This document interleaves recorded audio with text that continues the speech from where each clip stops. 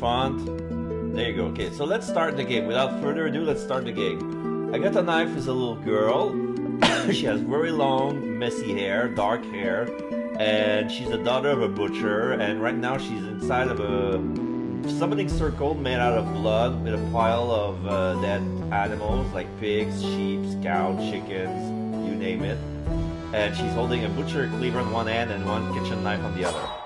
So, with candles. So, that's me, Agatha. I'm 7 years old and I can't sleep. Okay, the sound is the sound is balanced. Perfect. Thank you very much, my side. I'm 7 years old and I can't sleep. My mom has a butcher shop, and I really like animals. So at night, I go to the butchers to talk and play with them. Later, I kill them and carve them up, so my mom can sell their meat the next day. I love being the town butcher. There's a picture of her with a dirty apron and some messy blood. Because I can be close to the animals and their meat. Lamb chops, sirloin steaks, pork loins, chicken thighs. I love eating meat, but I feel bad when I see that my friends, the animals, are scared of me when they see my knives. It makes me sad. That's not all. I've got another problem. Lately, we haven't had any customers. And my mom is getting worried. She says that if things don't get better, we'll have to close the shop. I need to think of something, or I won't be able to play with the animals anymore. And I'll have to give up eating meat. Today my mom is going to the church to pray. She says it might help things get better. I'm going with her to see what it's like. Maybe it will help me think of a solution to my problems.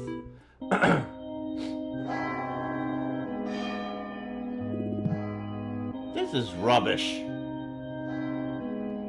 Now we see an old man talking in front of a crowd. There's the old people standing in the front. One person is half sleeping. Can I move around? There's a fake ATM. Mom, this is so boring. I'm going to take a look around. Okay, but if you leave the church, don't go too far. Let's see what's around here. Okay, now I can move. Oh, there's a cursor. I can interact with stuff. It looks like cheese. It's like a cash machine.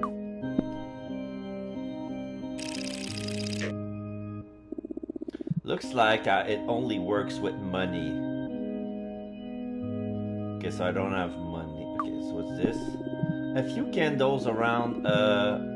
Is that a wheel of cheese? Yeah. There's a lady I cannot interact. That's my mom, Mrs. Knife. She's praying. I don't remember what we're doing here. I'm going to cheer her up. I'm going to have another look around. I'm gonna say I don't remember what we're doing here. Hey Mom, remind me why we came here. Well, the butcher's isn't doing very well, so I thought we could come to the church and pray and see if it helps. Pray? What's that? You would like to keep working at the butcher's, right? Yes, of course. Well, think about that really hard, and maybe it will help bring our customers back.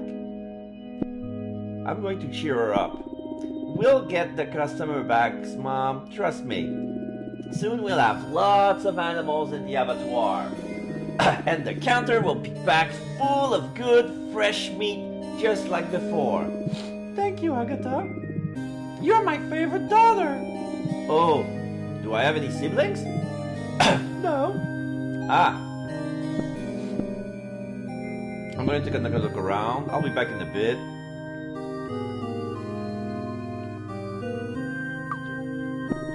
A couple of oldies. Looks like the shouting relaxes them.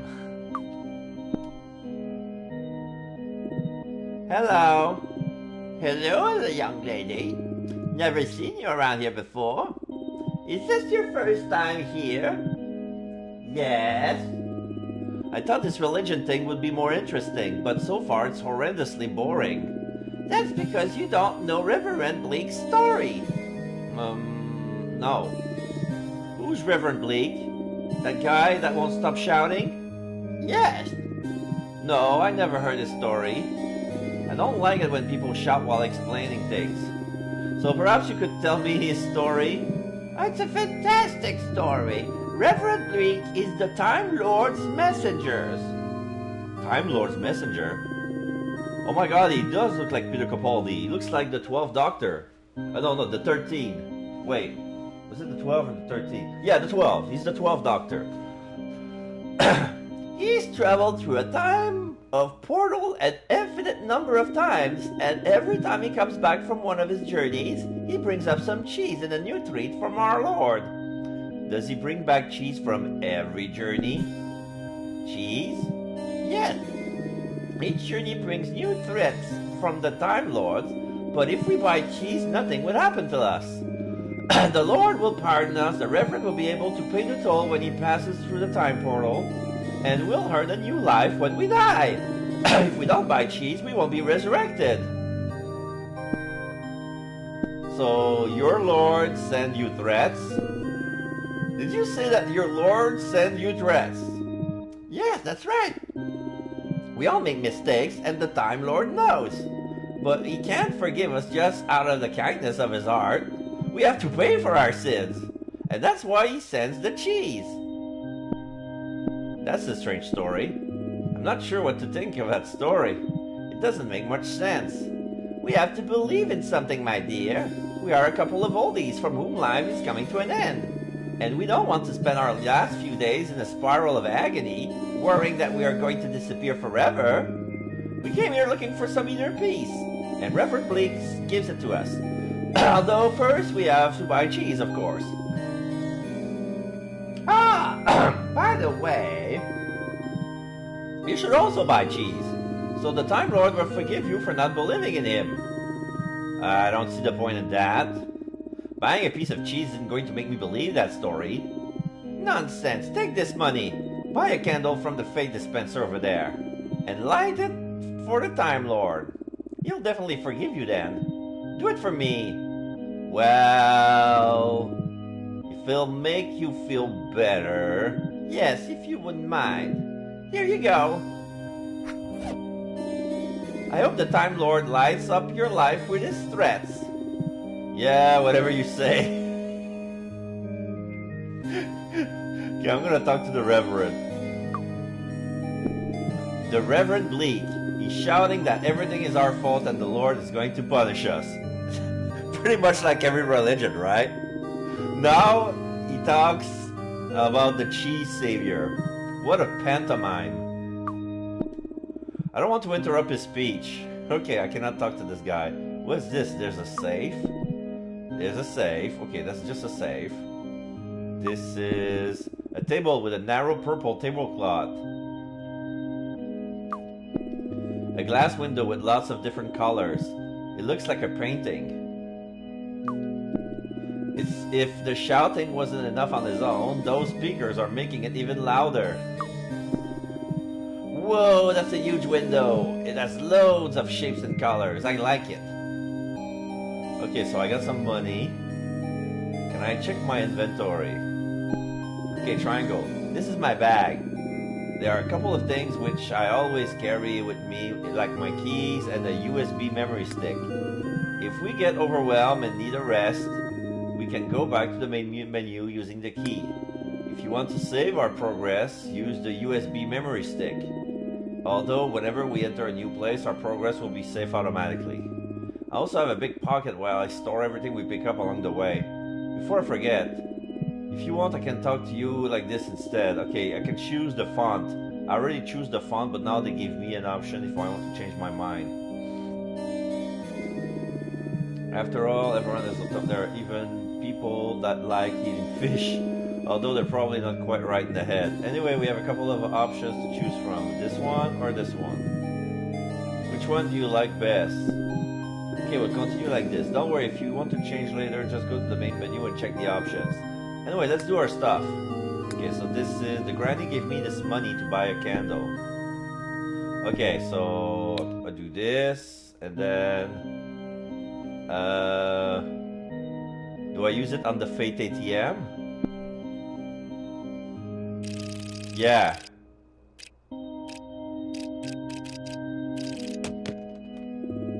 I think something fell into the slot below. Let me grab it. The Fate dispenser has released a candle. It looks like it's made of cheese. A candle made of cheese. I've put it in my bag. Okay, so now I'm gonna take the cheese candle. I'm gonna light it and put it with the rest of the... There you go. Alright, done. Redeeming cheese. I got a trophy for that. I put a candle on the wheel of cheese. I bought a candle, I put it on the wheel of cheese by the entrance. Excellent! I'm sure the Time Lord will be happy. You'll see how everything goes well for you from now on. Does he bring back cheese from every journey? The cheese part is a joke, right? No! The Reverend Bleak always comes back from his journey with some cheese. Although we're not worthy of it. Unless we buy it, of course. In that case, our Time Lord will pardon our sins. Until we receive a new threat, of course. In that case, we buy some more cheese and that's that. You send... Your Lord sends you threats. I think I received this already.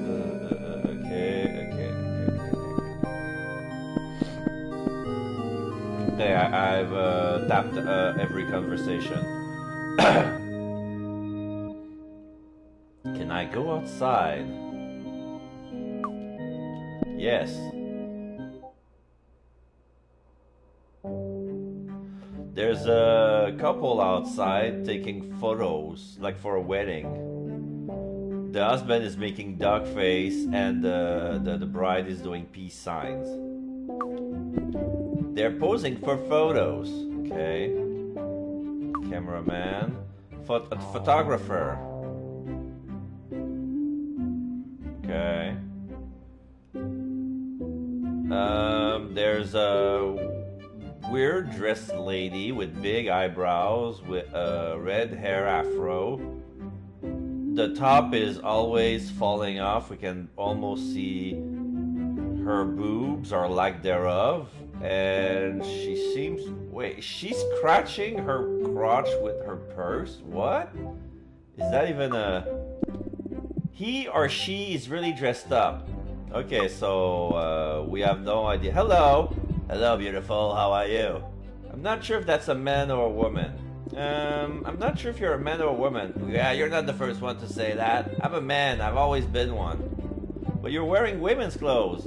And you've got a woman's hairstyle and you're wearing makeup. Why?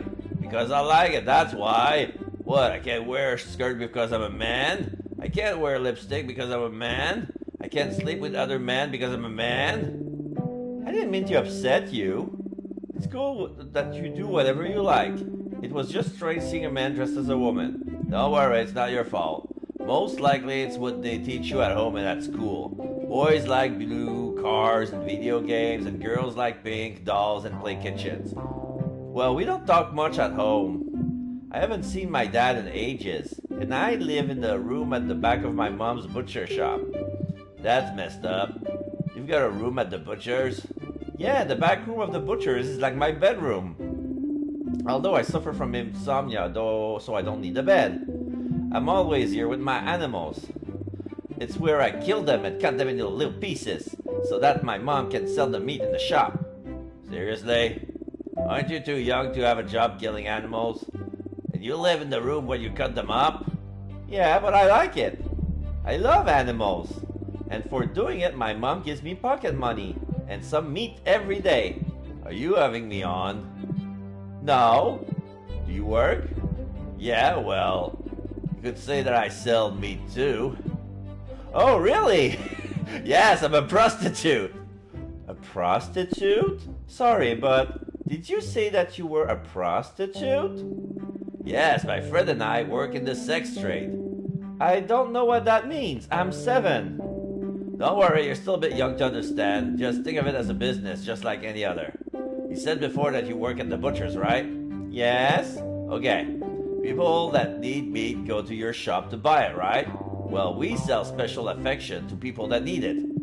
Special affection? Yeah, well, caresses, grown-up kisses, sex. You know what? Let's change the subject.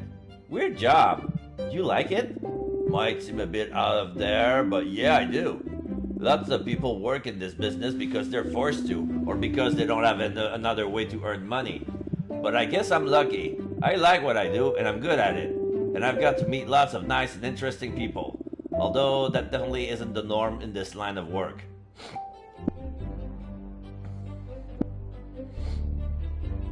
Okay, we have a man who likes women's things. He said that sex is his job. They look bored. So you're a man, but you like women's things. Yep, I'm a man. And I like things that are usually associated with women. I'm not going to suppress myself just because there are others who think they can decide what other people should or shouldn't like. He said that sex is his job. So you make a living doing adult things? Yeah, but how about we talk about something else? I'm not comfortable talking about this with a little girl, especially one whose job is to slaughter animals.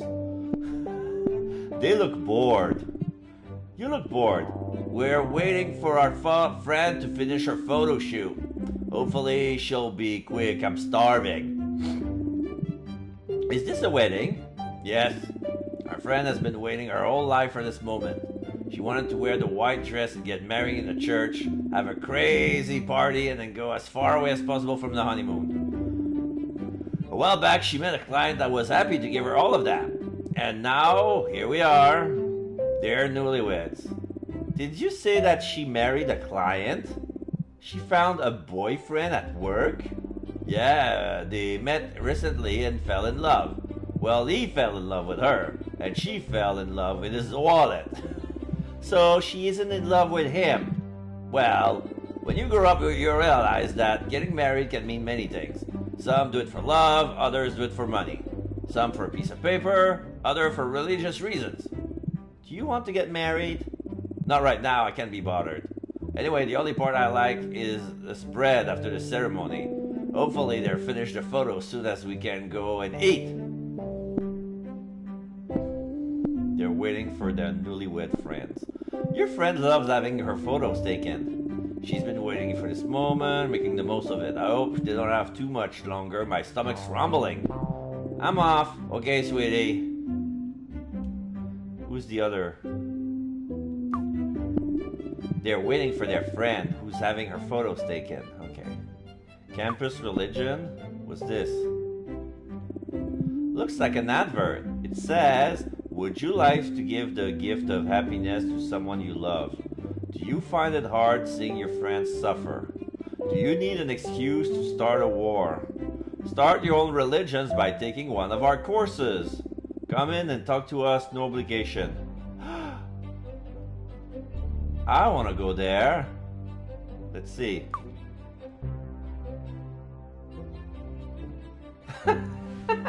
Why do I think that you developed this game? Did you write the story for this game? Similar, you know, like things you know a lot of. It's true that this game looks catered for me because it's true that I'm a LGBTQ plus ally, and I always say things that like sex work is real work. But yeah, this I saw somebody play that game and it was so funny. And I kind of admit, like, if this thing is going what I think it's going, we're gonna have a really, really fun time. I probably would not have written this game. I think if I would have written a game, I would have made it more disturbing than that. Like right now, it's like all cutesy with little children's drawing and stuff like that. But we can see that Agatha has bags under her eyes. Like, it's true that she doesn't sleep much, and she's only 7 years old. There's a little kid. There's a girl with an eye patch doing breakdancing, and the guy is clapping her hands while she dances. We can talk to them. They're wearing very strange clothes. Hello. What's up, buddy?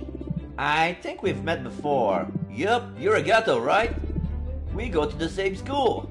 Yeah, you're the ones that always dance at break time, right? You got it. Always going with the flow. They're wearing strange clothes. That doesn't look like comfortable clothing to dance in. I know, right? We're wearing this because we have the first communion today. And our moms made us wear this. The first communion? What's the first communion? It's pretty freaky stuff, buddy. They're going to give us a piece of some guy's body and some of his blood. And we have to eat it. Pretty disgusting, am I right? And why do you have to do that? Oh, it's a religious festival. It's a way of getting closer to God or something like that. It's supposed to make you happier, I think. I'm not sure I really understand what's that all about anyway. Weird. Yeah, it's not like we really want to do it, but they told us that if we take the first communion, then we'll get a load of presents. And that sounds pretty cool. Presents for taking the first communion? Why do they give you presents for taking the first communion? I think it's part of the celebration. It's a way of celebrating that we've eaten a piece of a person.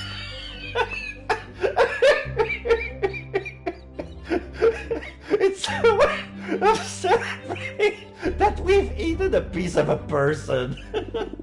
Apparently after the celebration we'll be forever accompanied on the inside by some guy. And he'll guide us through life and help us be happy. But if you go to the toilet, is that guy going to leave? Good point. I haven't thought about that. Anyway, it doesn't really matter. I want the presents. Straight out of Stewie. Yes, Stewie, I want the presents. Presents. What the deuce? I'm going to do something else. I'm out there. I hope it goes well. See ya. I wouldn't be able to do that stuff. Yikes. Okay, I can go into the room. Okay. This looks like a confessional. A small wooden house. Okay. Okay, we're inside somebody's office. Whoa, who the heck is this guy? This guy looks like Marilyn Manson. He has a he has white skin, like pale white skin, red lipstick, and he has a black makeup, a straight line that goes across his eyes, very dark black hair, and he has one of them eyes is yellow brown and the other is white. The yellow brown eye is bigger than the white, and he's in the office. There is some sort of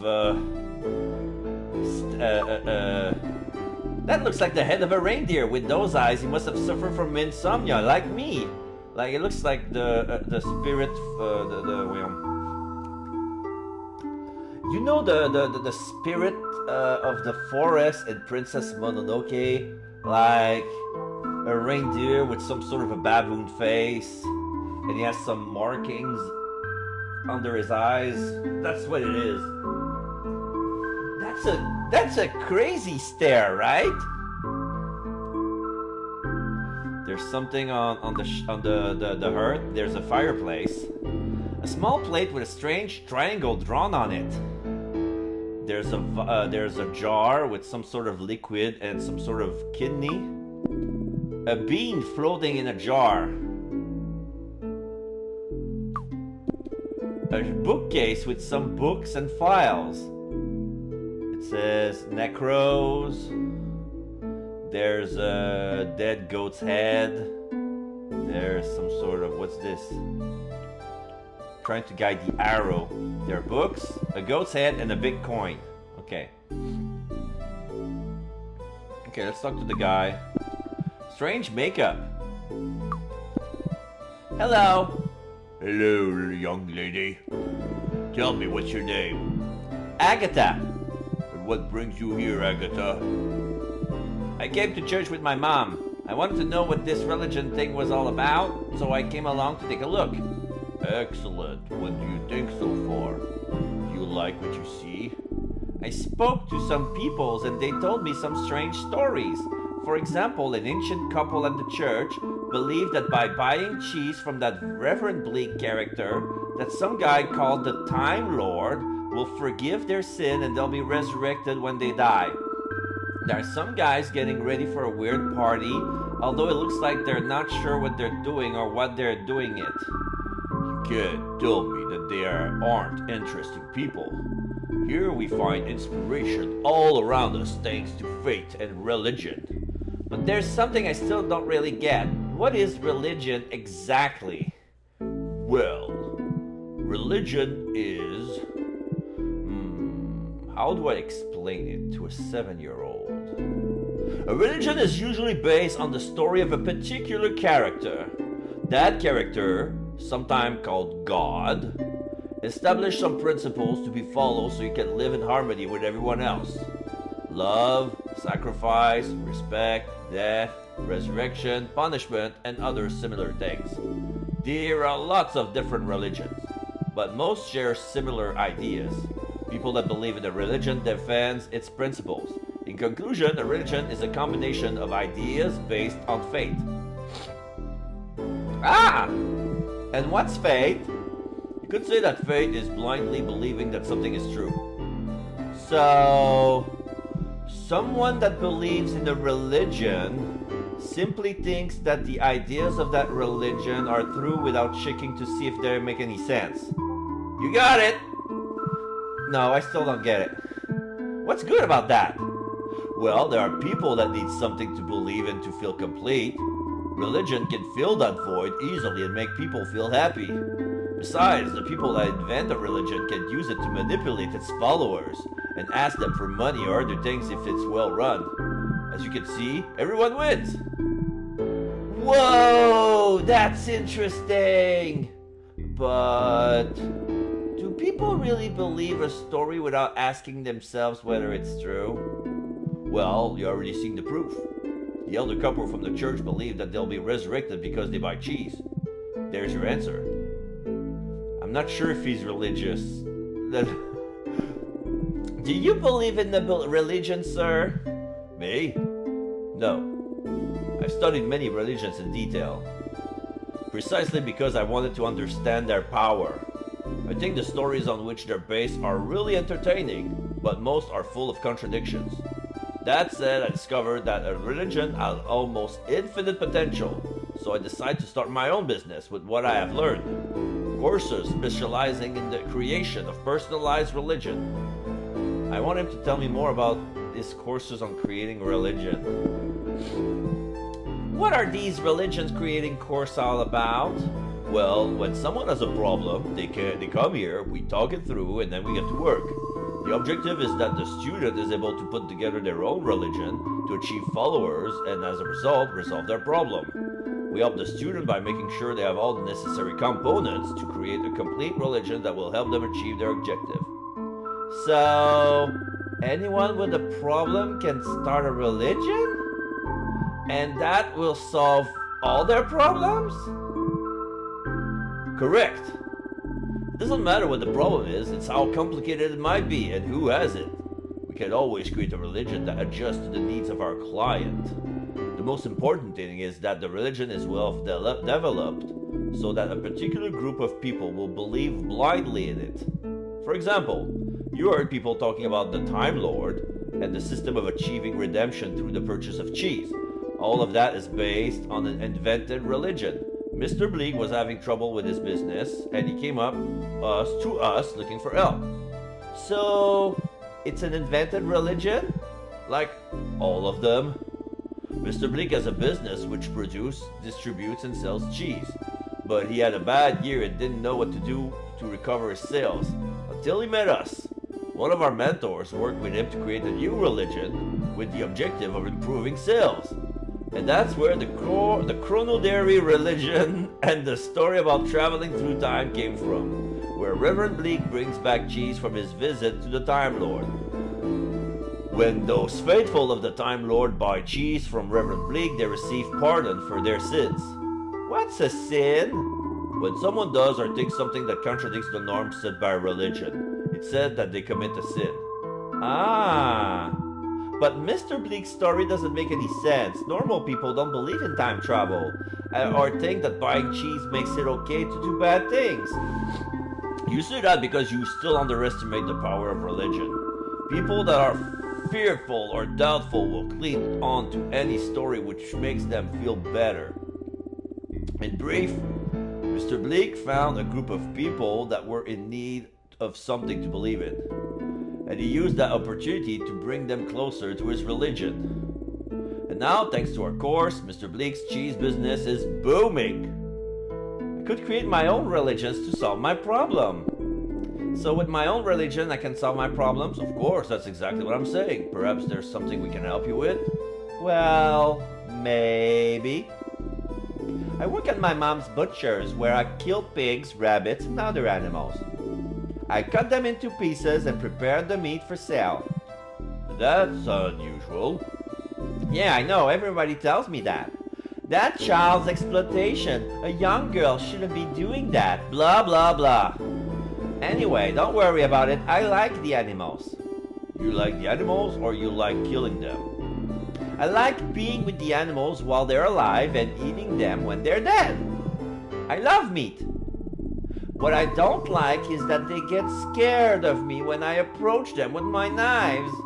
I need to do my job, but it makes me really sad. That's my problem. Oh, and another thing. Lately, we don't have many customers in the shop, and my mom says that if things don't get better, we'll have to close. If that happens, I won't have the animals or the meat. Anyway, after what you said, maybe you can help me create a religion like the cheese one, so that we can get lots of customers in the butchers and the animals are not afraid of me? The guy ponders. It's an interesting case, that's for sure.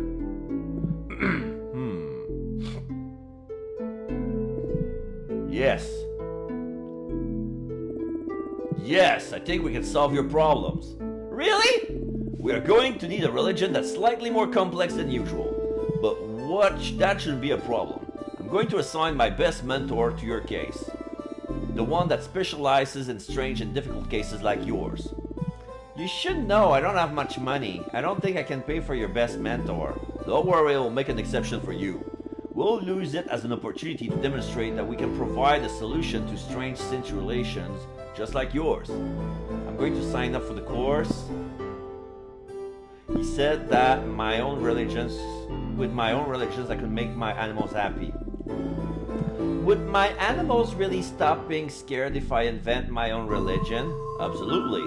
If you join us on the course, you'll solve all of your problems. We'll make it so that your animals are willing to die for you, without fear and with unconditional faith in the religion that we create. Okay, so they're gonna make a religion for animals, so they'll be happy to get butchered, to get slaughtered, and end up in somebody's stomach. You'll be able to enjoy eating meat without renouncing the company and happiness of your animals. I'm going to sign up for the course.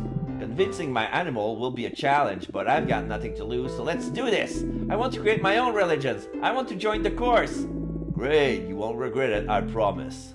He closes the book, finds a pamphlet? No, it's a form. Let's fill in this form with your details. Tell me your full name. Agatha Naive, Amanda Knife, Agatha Knife. Antonia 9. I'm gonna give my real name. Agatha Knife? Knife? As if knife and fork? Yes. Well, it suits you. Where do you live? In my house, at the butcher's. In the back room of the butcher's, Knife. The only butcher's in town. Yes, you told me you worked there, but I need to tell me where you live. That's precisely it. I do live there, in the abattoir. I'm always there, when I'm not at school, of course. What? Is there a problem? He doesn't move. Are you sure you don't want to report your mother to the authorities? No, I already told you, I'm cool with it. Oh, okay, as you wish. No, I need you to tell me your age. 5, 6, 7, 8, 9. I'm gonna say 7. I'm 7 years old. Any illness or allergies? Insomnia, allergy to meat. I don't have any health problems. I suffer from insomnia, but I'm not sure if that's an illness. Okay, I'll write it down just in case. Do you drink, smoke, or take drugs? I like the smell of blood. I'm addicted to meat. I don't take drugs.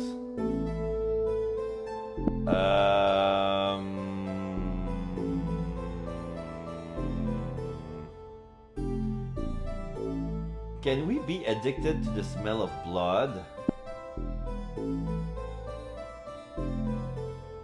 I'm gonna say addicted to meat. I'm addicted to meat, but I'm not sure if that counts as a drug. No, I don't think that counts. Why do you need to know that? Don't worry, that information isn't necessary for the course. It's for legal reasons. It's ridiculous, I know. Anyway, no drugs, that's cool. Nearly finished. Just one more thing. Telephone number. I don't have a phone, but I can give you the number for the butchers. No, that's no use. What about an email? No. Okay, we'll get in touch with you by special means. I'll leave a note for the mentor so he knows. Well, that's it. All done. Take this form and give it to your mentor. He's in the confessional at the moment. Confessional? It's the little wooden hut in the hallway over there. Go and talk to him and he'll let you know what you need to do next. Anything else you'd like to know? Let's go over what religion is.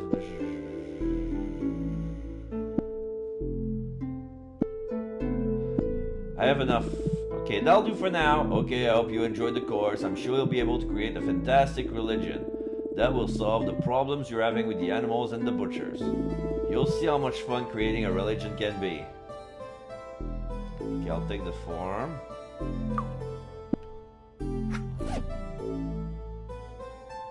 We'll go to the confessional.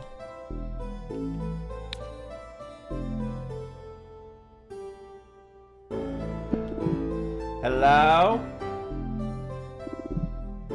Anyone there? Shh, don't shout. What do you want? I've put my name down for the course on creating religions. The man over there told me to talk to you. Have you got the registration form?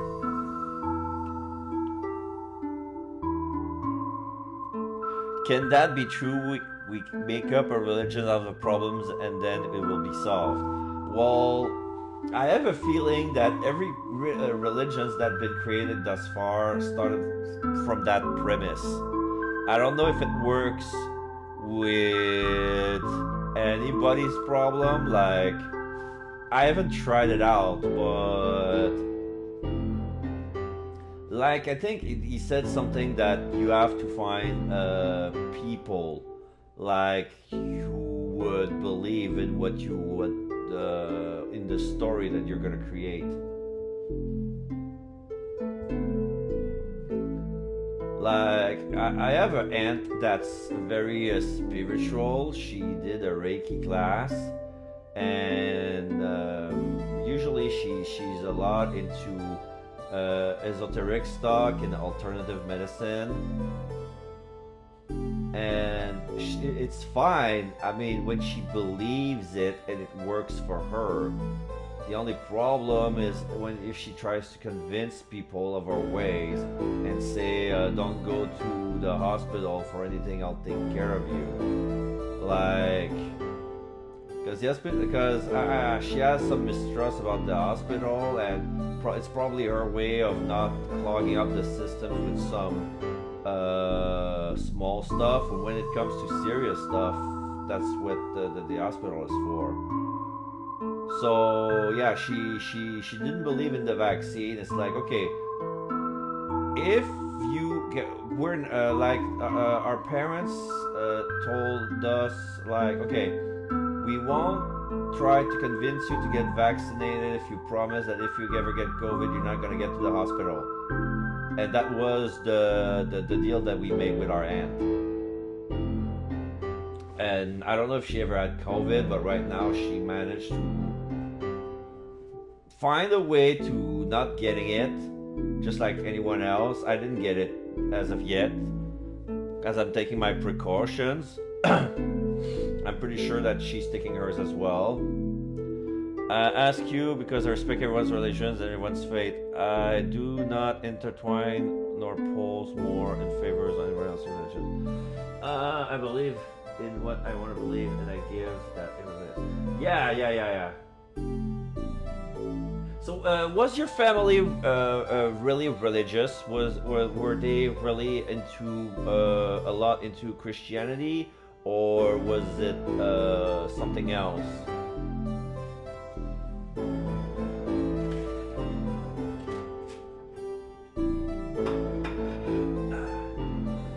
Like, we were religious when we were a kid, and at some point my father said, if you want to, you go to church if you want to, but if you don't want to, it's okay. And at some point we were like, we're gonna inform you about all the other religions, but we're not gonna impose you one at birth. Well, there were like a baptism, but if you want the other sacraments, like, we're gonna talk about them, and if you want them, you can take it. If not, that's fine. My father's side of the family was Roman Catholic. My mother's side was just Catholic. I grew up as a Christian. Okay. I grew up as a Christian. I believe everybody should believe in what they want to believe. Yeah, that's a perfect way of reasoning and a perfect way of living in harmony with the community. I understand that there are some things in Roman Catholicism that they don't have in normal Christianity. Like, is it true that they don't believe in what's the thing?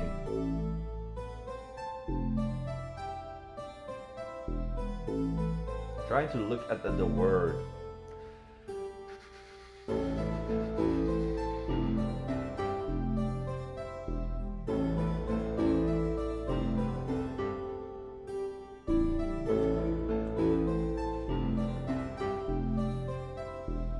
Like, how? What would be the reaction to sex without marriage, or sex with protections? Like, sex for the means outside of procreation, you know? Yes, I got the registration form. Very good, living in the tray. Okay, the tray's over there.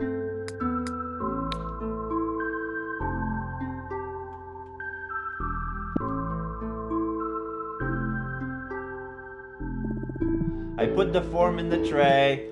Okay, let's see. So, Agatha, a young butcher with insomnia, you want to create a religion that will help bring customers back to your store and make your animals happy when you cut them up with your knife and they bleed to death. Is that correct? Pretty much. An interesting case and a challenge, that's for sure. I like it. There's a lot of shit that I'm believing. They don't believe in LGBTQ people to go into church, so they're screwed up in the head. 2, that's Roman Catholics do anything they want, and Christian get them believe in gay. I mean, come on, I'm not gay, but I feel I got a lot of friends that are, and they're very nice, and they're no homeless. Okay. So yeah, like in the old books. Like in the old books of the Old Testaments, they kind of said things like, okay, gays are perversions and stuff like that. But at the same time, like, there was a lot of things back then that didn't make sense, but that was considered sinful. But yeah, I mean, homosexuality is found in nature. Like, those who wrote the Bible probably didn't notice, but there were gay animals as well. That it can be found in the nature. So you just have to be there, perceive it, to believe it. So it's I think it's completely natural to find that, you know, there can be gay peoples out there, and there can be people who are born under the wrong gender, that they have to figure out later on, that they are not happy with their body and they want to that they want to switch.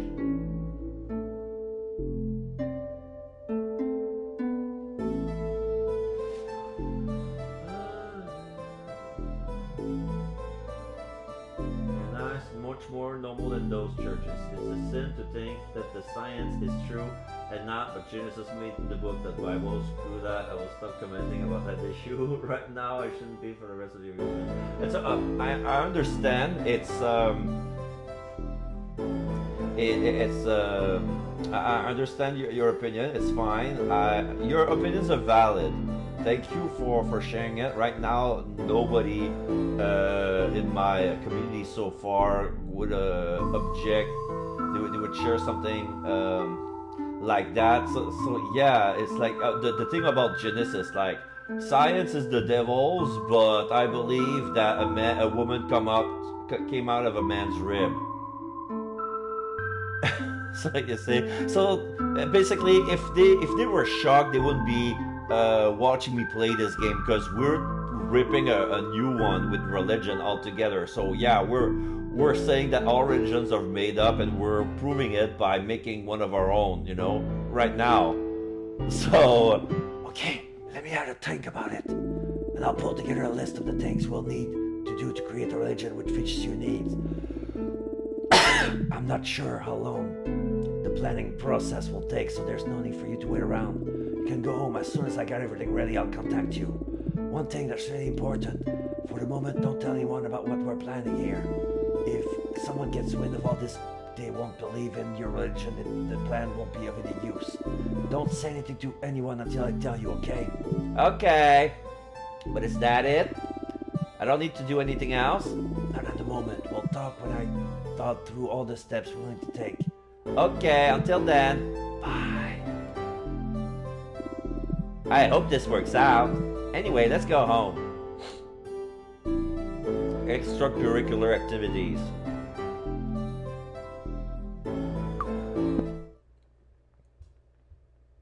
I forgot the door doesn't open if I just walk into it. I have to open it manually. Oh, what's this?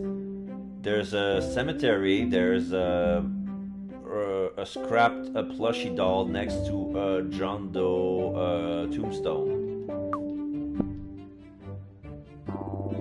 Someone open up that pink bunny. I prefer to cut open real bunnies. Ellie Allen.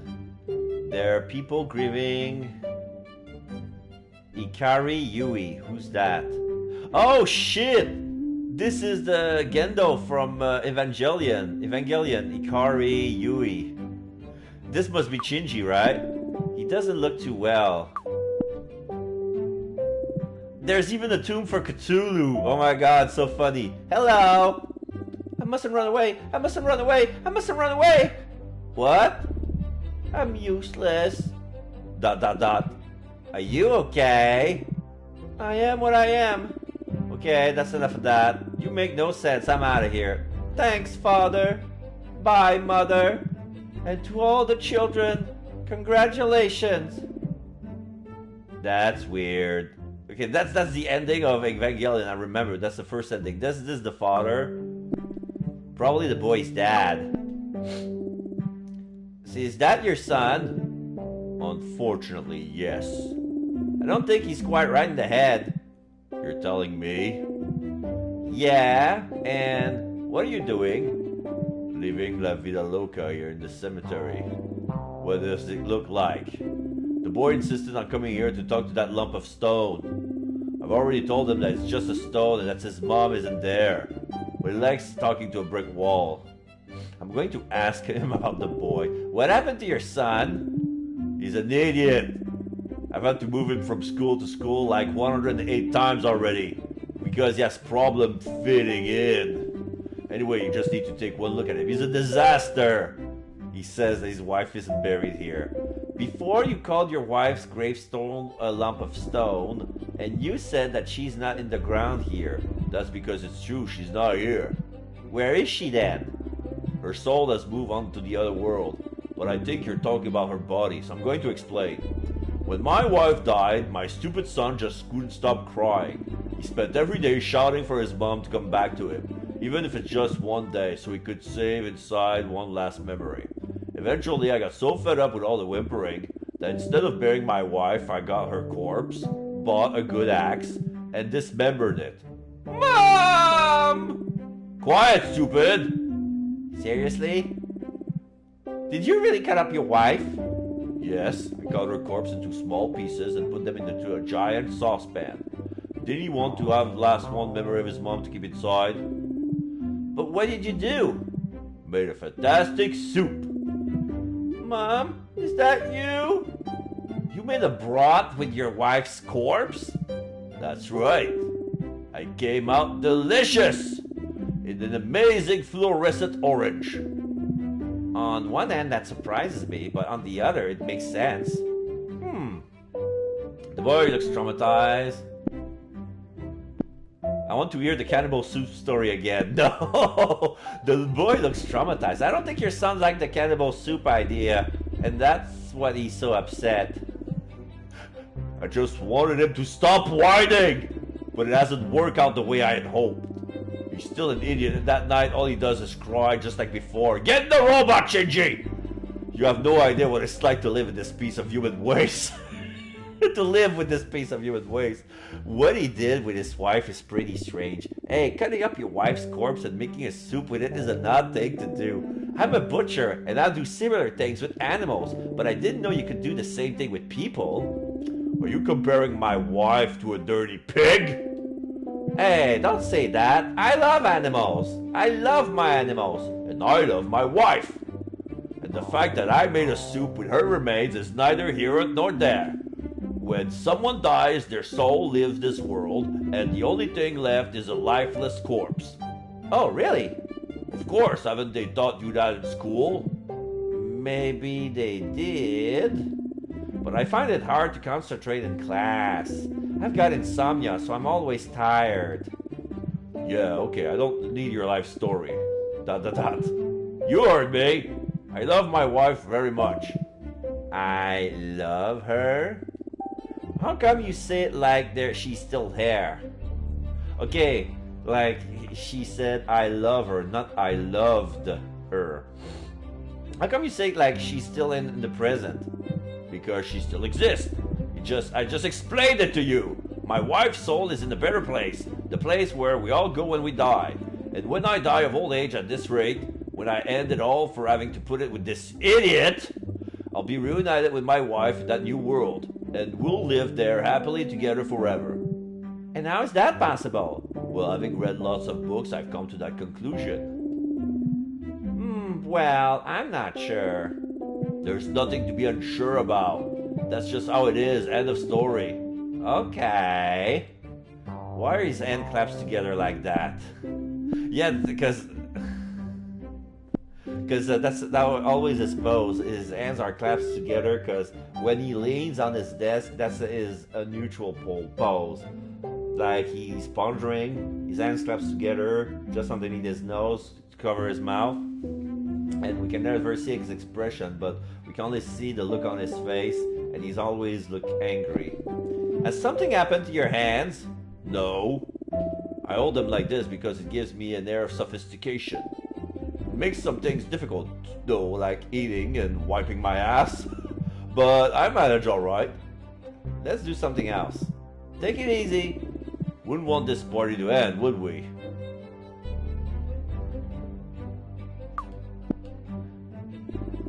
That tomb must be special. Cthulhu. It's bigger than the others, and it has a statue of a winged octopus. Pretty cool. Here we have a tomb to the Addams family with 1D. Do they bury whole families in these graves too? Okay, what others we have? Oh! There's a tomb for Krillin, and there's a counter here. It's at 7. Krillin died 7 times. There's a name and the tally marks on this gravestone. It looks like someone has been adding up. We have Ellie Allen. We have Camilla's Tanner. We have Kenny McCormick. Hey, we have a tomb for Kenny McCormick. one of the graves in this cemetery. Here we have Vito Corleone, Padrino. There's an orange by the tombstone with some flowers. That's gravestone is covered in round dents. They look like holes. Yeah, bullet holes. Okay, so let's see. Camilla, Tanner. The ground is freshly turned. Someone was buried here recently.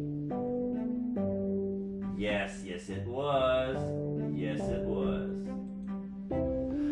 Okay, Ellie Allen. My friend Nika's little sister is buried here. Nika Allen. Okay. It's the grave of that boy's mom. Okay. Okay, we're done with the cemetery. There's some mushrooms I cannot interact with. Or I have to go back to the church to go see my mom.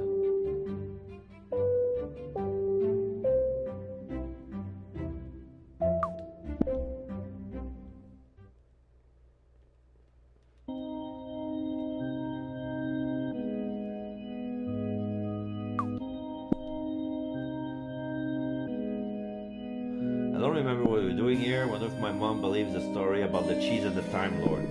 Are you listening to the sermon? No, not really. I'm just praying that the butchers picks up. I don't even know who the guy doing the shouting is. Let's go back to the butcher. I'm bored. I want to go home. Yes, me too. I'm tired of praying. Anyway, let's go.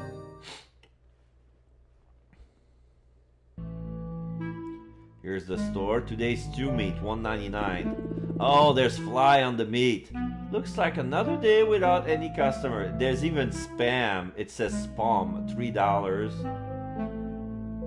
And then we have some cans. I hope going to church was useful and things pick up. Don't worry about it, Mom. I'm sure things will get better soon.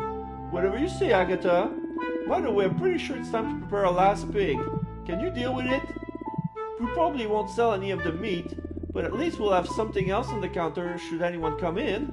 Okay, I'll deal with it. Thanks. Let's see. Cans of processed meat. Even the cheapest things don't sell. The meat weighing scale. This looks like a lounge. No, that's the mom. I've got blue hair just like her. The meat is going bad because nobody has come in to buy it. What a disaster. Meat with flies all over it. Gross.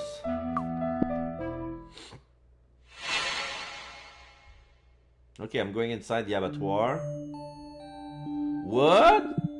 This isn't the back room. We're inside of a fortune teller room.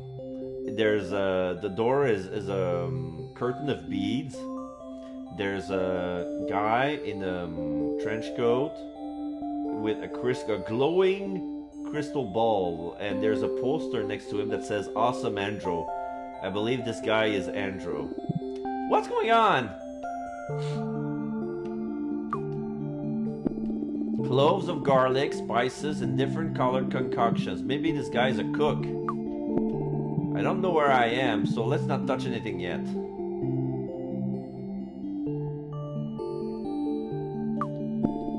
A crystal ball. I'm sure he'll know how I got there. Hello. Hello, Agatha. Welcome. Have we met before? How do you know my name? I know because I am... Poof.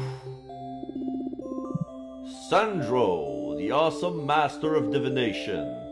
He created smoke bombs. Poof. To my friends, awesome Sandro.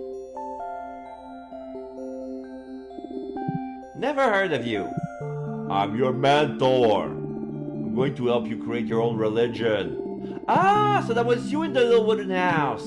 Yes. Wow, that was quick. I thought it would take longer for us to meet. Anyway, how did I get here? Where are we? This is my control center, where I give in-depth personalized advice. This is where I receive and orientate all of my students. Given that you don't have a telephone number or an email, they told me to get in touch with you using special means. So I teleported you here. You teleported me here? And how did you do that? Are you a magician too? I already told you. I'm the awesome Sandro! Sandro, the awesome master of divination! Yeah, I got it, but what does that mean? Are you a magician or not? Pretty much. In addition to being an expert in teleportation, I can tell the future. My specialties are in tarotination, burpination, slamming shotination, and all of the other divination that you could ever think of. I am the master of all divination because I am awesome, Sandro. Yeah, I got it. But what are these divinations? They're metaphysical techniques or magical arts that are used to see the future. Huh. And what has got to do with religion? A great deal, because just like religion, magic is based on faith. In the end, all that matters is that people believe in it. But don't you worry, you need just to trust me. Let's get to work on carnivorism. That's why you're here after all. Carnivorism? Yes, carnivorism. That will be the name of your religion. Given that you like to eat meat, you're a butcher, and that your problems are related to those things, I thought that carnivorism would be the ideal name for your religion. What do you think? Sounds good. What does carnivorism involve? Well, all religions are based on the perfect lie, which is able to transform fear into faith. You will develop each of the necessary components to create that perfect lie. Me? But you're going to help me, aren't you? Yes, of course, I will give you guidance whenever you need it. That's why I have my fabulous deck of cards. What do you need the deck of cards for? I know I ask a lot of questions, but it's because there are lots of things about religion and faith that I don't understand yet. Don't worry. As we progress through the course, you'll become an expert. Returning to the subject at hand. When you don't know what to do to obtain the component you're searching for, let me know and we'll see what the cards say. The cards will show us something that will help us move forward. For example, the first thing carnivorism needs is a god. And before you ask, a god is a superior, imaginary, and powerful being. A god is the one in charge as a religion, so we need one. Once we have a god, the followers of carnivorism will do what he says. Although in reality it will be what you say, but we can worry about that later. Okay.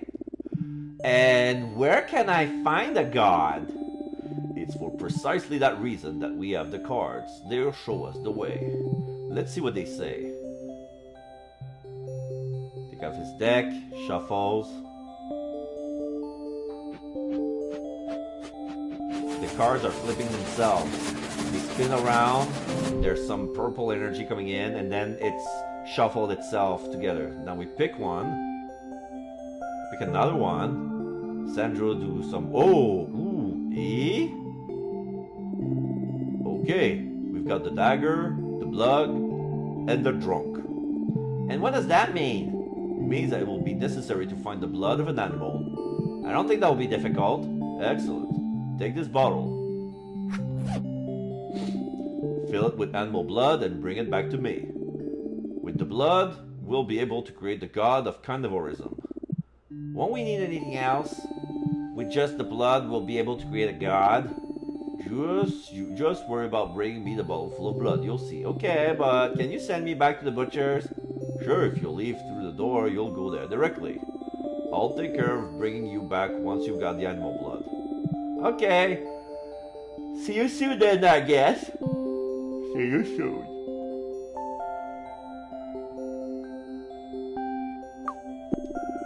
We should leave Sandro's things exactly where they are. Besides, I don't think they'll be much of use to us. Okay. Interesting. Okay, so we're being teleported back.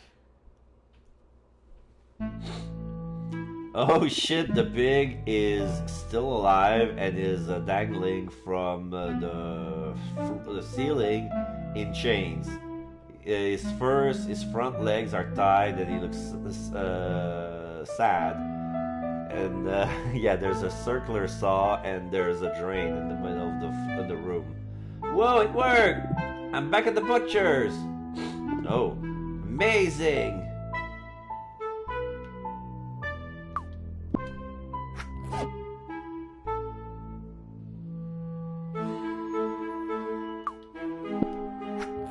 Okay, I took the bucket. I took the knives. Okay. Okay, here's the bottle. The bottle Sandro gave me to fill with animal blood. A glass bottle. The bottle Sandro gave me to fill with animal blood. I'm gonna put it underneath the pig. Not sure about that. Didn't work? Our last pig. I have enjoyed his company, but this time has come. I hope we can get new animals soon, or I'll be really lonely. Okay, so does that mean I have to... Okay, maybe the bucket. The bucket I used to collect the blood when I'm chopping up the animals. Okay, maybe I'll try with that instead. Okay, bucket is in the middle. Can I put the bottle inside the bucket? The bucket is empty. Oh, okay. I need to kill the animal and then fill the bottle with the blood from the bucket. Okay. 2 butcher's knives, my work stool. Okay, so let's cut the pig. Careful, everyone. We're gonna kill a fictitious cartoon animal. Content warning. Come back in 30 seconds.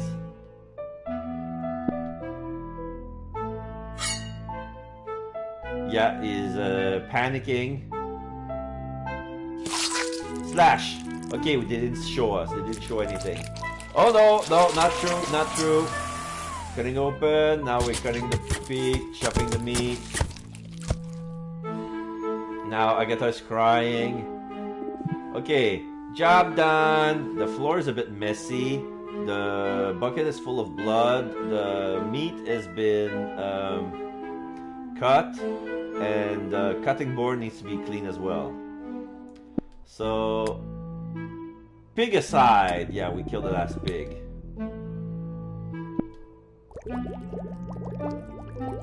Okay, I'm filling the bottle with the blood. The bottle is full of pig's blood.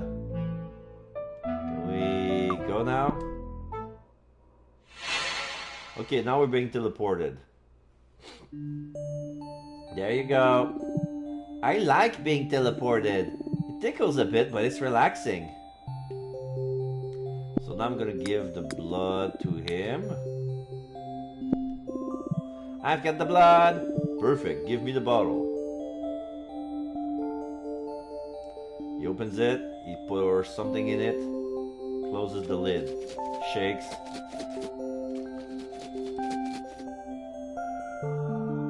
It's glowing. What have you done to the blood? And why have you given it back to me? To find the god of cannibalism. We need a special potion made of animal blood. At least that's what the card said. I've added some of my magic spices to the blood and created an awesome elixir with my magical cocktail mixing skills. Huh. Now you have to drink from the bottle and don't drink it all through though. Take a swig and then the potion starts to take effect. I'll explain the rest. Okay. She's gonna drink the pig's blood. Just a swig. This concoction actually tastes pretty good. I know. Every year I do a tour of thousands of hotels so that everyone can try my magnificent cocktails and... Sandro, I'm not interested in your stories. So rude. Yes, but what do I do now? How long does it take for the potions to take effect? Not long. Wait a little while. A little bit more. Almost there. Okay, let's begin. What? There's a circle of blood that's appeared around her with some sort of mark on it, like a triangle. Agatha. Oh, hello, Sandro. Where are you? I can't see you. Right now, I'm inside your head. You can't wait very much. I can't feel anything. I'm in your mind, Agatha. I'm using my special powers to connect your dormant imaginarium with your reality. In other words, you're navigating through your own imagination. And if all goes well, the god of carnivorism will appear. At least that's what the card said. Okay. Good. I can tell you're starting to trust me. That's the spirit. I don't see that I have a choice. Well, I guess I can't work with that. Anyway, can you tell me what you see around you? Right now it's really dark. Oh, the circle is turning into a puddle of blood. The only thing that I can see is I'm standing in the puddle of blood. Anything else? Is anyone there with you? I don't think so. The puddle of blood is growing. Hang on. Growing. I can see a shadow. I think there's something approaching. And it's huge! Okay, now the puddle of blood takes a form. Whoa, it's a giant pig! A pig? That makes sense. Hello, giant pig. Yes, that's me. And what's your name? Oh, and does it hurt? Okay, that's good. So that's you? Okay, hang on a minute. Hey, Sandro. Tell me. I found the god of carnivorism. Really? Yes, it's a giant pig called the Great Bleeding Pig. Oh, so the Great Bleeding Pig. Wait, he wants to tell me something else. Yes? Oh? Yeah, sometimes that can happen. I like it rare too. Okay, I get how you've met the god of carnivorism. That's all we need. Say goodbye and I'll disconnect you. You're so right. Sausages are very much undervalued. Agatha. Huh? Is that even possible? Inside? Are you listening to me, Agatha? Come back right now. Seriously? That's enough. I need to bring her back before it's too late. And what do I need to do to get in? Wait! Where are you going? Already? So soon? But I need your help! Why? But I said I wanted to go in! Please don't go! Great Bleeding Pig! Great Bleeding Pig! It's over, Agatha. I disconnected you from your dormant imaginarium.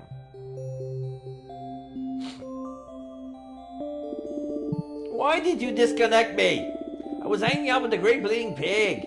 Agatha, the Great Bleeding Pig doesn't exist. What do you mean he doesn't exist? He seems real to me. Well, he isn't real. You created the Great Bleeding Pig with your imagination, based on all the dormant thoughts in your mind, and with the help of my awesome cocktail, of course. Later on, from all this to work, you'll have to convince others that he exists. But no matter what, you must remember that the Great Bleeding Pig is nothing more than a symbol, a tool, just another piece of the carnivorism puzzle. A made-up god from a made-up religion, okay? That's a shame. We were really getting along really well. But yes, I understand. The Great Bling Pig doesn't exist because I invented him. But I can use him as the god of carnivorism to convince. Who do I need to convince? Don't worry about that at the moment. There are still some other things that we need to find. But before I forget, what were you and the Great Bling Pig talking about? What does it matter if none of this was real? It wasn't real, but maybe what you were talking about could be useful. Right, well, he told me that he really likes sausages and that he likes rare meat, just like me. He also mentioned that deep inside he has everything that I need to solve my problems. Interesting. And what does that mean exactly?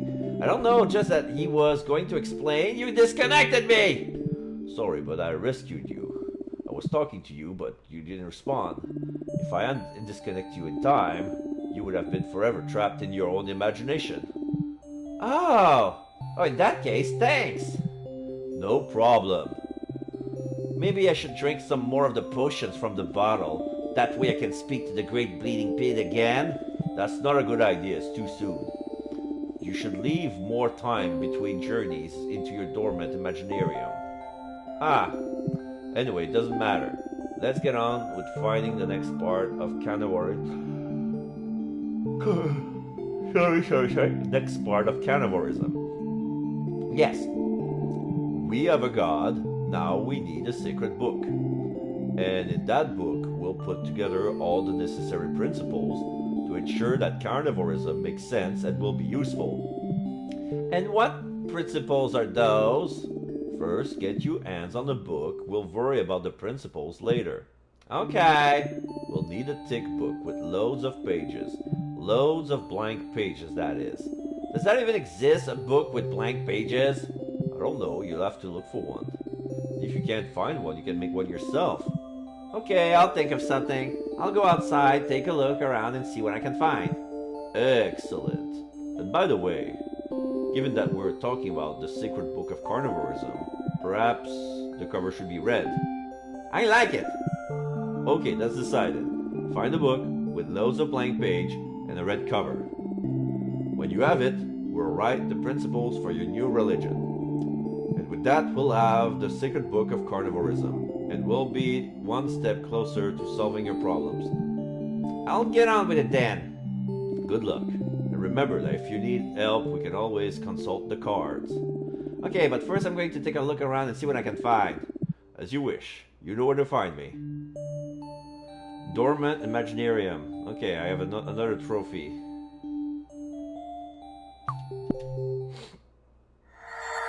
Okay, I'm being teleported back. I'm gonna adjust my pants, be right back. Yep.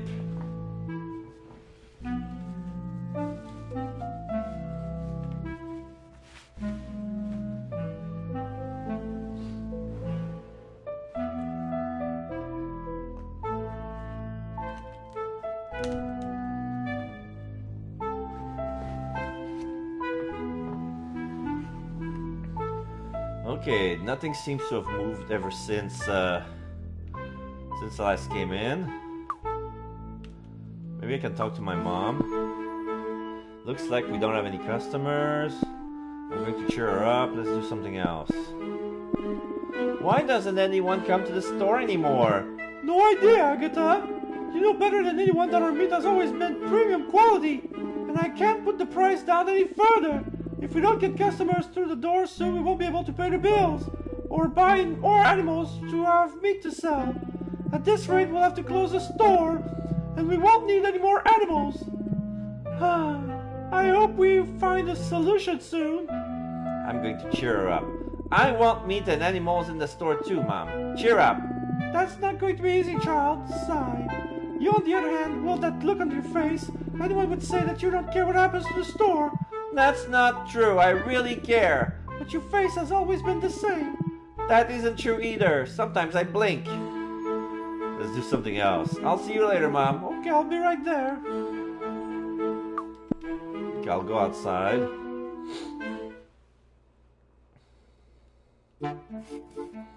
Okay, meats too, $1.99. There's a hobo who's garbage diving.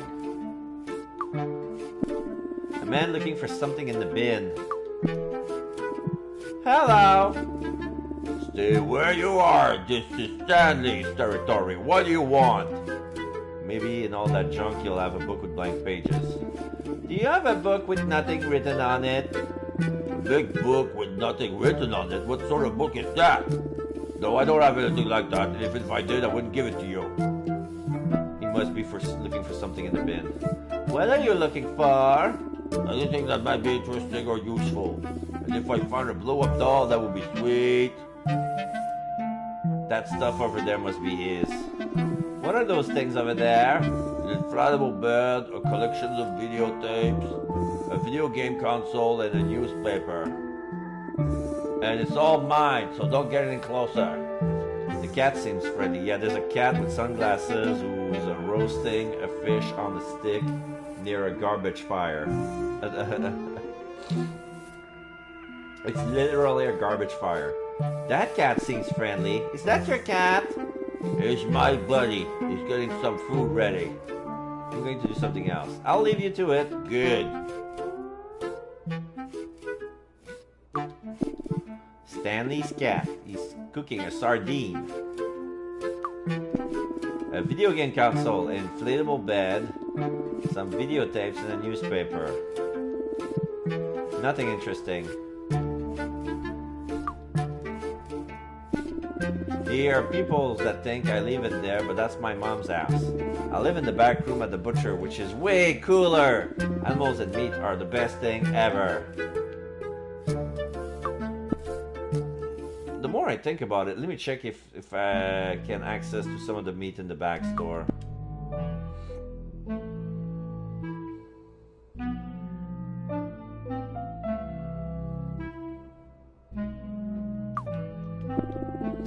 All that's left of our last pig.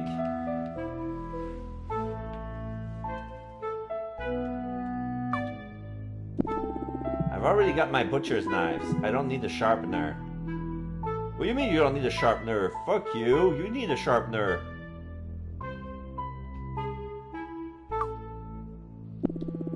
That's where I put the money my mom gives me for working here. I told her that she doesn't need to pay me, but it makes her feel happier, so I just take it.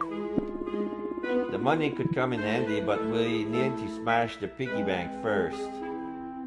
Okay. I got nothing to smash it with.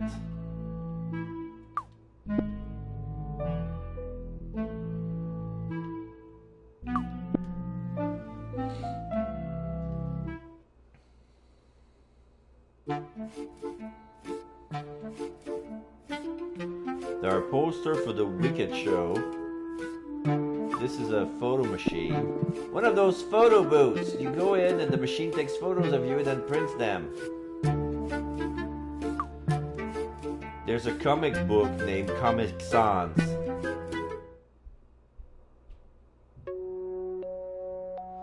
There's a girl at the counter playing on the DS. Oh, and there's a Rikakuma poster. And some Hatsune Miku thing. And a Numaru thing. There's R for Revenge instead of V for Vendetta. There's Captain Canada. There's the Asylum Joker. There's a Gundam. There's a Voltron. There's Stormtrooper, Godzilla, Ultraman, Kirikuman, Doraemon. This looks like Lucky Man. This looks like one of the Avatar's enemies. Blade Ruiner, One Punch Man, and something. This place is full of stock for geeks. Jakshi, Cosmo, Risky. There's I don't know if the number is for the puzzle, like a 524 puzzle pieces, or if that's the price for a figurine. So there's Hatsune Miku, there are onesies, pajamas, there are big book. There's an X-Wing. Let me see what happens if I point at those.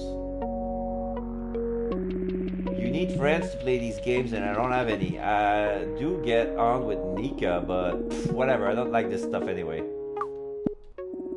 I think their action figures are characters from comic and video games. Looks like they're pretty well done. This guy's a Solid Snake.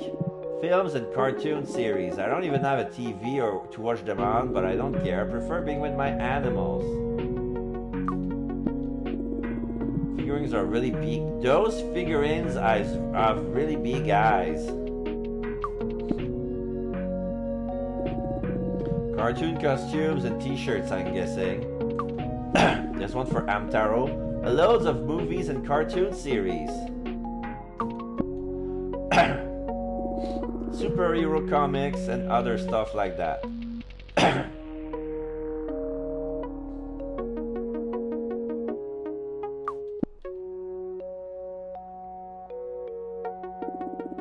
There's an album with lots of cards and board games. Yeah, this is a deck to put your magic cards. That looks like a dress, gown, or a snuggie. I don't understand why it's inside a glass case like it's something valuable. A model of a plane. Or is it a spaceship? Not sure. I don't know how much about that stuff. Posters with drawings. I like the one with the bear and the duck. But in the abattoir it would get stained with blood and I would have to throw it away. She must be really into comics and video games and that kind of stuff to want to hang out here all day. Suppose I'm not that different because I spend all day surrounded by meat, dead or alive. Maybe she's got a blank book. Hi, I want to ask you something. Go for it. Do you have by any chance, a comic with blank pages? With blank pages? What do you mean? So yeah, a comic with blank pages with nothing printed on them. I don't think so. All the comics I have are noble with writing. Sorry. Oh well, thanks anyway. No problem. I'm going to ask if she's a geek. Hello. Are you a geek? Well, I'm massively into video games. I read a load of manga. I love superhero movies. I collect all sorts of figures. And I hang out with my friends every night to try out new board games, so she's definitely a geek. So yeah, I suppose you could say I'm a geek. I'll ask about the gown in the glass case. I have got a question. Tell me, why have you put a snuggie in that glass case? It's not a snuggie! Have you seen the Interstellar Wars movie? No, I don't watch TV. Well, what about going to the cinema? No. Well, that snuggie, as you call it, is the tunic worn by the Jedi warriors.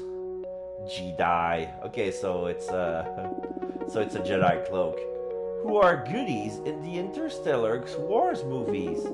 In fact, that tunic was part of the wardrobe for the first film. You probably won't be impressed because you're not into this sort of thing. But before you is the only tunic of its kind in the world. That's why it's in a glass case. Right. And how did you get it? Completely by chance. The homeless guy that hangs around here gave it to me. In exchange for a few hentai and a dakimakura of Misa Hamane. So a dakimakura, it's a body pillow. A body pillow of Misa Amane. Which one is Misa? Is that the chick from Death Note? I was lucky because I don't think I knew what the tunic was worth. Okay.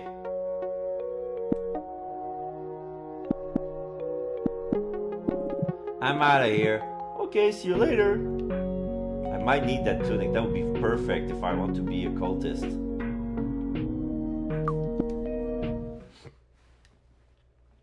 It's a Jedi cloak. There's a manga viewing. Dark Man Begins. This is Attack on Titan. Then we have a Dragon Ball t-shirt. There's a girl watering the plants. Cannot interact with her.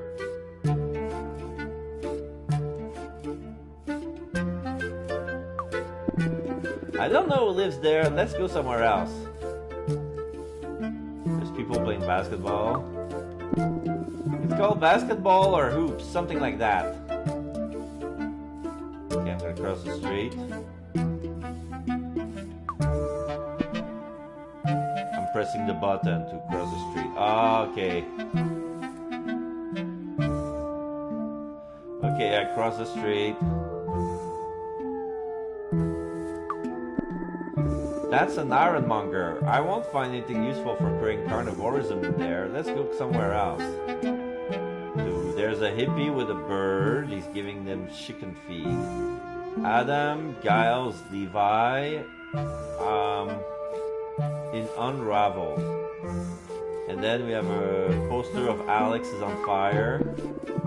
I think it's a band poster. Looks like a poster for a handsome singer. Looks like that man loves his bird. I like him. Hi. Hello. I like your bird. I see you giving the bird lots to eat. You're not fattening him up so you can eat him, are you? Of course not. Why would you think that? I'm giving it its treats. It's been a while since he's had them. I'm going to let him to it. I'm out of here. Okay, take care. There's a guy doing a delivery in the bakery. He has 4 bags of flour. Sacks of flour, I think you make bread with it. Oh, that just reminded me how good sandwiches with pork loins, bacon and cheese are. The flour delivery man. I don't know who lives there. Let's go somewhere else. Okay. Let's try that door. I don't know who lives there. Let's go somewhere else. There's a clothing shop. Okay, I can go into the clothing shop. Oh shit, this is Lady Beard. It's Lady Beard. Okay, oh shit, I have to give him an Australian accent. Interesting look. Probably another man who likes women's things, like the guy at the church. Oh yeah, totally. Hey! Oi, hello! He's wearing strange clothes. This morning I met a man with orange hair that liked to dress like a woman. And now I've seen another one wearing a bra and a skirt. Yeah, it's my wrestling costume! What do you mean your wrestling costume? I mean, I'm a professional wrestler and this is my costume. Wrestling? Does that have something to do with hitting people? Yes, kind of. The general idea is that it looks like we're hitting each other, but we're really just messing around in the ring. Wrestling is just like the circus or the theater.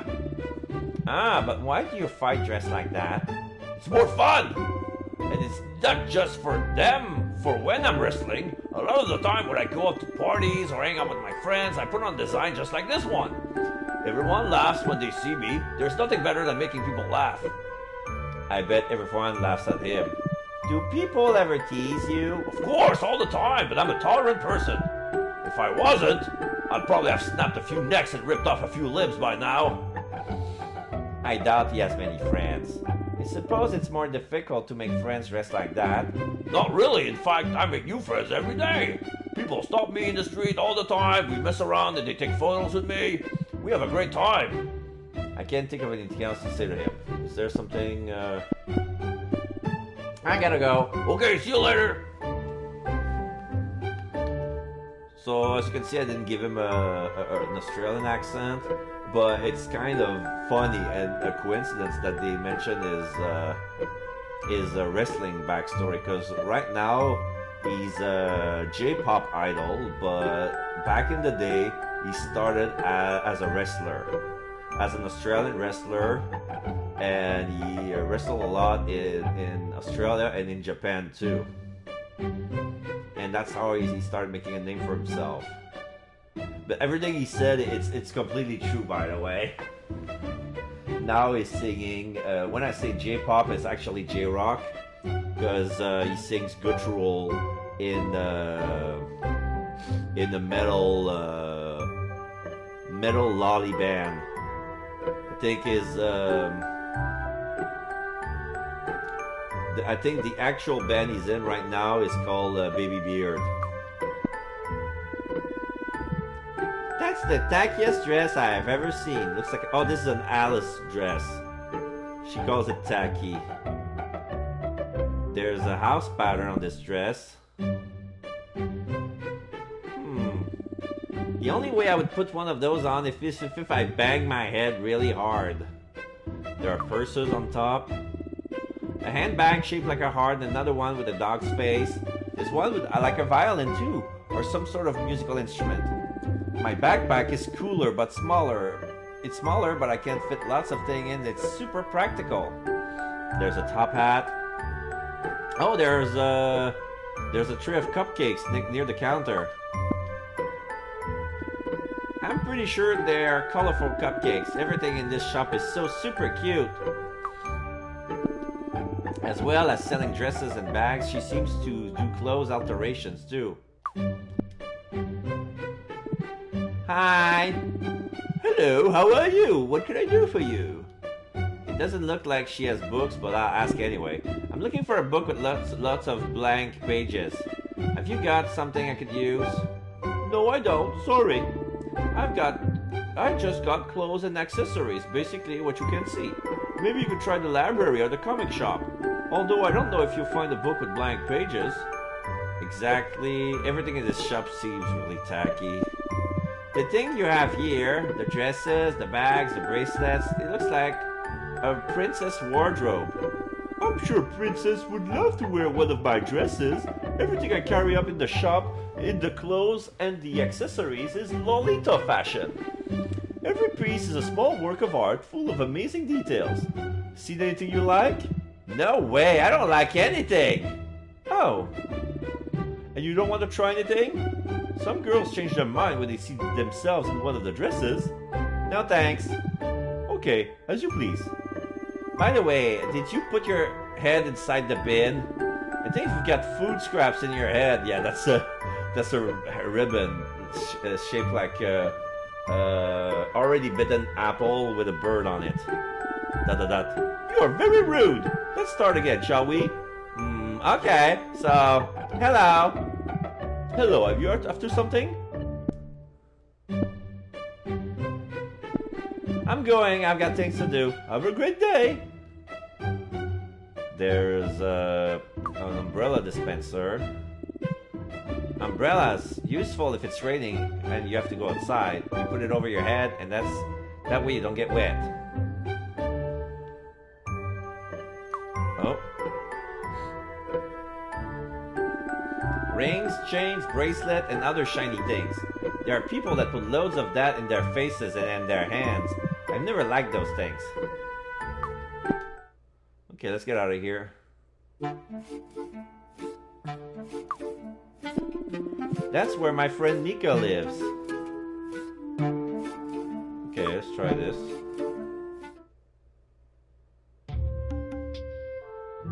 Whoa, the mom is stoned right now. There's a hamster eating sunflower seeds. That's Pelusa, Nika's hamster. It looks cute eating its seeds on top of the cushion. Nika's mom hypnotized by the TV. Mrs. Allen, is Nika home? Hello? Don't waste your time, she can't hear you, says the hamster. Oh. What's wrong with Nika's mom? The usual, she's addicted to trash TV. As soon as this rubbish comes to the TV, she sinks into the sofa and disconnects from the world. It looks to me like you're enjoying it too. Well, you know, I don't want to watch them, but they're like a hard drive. If you start watching one, that's it, there's no escape. Good job, I brought enough seeds for the whole afternoon. Be careful, it's really dangerous. She's looking at the TV too.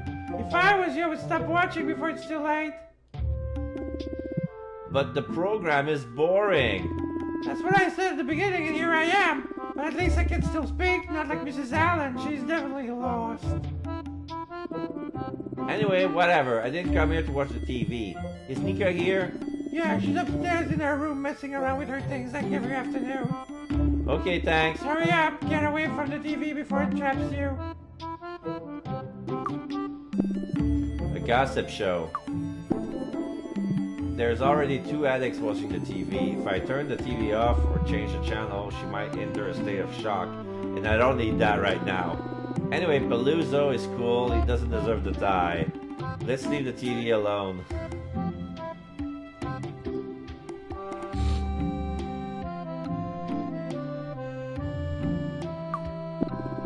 A wall clock and it's broken. That or time has stopped in its house.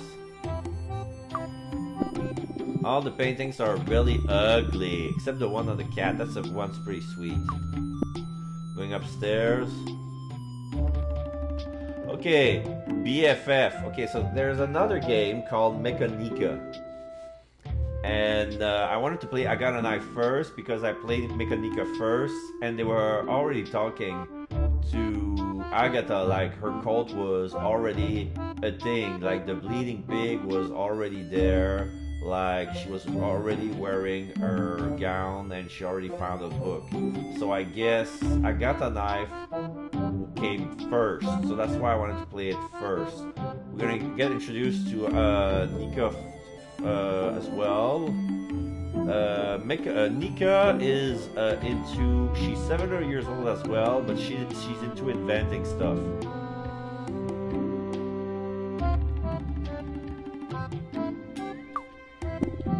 A red locker. Nika's great at inventing anything involving computers. She's the smartest kid in school. In fact, she might be the smartest person in the world. Hi, Nika. Hi, Agatha. Why aren't you at the butcher's? Well, I wanted to get some fresh air. I was passing your house, so I thought it would be cool to come and say hi. Is that it? Come on, looks like you want to ask me something. Maybe she can help me with the secret book of carnivorism, because I will be really good with computers. I'll tell her mom looks awful, in case she doesn't know. You read a lot of books, right? Yes, I love to read, but only fun books. Ones about mechanics, electronics, and technology. The rest are no use to anyone. Do you have a blank book? A blank book? Do you mean a notebook? No, a book. A fat one with lots of pages, all of them blank. And the cover needs to be read. Well, no, why would I have a blank book? That would be pretty stupid. I guess, but I need one for something. I've got some history books which are super boring. I don't want them. They got loads of pages. Do you want them? I'll give them to you. No thanks, I'll keep looking. Damn, I almost got rid of them. Nika's always been really good with computers. What are you doing? I'm working on a project. For school? Well, it's for school, especially for the director and my teacher. But also it's a project for my parents and my brother. For everyone that goes on the TV and says stupid things. For tacky things and repetitive video games. For programs, obsolescence, and striped screws. For those loads of other things. But what's the project about? I can't tell you. You have to play the game to know what she's talking about. Why? It's a secret. Okay. Don't tell her what her mom looks awful. I need to speak to your mom, but she doesn't say anything. She's watching the TV, right? Don't even bother. That woman is a mess. Her brain's all shriveled up. I got stuff and she needs to go back to the project. I'll leave you with your computer. Yep, computer, desktop, super awesome machine, call it what you want. Anyway, see you later. Colored post-it notes, they're just like the ones my mom used to use write down customers' order. Books, cables, tools, Nika stuff. Nika's pretty strange. She likes messing around. She likes messing around with mechanical and electrical stuff. That's why she's got tools, cables, technology books, that sort of thing in her room. She likes comics and movies too, especially if they got a giant robots in them.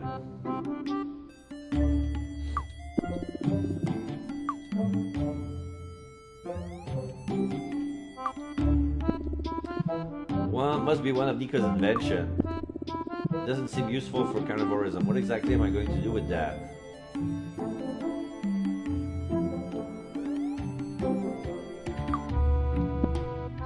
Okay, let's go back.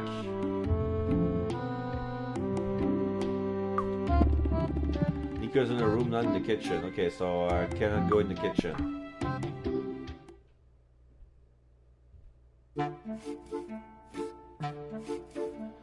Okay, there's some sort of lamppost, and there's a hole for a rat inside. I cannot access it.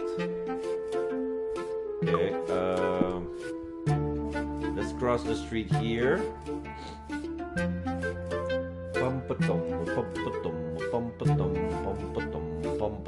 This looks like the supermarket. 50% off.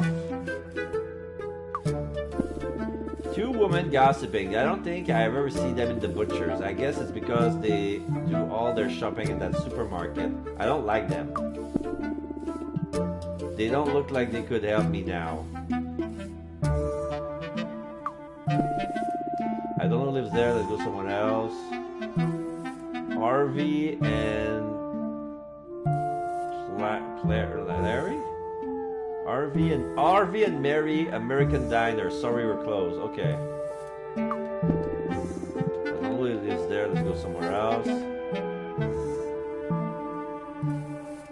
There's a cat. Never seen that? I've seen that cat wandering the streets loads of times. Poor thing. That thing, he's been abandoned. If I could take him back to the abattoir with me. My mom won't let me keep animals that we cannot eat.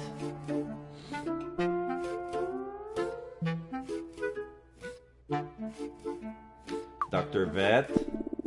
A dog and a bird in a green circle. Probably the vet's logo. Okay, I can get in the vet. Okay. Photos of dogs and cats. Cute! Pet advisor. They give that prize to places that looked after animals well. I asked for one recently, but they ignored me. I even sent them loads of photos of me playing with the animals. Feeding them, slicing up with love, singing to them when they bleed to death, that sort of thing. I don't get why they didn't respond. Aww. A calendar with a photo of a cat in the basket.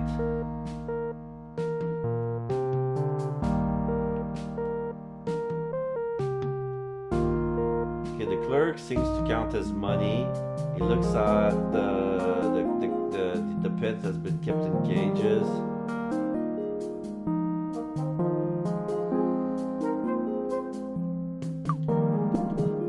Town vet. It's if one of my animals ever got ill, I'm sure it could cure them, although my animals never get sick. Actually, they probably don't have time to get sick, because the day after they arrive at the store, they've been cut into little pieces. Hello, animal doctor. Hello. You must be an animal lover like me. Animals are really cool, don't you think? Yes, they're cool. He's got money behind his back. Why are you hiding money? I'm not hiding anything. He's not very chatty, and I've got nothing else to ask him. I'm going. I've got things to do. Yeah, whatever. Dog, cats, a guinea pig, an iguana, and a bird. Ah, there's a ferret too. Such a shame they're all locked up, but I guess it's best. They're probably sick.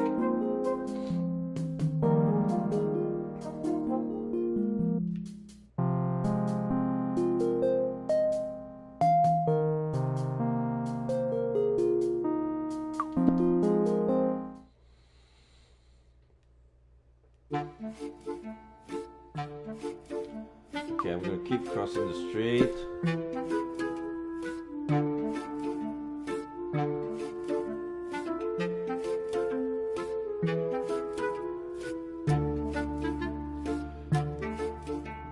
What's this guy? He looks like he's going to explode.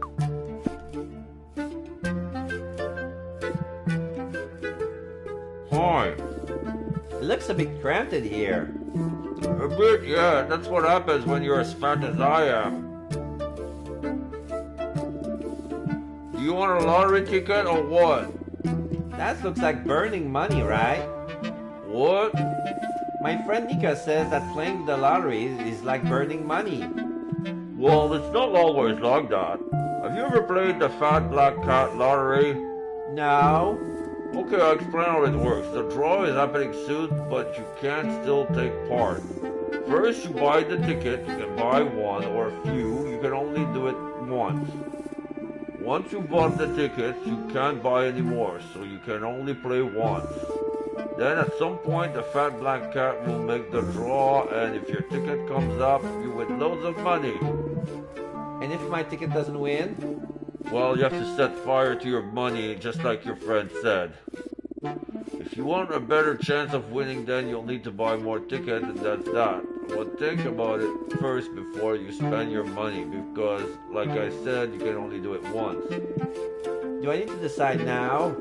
Oh no, you can do it now or later. Although the Fat Black Cat is going to do the draw anytime now, so if I were you, I wouldn't take too long to decide. You up for it or what? I don't have any money. I don't have any money right now. I can give you a ticket then. But when you've got some money, come back and you can take part in the draw. Fat Black Cat? What's this Fat Black Cat? It's the prison system lottery which supports fat misfits.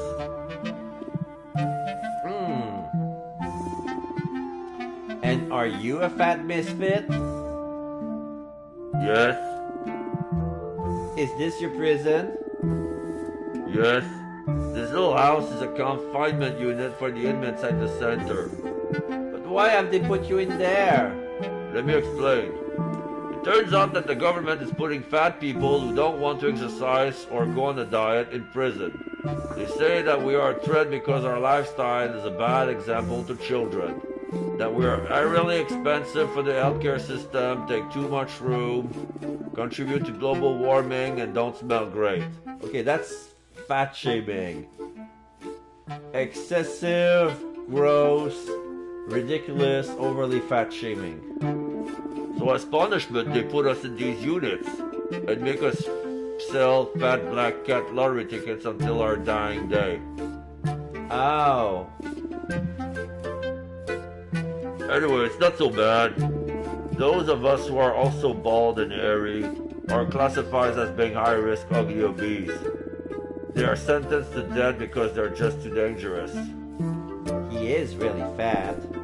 I feel sorry for you, only a little bit though. Don't worry, I'm fine. I'm happy watching other people walk by. I'll never be able to do that again because I won't ever leave this box. Although before they imprisoned me, I couldn't walk anyway. I just rolled. I want to buy a lottery ticket. Let's leave it. I'm going. I've got things to do. Okay, see you later then. Hope the Fat Black Cat brings you luck.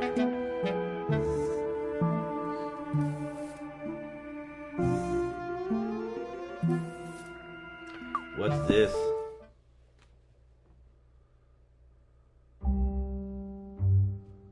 Is this hotel? Reader of the month. Oh, this is the library. Take one. It's a pamphlet. She looks like she's in control of the library. She should know if there's a blank book around here somewhere. Excuse me. I'm looking for a book with blank pages. Do you have one in the library? Library provides a computer so that its reader can make that type of inquiry.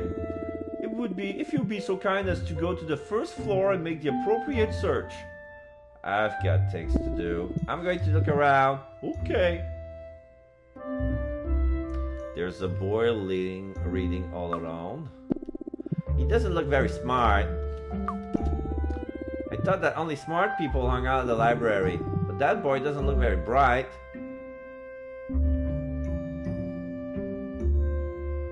He does have a derp face. A door without a handle. I guess you can't open it if you swipe an access card through the card reader on the right.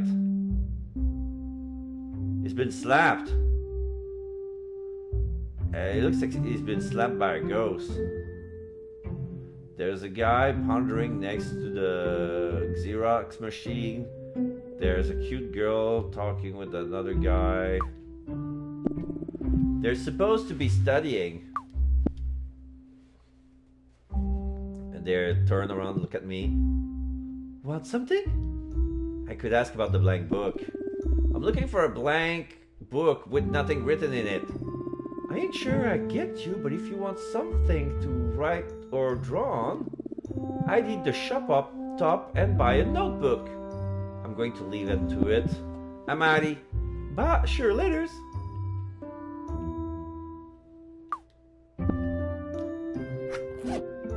Okay, I got a red cover.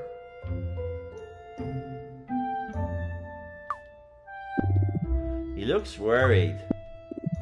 Hello. Hello, what can I do for you? Maybe you can help me find a book with lots of blank pages. I'm looking for a book with loads of pages. Well, it won't be hard to find one in the library.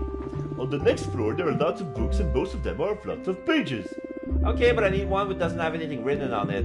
A blank book? Yes. I don't think we have a book like that, but you can use the computer upstairs to search for it. That machine most definitely has a better memory than me, and I'm sure it'll help you find what you're looking for. Okay, I'll take a look then. Maybe you'll be lucky. By the way, why do you need a blank book? None of your business. I don't know what he's doing here. What are you doing? Well, I want to do some photocopying, but I can't. Why not? Isn't that thing over there a photocopier? Yes, but it's locked. You need an access card to use it. And who has the card? Me. Well, I'm supposed to have it because I'm the new person in charge of equipment and stock at the library. But I lost it. Well, more like I can't remember where I put it. In brief, I don't know where it is. Actually, I do know where it is, but I don't know how to find it. Well, I do know how to find it, but I don't know how to go to look for it. Because if I go and look for it and find it, I'm sure I'll lose it again. Although I haven't lost it, I just forgotten where I left it. Okay, stop talking. You're giving me a headache. Sorry, I'm just a bit anxious. It's my first day on the job and I already lost the access card. Help me. I can't, I've got things to do. Please. Now. And don't make that face, it reminds me of my animals. Yeah, he's making a pleading face. Putting his index together. If you don't help me, I'll get fired. I don't care. You really not care? Yes. Well, if it's just I've got more important things to do. Pretty please. You're so annoying. Okay, tell me what you need, but I'm not promising anything. Brill. I just need you to find my access card and bring it to me. But if you don't know where you left it, how am I going to find it? Well, I recorded that this morning I left the card between the pages of one of the books in the library. Inside of a book? Yes, I was looking through the bookcases and found a really old book covered in dust. It appeared that no one had looked at it for a long time. I figured it would be a good idea to store the card there. That way I would always know where it was and no one would find it. But my plan has backfired because now I've forgotten which book it was and I can't find it. Wouldn't it have been easier to keep it in your pocket? Maybe, but I don't have any clothes with pockets. And you don't have a computer that can tell you which books are the least looked at? Yes, there's one on the first floor, but I've got a phobia of computer screens, so I can't use it. You're very strange. And where's your boss? My boss is the lady next to the entrance. And why don't you just ask her for a new card? Because if she finds out I've lost the card, she'll fire me. I need to make a good impression and do what she asks of me. This afternoon I'm supposed to do some photocopying and organize the storeroom, but without the card I can't do any of it, so you'll help me? Well, I'll take a look and see if I can find your card. Thanks.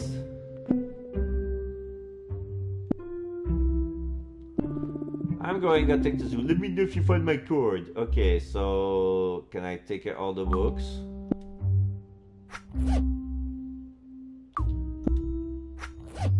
Yeah, I can take all the books.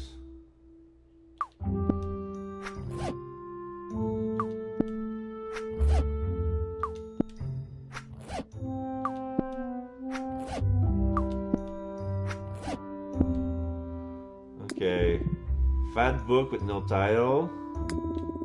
There are a few books like that. One of each is a different color.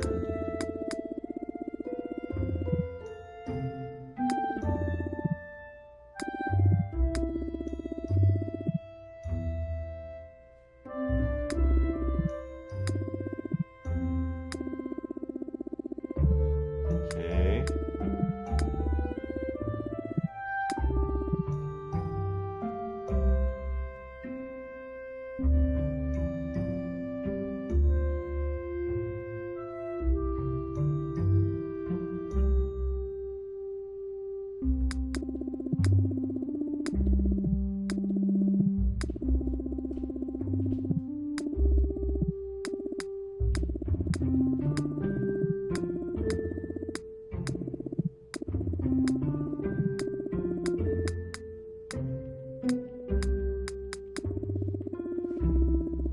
All the pages are writing on them, but something like this would be good for the sacred book.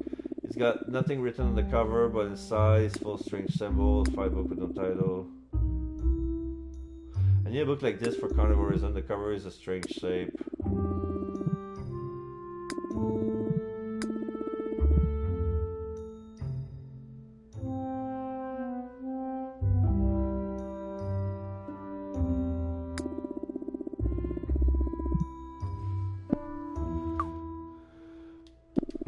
There aren't any books at the shelf. Okay, okay, I'll just put back the books. The space is occupied.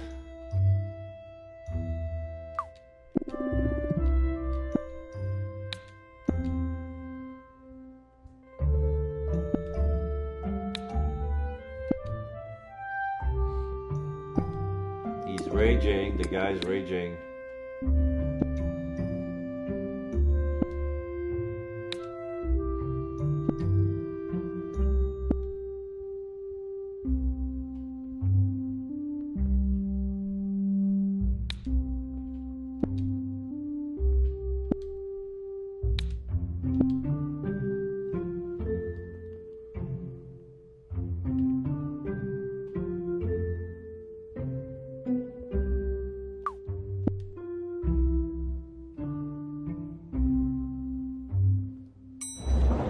Okay, there's an elevator.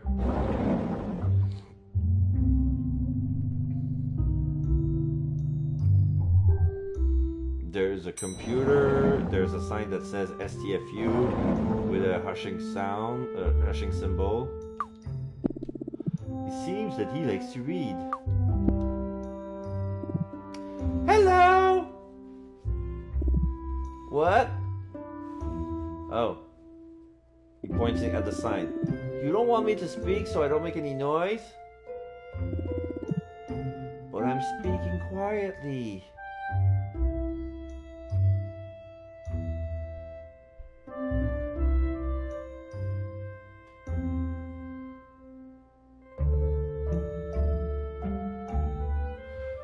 Okay, let's check the computer then. Let's see what we can do with this thing.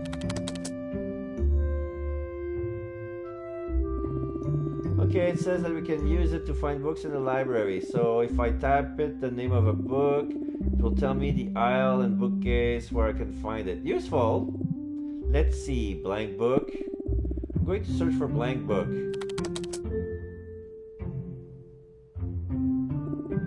No results. Unpopular books. The man at the front of the computer told me he hid the card in the old dusty book, like he hasn't been read on for ages. I'll search for the least look of the books and see what comes up.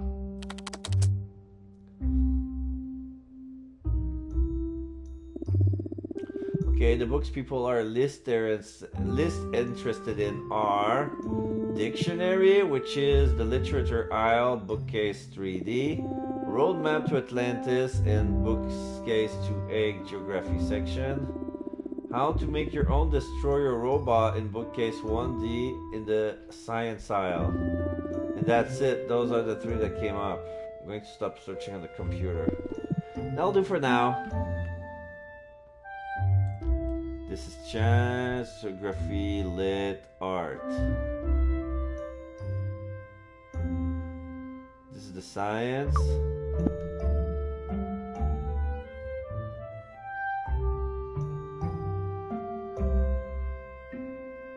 Okay, what's this?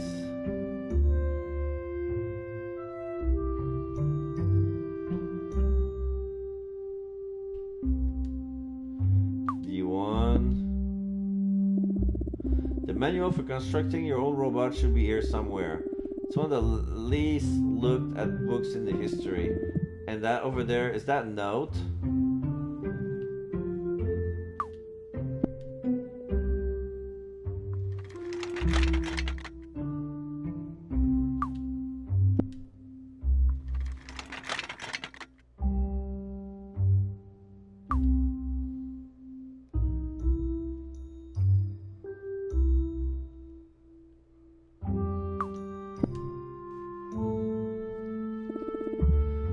Let's see. I can't find any book called How to Build Your Own Destroyer Robot. Let's take a look at that piece of paper. It's a handwritten note. If you're looking for the book on constructing your own robot, sorry, I've taken it. I hope the access card wasn't in that book.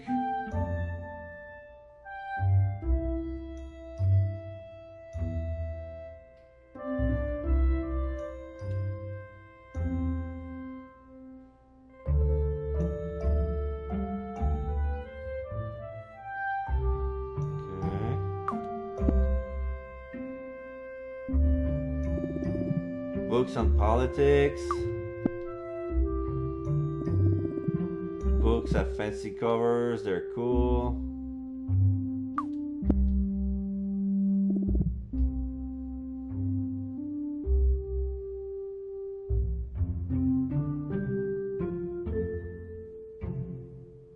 Books on IT. To learn how to use computers and that stuff. Mechanics. These books must be useful fixing cars and motorbikes.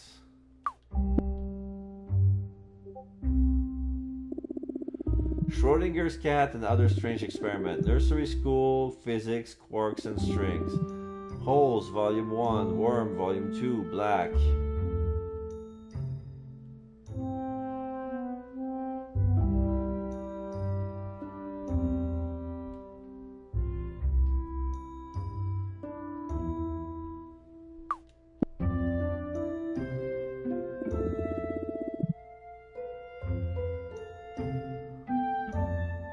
Two books from the same series, Science for Believers, Volume A, The Dinosaur, Volume B, E pur si muove.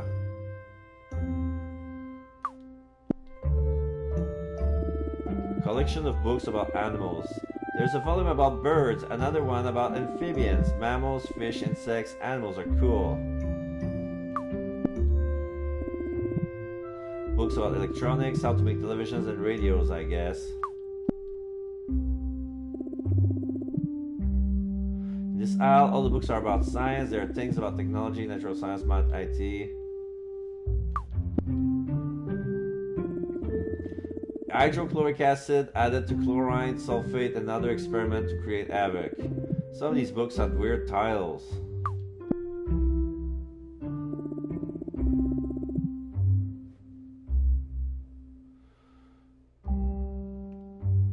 Thank you very much for the lurk. No eyesight. I hope we'll see you soon. Let's see.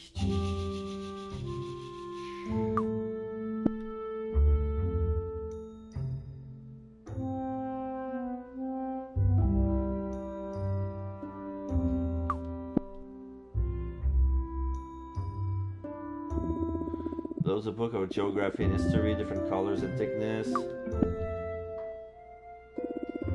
I think it says philosophy in some of the books.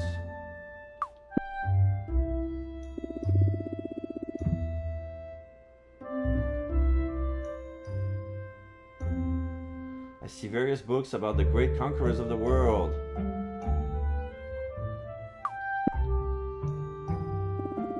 I wasn't expecting to find so many books about weird stuff. I should probably pay more attention in class, although I've tried out, it never works. I tried to listen and learn, but I'm always so tired that nothing goes in. Not being able to sleep is not cool.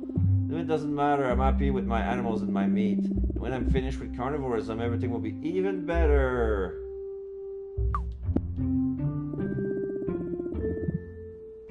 In this bookcase, there's a compilation of articles about time travel. I see books from the Rough People collection. Looks like there are various editions because there are different volumes of different colors and sizes. Borders, history of human conflict, catacombs, labyrinths, and sewers of the world, route maps for teleportation. I bet Sandro has read that one. According to the library computer, there's a book that hardly ever gets looked at. We should take a look and see if the man's photocopy card is in there. Okay.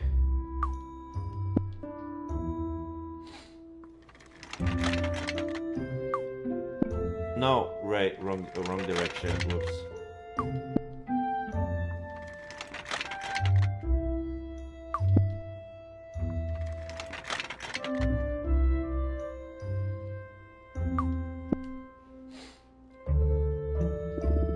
That road map to Atlantis should be around here somewhere. Cool, I found it. Let's see. Awesome, the access card. I'll keep hold of it and leave the book where it was. Okay, I found the access card. Great. Lost and found.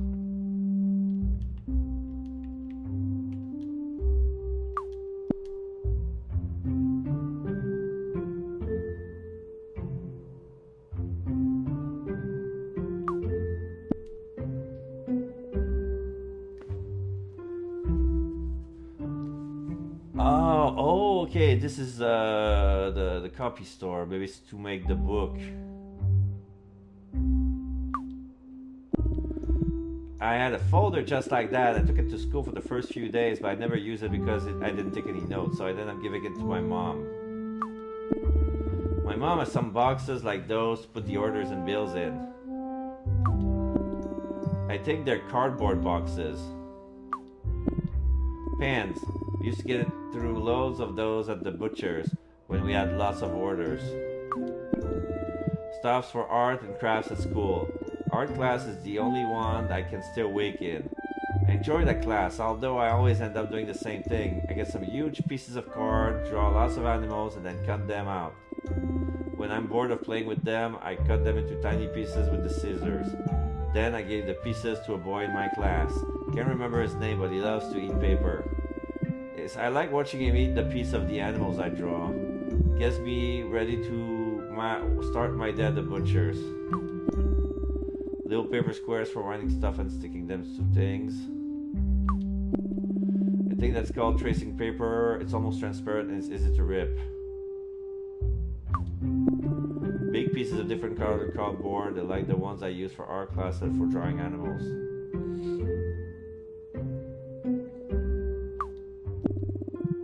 He's in charge of the shop. He sells school supplies, buying notes, and makes photocopies.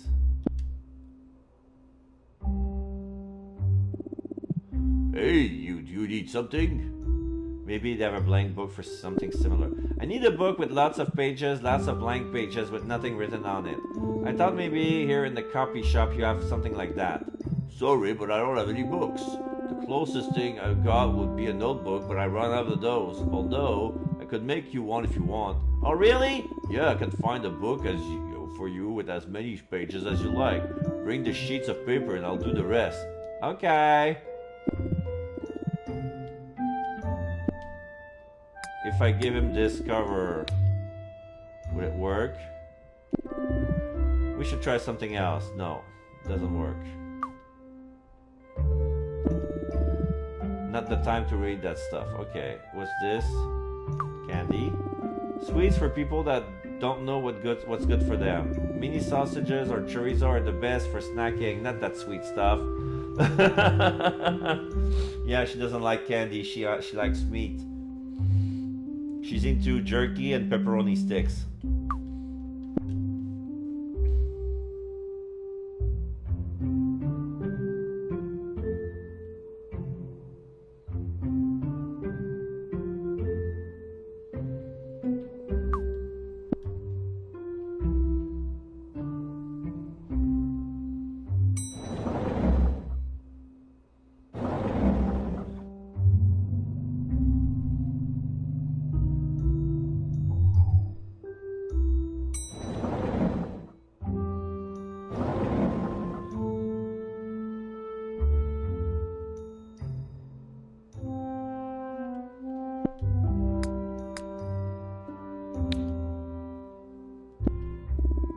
I found your card.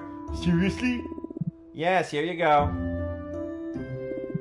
Wonderful.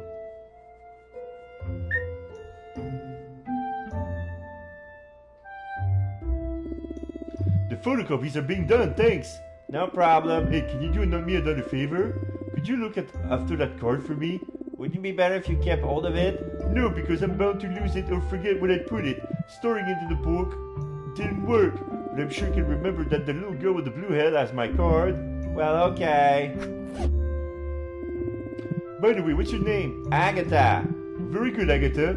When I need the access card to get into the storage room, I'll come and find you. Okay. Are you staying with me? No thanks, I've got things to do. Okay, see you around. And thanks very much for bringing me the card. Good Samaritan. Okay, I did a good deed. So I'm probably gonna use the access card to open that door over there. Yeah, it worked.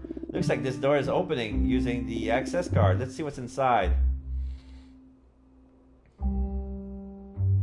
There's a mop, there's supplies. This must be the storage room where they stores the library things.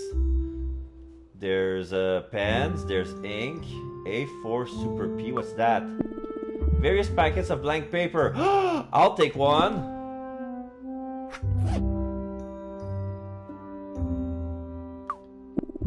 Filing boxes. I think my mom has one of those to keep all the bills in. Boxes and library things in them. More library stuff. A bucket and a mop for cleaning the floor. Can I take them up? I know it seems like I can put anything in my bag, but I don't want to put that bucket and mop in there.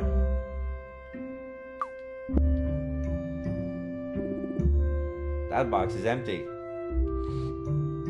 Okay, I'll just leave.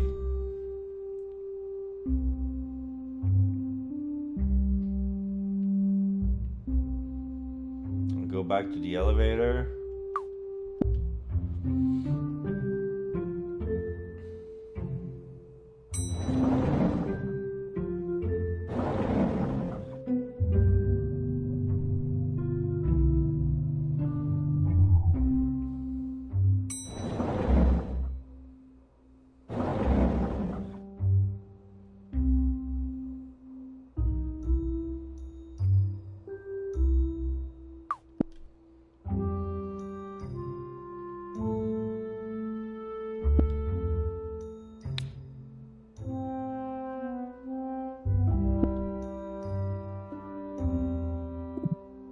Hi. If I give you a packet of paper, can you make me a book? Of course I can, but you've got money, right? I don't have any money. Maybe I'll give a discount with the access card. Is there any kind of special offer with the photocopying card? I don't know what sort of card you're talking about, but I can give you a discount. Sometimes I distribute leaflets with special promotion. Which one of those I'd be able to give you a discount, but not with strange cards, sorry. Fine. Oh no, your laptop died. You're gonna be on the mobile. No, keys on the laptop, keyboards works, only external keyboard. Oh shit, I'm sorry that your laptop died. Sucks. I'm going to come back for this later. I'll be back in a bit. Alright. Okay, so now I need money. Where do I get money?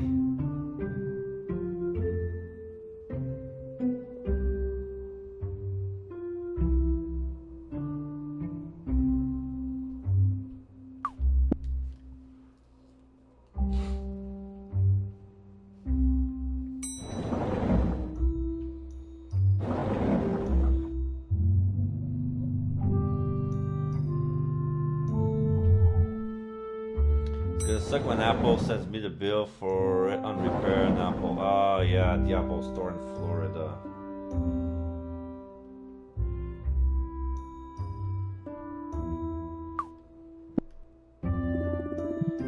I'll have one of those flyers.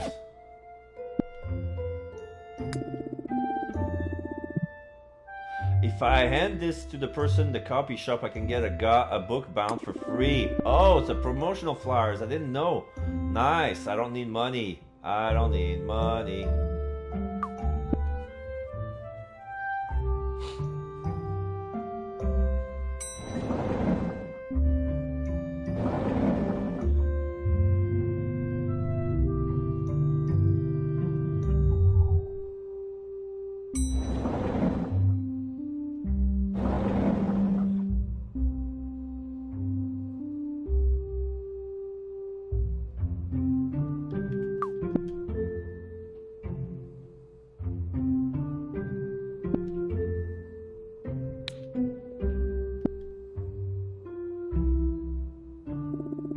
Hello, what can I do for you?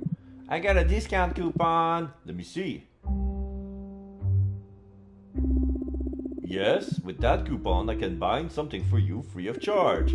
If you bring me your school notes, drawings, or whatever else you have, I can make you a book with the pages. That could be useful. When you've got something that needs binding, come by here, and remember to give me the discount so that it's free. See you later. What did I give him?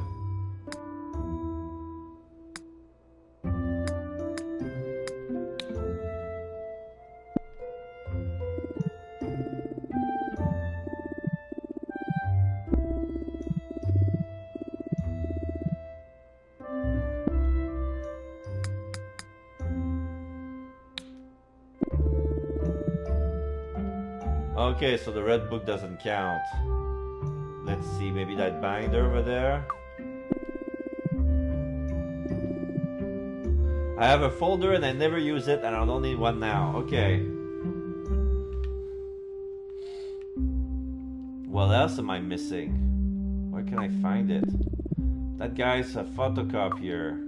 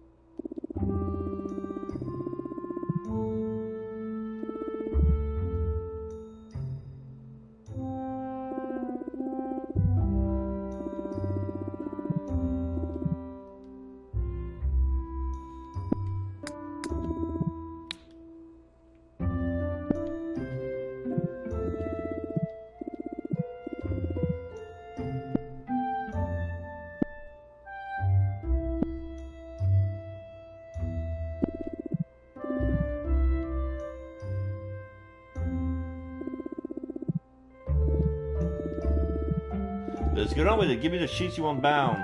Here you go.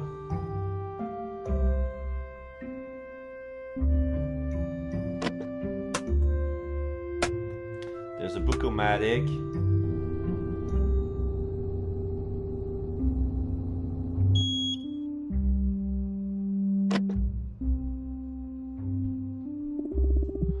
Done. Here's your blank book. Anything else you need? I don't think so, thanks. Okay, anything what fine is here. Okay, so a blank book with nothing written on it. I need the cover to be red.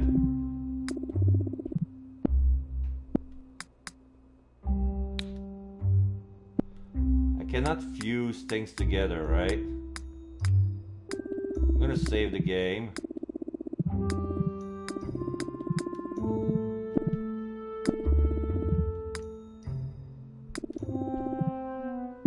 No, I don't want a key to go back to the main menu.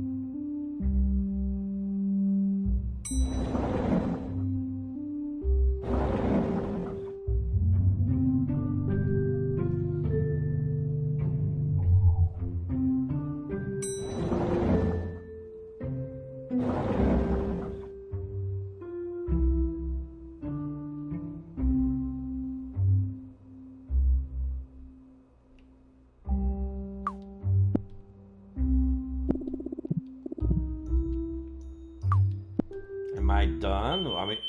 Oh. Sorry, but the books from the special collection can be taken out. They aren't for loan. Why is that? Library used first for the inconvenience. Okay. So the red book... I cannot leave with the red book.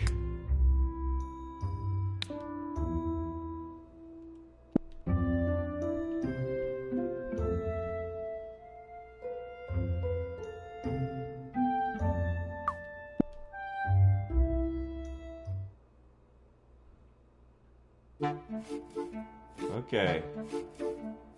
So I need a cover. Yeah, it's a smoke detector. It's basically an alarm. There was a security alarm when I got out.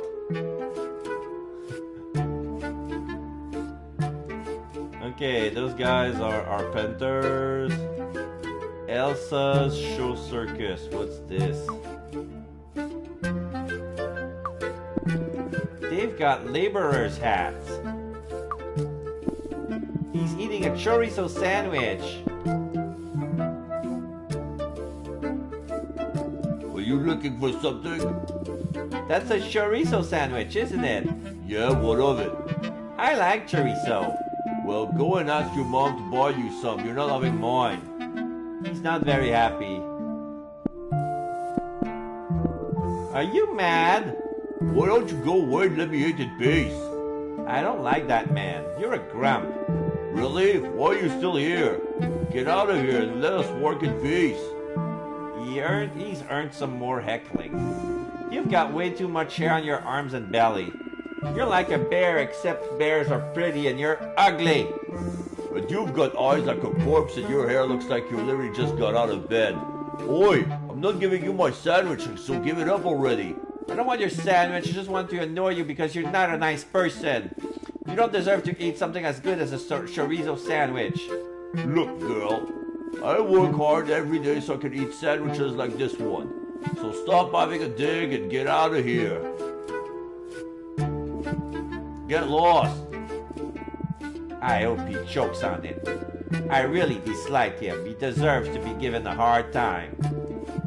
But I'm not going to do it. Sandro has asked me to get a big fat book with blank pages and a red cover.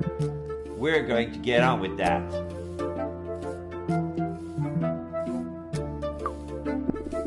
That's the hairy man's works friend.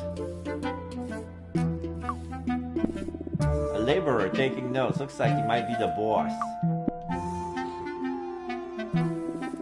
Hello, man in a suit. Hello, girl with bags under her eyes. He looks like the boss. Are you the boss? No, the boss is the guy over there eating the sandwich. He's the one in charge. With that suit on, he looks like the boss. If you're not the boss, why are you dressed like that? So that I'm going to get a builder stand? That's not a good look. Let's see if he tell me what they're doing. Are you going to build something? Yes, but first we're going to tear down the library. When we've pulled the building down and cleaned everything up, we'll cover it with tarmac and turn it into a car park. But there are no cars in this town. Why are you building a car park? No idea. The boss says we'll make a stack of money, so I just get on with it. Well, if you don't mind, I need to keep taking notes. Goodbye.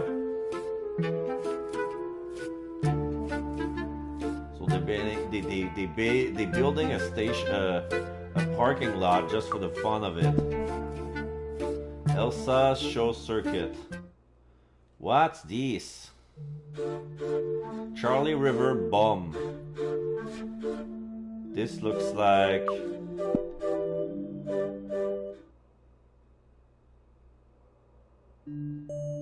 Oh my god, Sandro is here. Oh! He disappeared. Sandro? Crap, she saw me. Yeah, and I can hear you too. What are you doing at the circus? As you can see, here I am. You didn't teleport me this time, did you? No. Of course, that's why I didn't feel that tingling sensation when I came through the door. And why did you hide when I came in? And you? Why don't you knock when you enter a place you don't know? I never knock, I just go in. Anyway, I already knew this place. What I didn't know was it was a circus caravan. I thought you were in another dimension or something strange like that. Well, I'm sorry to disappoint. Ah, you haven't disappointed me. You don't think I'm a loser because I work in a circus caravan? No. It makes no difference to me if you're in a little wooden house, a circus, or another dimension. I like you because you're helping me create carnivorism, and that's cool. You're cool. Just cool? Well, awesome. Oof. Thanks.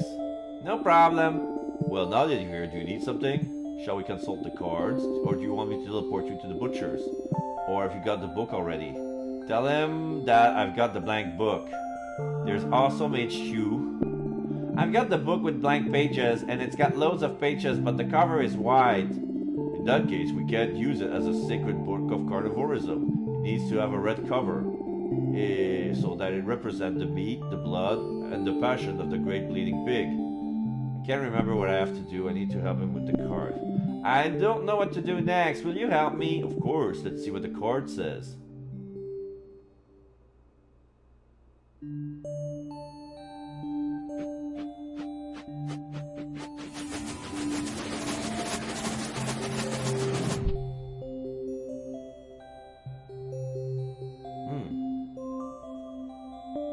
Oh. Eh? The book, the swimming pool, and the blood. Cool, but what does it mean? I would focus on the swimming pool and the blood. Look for something like that and put the book in it. Okay, so I have to drench the... I have to drench the book in the blood, so that way it's gonna have a red cover. Of course, that way the book would have a red cover. I think about it. I'll see if I find something. Very good. Blessing and good night. Okay, that makes sense. Charlie River Bomb, Casper Jones Bim. What's this? That stuff coming out from under the tent is blood. I can smell it from here. And the police said that entry is prohibited. Something is strange went on in there. Okay, let's see. Let's see if it works.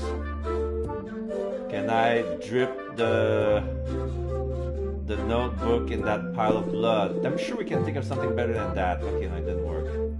Oh, there's a lion in the cage and it looks sad. He's sad. Maybe we can do something to help him. Hello, lion. Hello. He's got a sad face. There's blood coming out from under the entrance of the circus. Is something the matter? I miss my cubs. Where are they? A week ago they left and went to the zoo.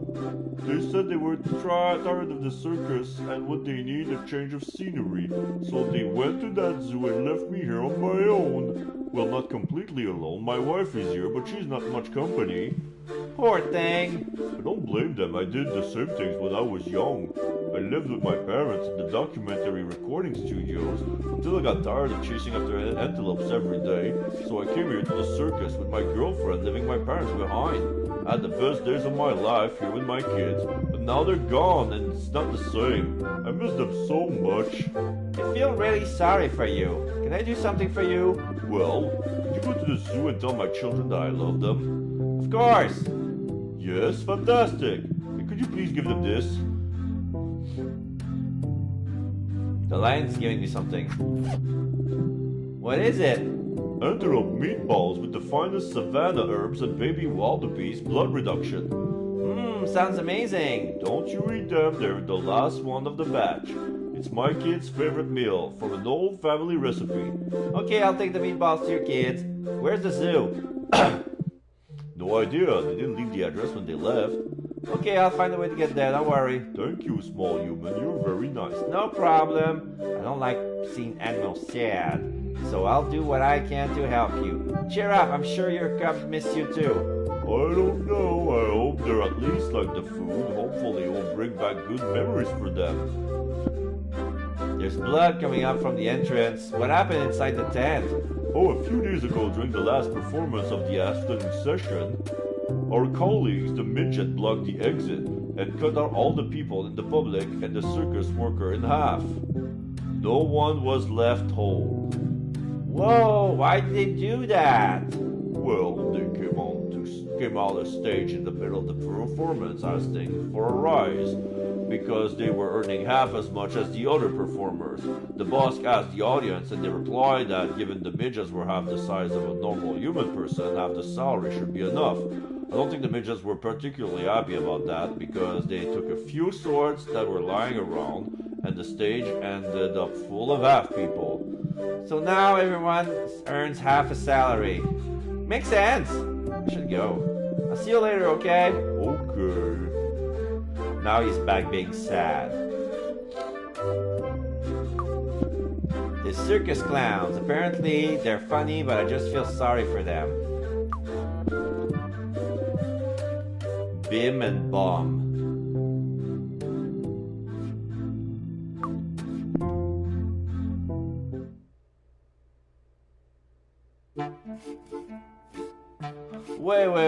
Wait.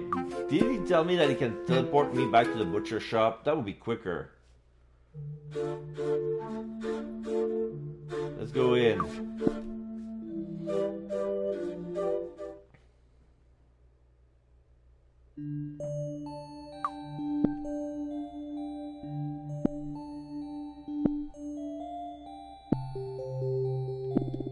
Can you teleport me to the store? Of course.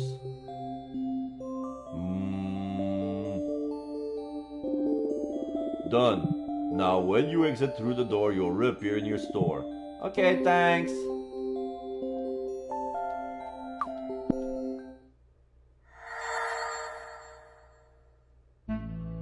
Hey, it worked.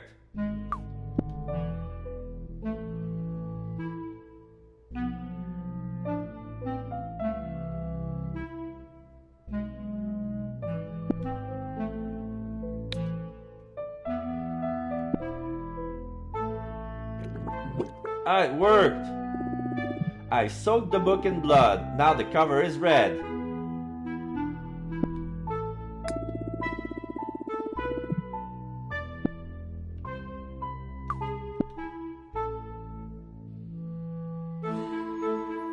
Oh my god, now I have to walk all the way back to the tent. He's not gonna teleport me.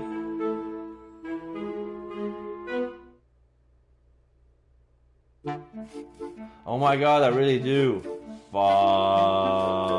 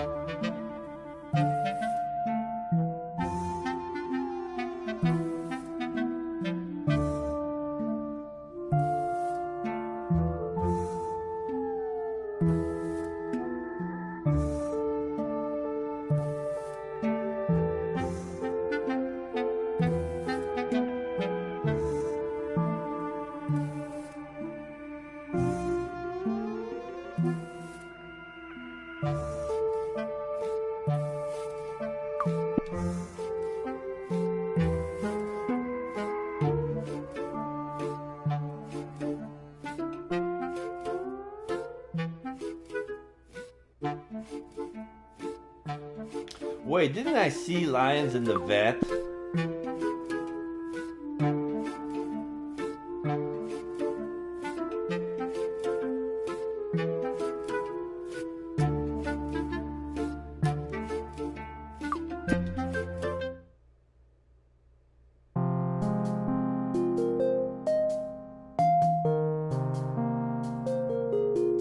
No. There's a guinea pig, a ferret, an iguana, a parrot, cats and dogs. Where have I seen lions? Crap. Anyway, I'll look for it later on.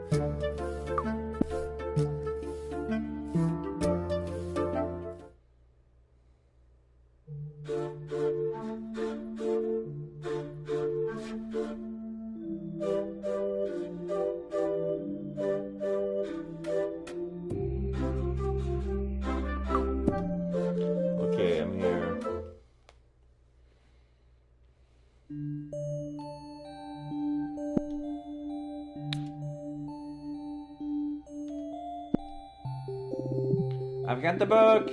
With lots of pages, nothing written on them and a red cover? Yes, it's what you told me, right? Yes, yes, perfect. Do you have a pen? No, I never carry a pen. Here you go. And now what? Now you'll write the principle of carnivorism in your book. And what principles are those? No idea, but soon you'll know them all. Oh yeah, how? Do you fancy heading back into your dormant imaginarium for a chat with the great bleeding pig? Oh, that would be cool, yeah! Last time our chat was cut short. Perfect, you know how it works. Have you still got the special cocktail? Yes, I've got it here somewhere. What should I say to him? Hey, great bleeding pig, tell me what the principle of carnivorisms are, something like that? Well, that's not the way I would do it, but I'll start by asking him to tell you his life story. Ask him to explain how he became the god of carnivorism, whether it was his childhood dream. Wait, I'm going to write this down. My memory's terrible. As I was saying, ask him about his followers. It's important that we find out how they should show their faith in him. We also need to know what sort of clothes and interior decoration he likes. Maybe find out what he likes to do in his spare time, if he does sports, or if he dedicates all of his time to punishing unfaithful followers. I'm sure if you ask these questions, some other interesting things will come up. Write down everything he says in your book. That way, we'll know the history and the fundamental ideas of carnivorism. Okay, done. Okay, great. Take a swig of that special cocktail, and I'll take you to your imaginarium so you can see your friend. Gloop, gloop, gloop, gloop. Dragon's blood, pig's blood. Ready? Ready. Perfect, let's get to it. Go for it again, Agatha. Search for the great bleeding pig, and remember, write down everything he says. Let me know when you're done. Okay. Great bleeding pig. I need to speak to you, great bleeding pig. Can you come out for a minute?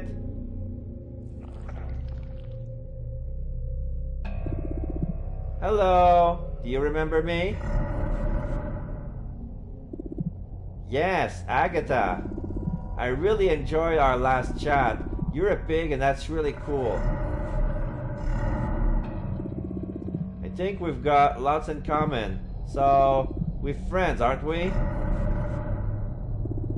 Cool. Thanks, great bleeding pig. Would you mind if I ask you a few questions? I'm really interested in carnivorism. Can you help me understand how it works? I'll be a bit like an interview. What a coincidence! I want to make my animals happy too. And a friend told me that with carnivorism I can do that. So, can I ask you a few questions about carnivorism? Okay, hang on while I get my book out. My questions are written in it. Okay, to get us started, I don't know.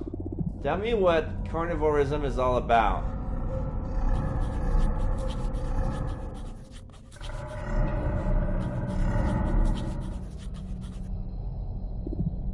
Cool. Tell me more about the happiness part and internal life. I'm particularly interested in that.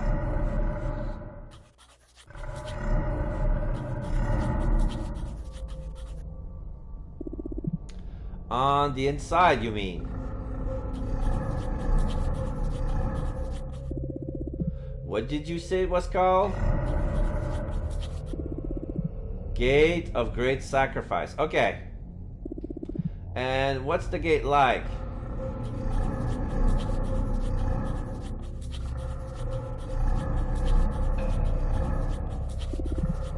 Sometime later.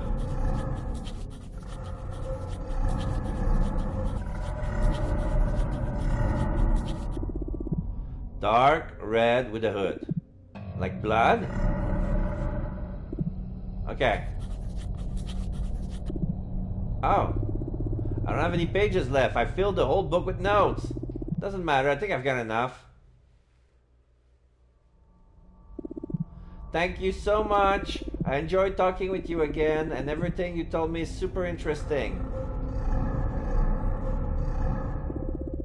Yes, if I need anything else, I'll come and visit again. I would hug you, but you're huge, so I won't. Okay, take care, great blading pig.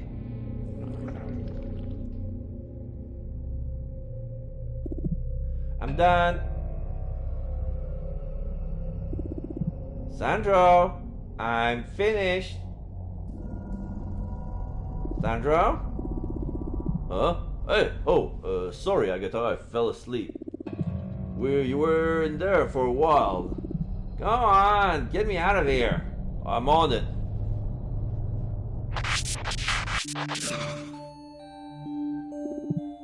How did it go? Good, we chatted for ages. The great bleeding pig told me loads of interesting things about carnivorism. Great, tell me what he said. Hang on, I've got everything written down in my book.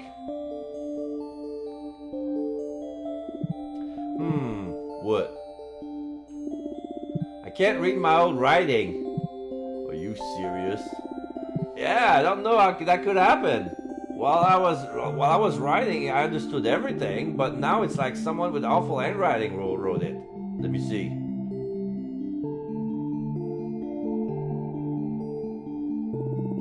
Do you understand what I wrote?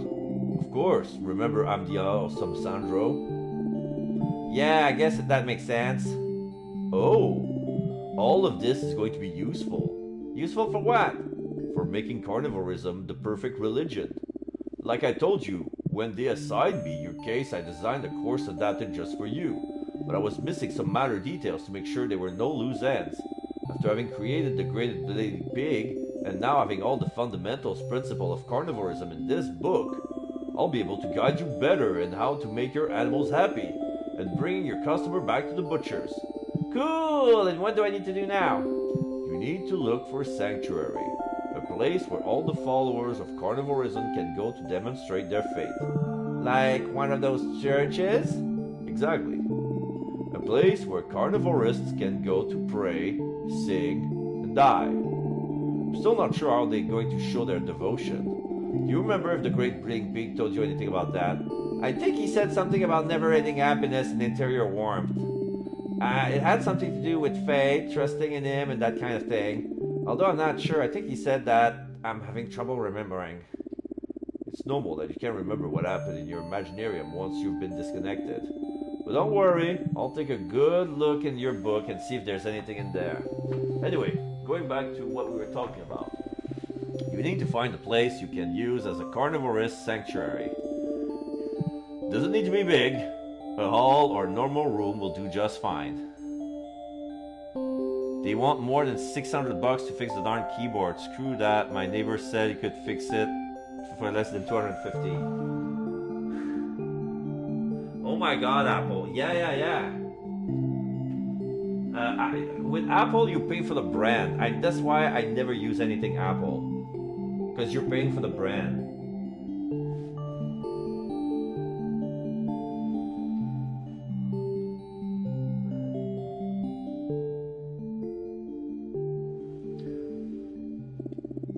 So we could use my room as a sanctuary? You mean the back room at the butcher's? Yes, the abattoir. That's where I always play with my animals and slice them up. Yes, it would be the perfect place to set up a sanctuary.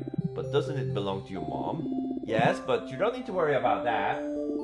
My mom and I get on well, so I don't think it'll be a problem. I have everything Apple. Your AirPods, your AirPods, your laptop, your iPhone, your Apple Watch. You have an Apple Watch? HomePod, your all Apple with Dan. Yeah. It's not that easy, Agatha. If you want carnivorism to be recognized as an official religion, we need the sanctuary to belong to you. So if you want to do it at the butcher's, it'll need to be in your name. So I asked my mom to put the store into my name. Easy. Well, but...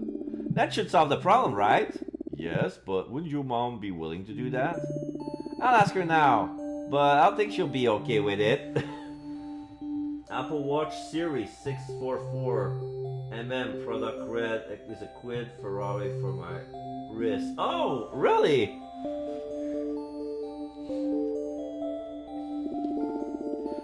Talk to your mom, and if you manage to persuade her, let me know. Remember, we can't tell anyone what we're doing, not even your mom, okay? I know, don't worry. Okay, good luck convincing your mom. I'll stay here reading the sacred book of carnivorism. If you need anything, you know where to find me. Okay. Hey, Sandro, Tell me. can you teleport me to the store? That way I'll get there quicker and I won't have to walk as much. Of course, I prepared for it already. When you leave here, you'll appear at the butcher's, don't worry. Thanks. No problem. Psychography. Okay, interesting.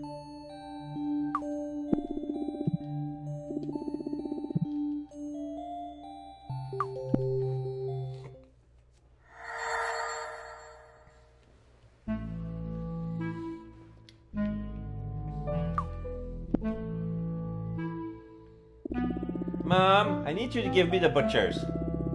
Give you the butchers? What do you mean? I want to do something in the abattoir to make the animals happier. And I think it will also help to get customers back in the store. Oh yes, and what's this all about? I can't tell you.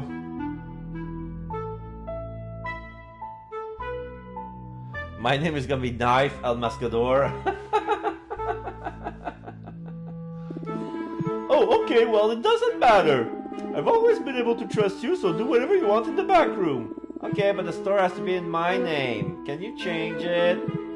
Yes, I don't mind. Oh my god, I can't believe it worked. But we don't have any money left to pay for the change of name. We need money for that? Yes, Agatha. And making the change isn't cheap.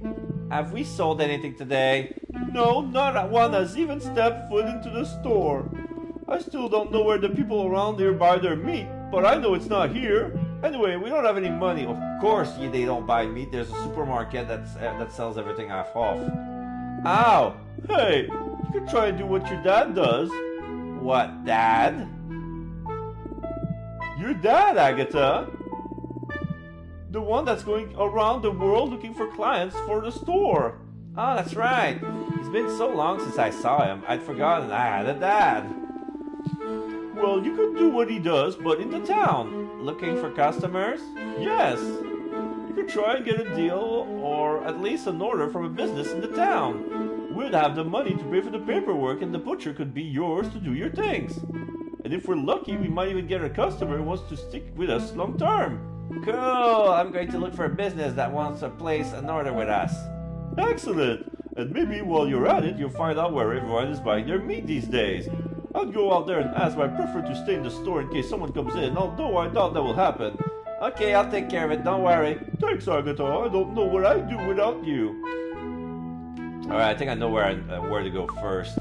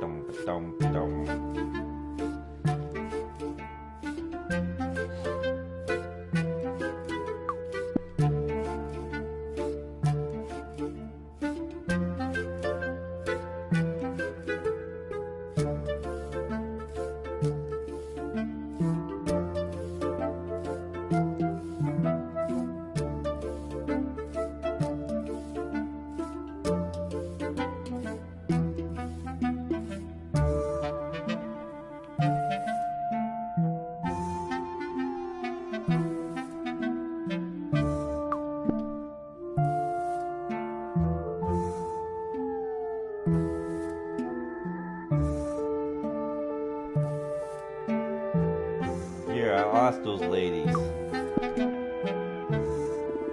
Hello, do you buy meat in that supermarket? Yes. And why don't you buy it from the butchers? Because it's more expensive. But it's really cheap there at the moment.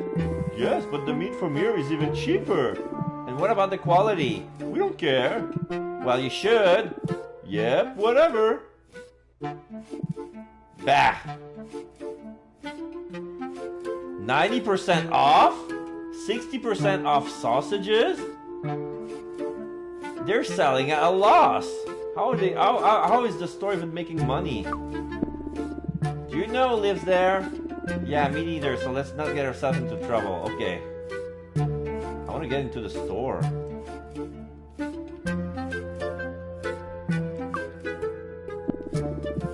I don't want to speak to them. I don't like them.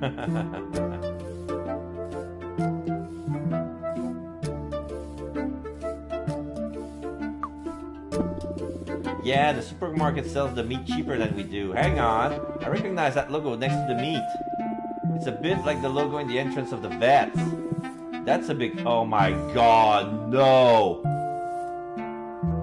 They've managed to get their meat cheap because they get their money their meat from the vet. Yes, it's the dog and the bird. Oh my fucking god! It's not even. They're selling dog meat. Oh god! Oh god! I need to confront the vet.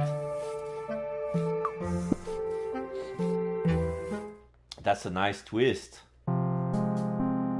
Of course, he's raking in the money. Oh, now it makes sense. Fucking hello again. Tell me. I'll ask him about the logo used for the vet at the supermarket. Something I wanted to ask. I saw your logo in an advert at the supermarket. Yeah, I use the same logo for the vet and for my meat brand.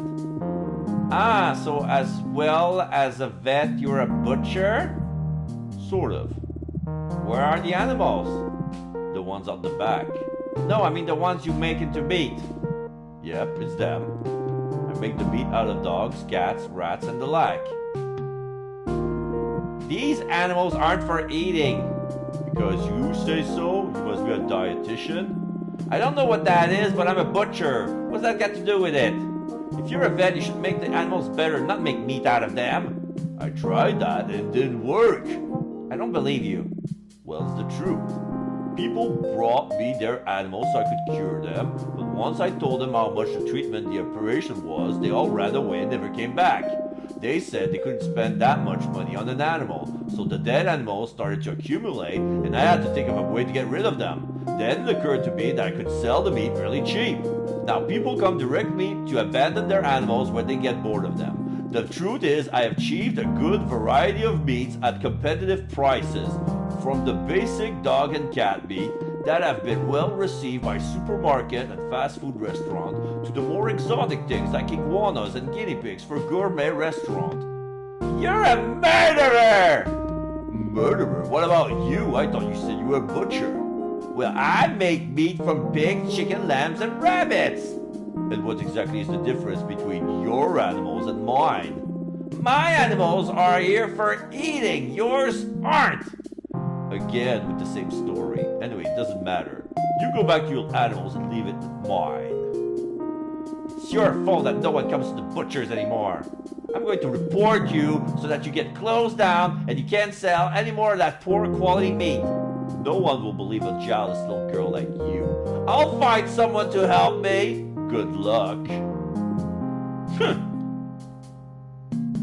Assassin's Creed. Alright, so who's gonna help me? There's no police officer.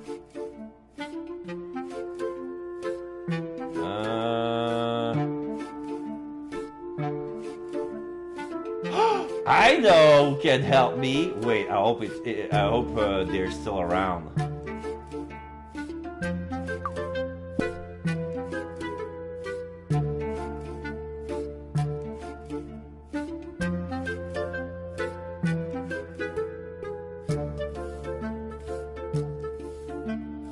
Okay, my plan A is to go to the women's clothing shop, and talk to Lady Beard. Maybe they could help me.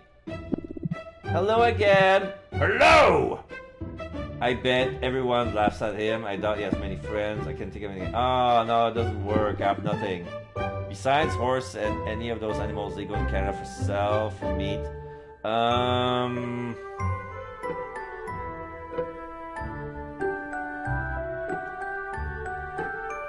Like amongst the it's funny though, iguana,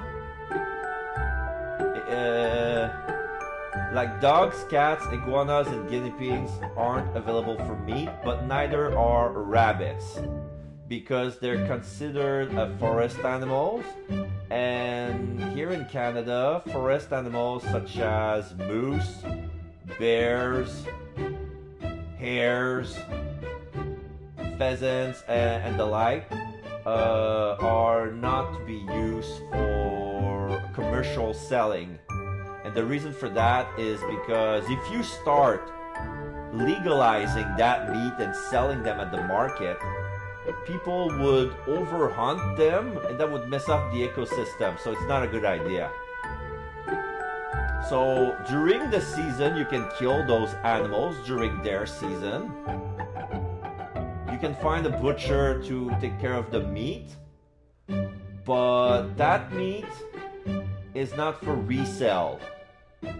It's for personal use. And the butcher who chops that meat needs a special permit if they want to have meat for reuse. Say you have a farm and you have a cow or chicken or pork. You can go to the butcher shop they'll chop it down for you. But that butcher needs a special permit for that if you want to resell the meat. Here you can sell iguana meat, but you have to state that it's iguana. Okay. You can basically you can sell meat, but you have to say it's iguana meat. I think it's the same with the horse. I mean, I don't think there's a law that. Yeah, it's yeah, for horse meat you have to brand it as a horse meat if you want to sell it. So you cannot mix it with anything else. Okay, so the plan with Lady Beard didn't work. So maybe if I talk to the customers directly, maybe they'll stop buying their meat at the supermarket if they know they're buying cat meat and dog meat and stuff like that. Let's see if it works. Just so you know, the meat they sell in the supermarket is dog meat. Dog? Yes, and cat. Okay. Do you care now? No. Bye. Stupid people. Okay, so it didn't work. I forgot what the bum wanted.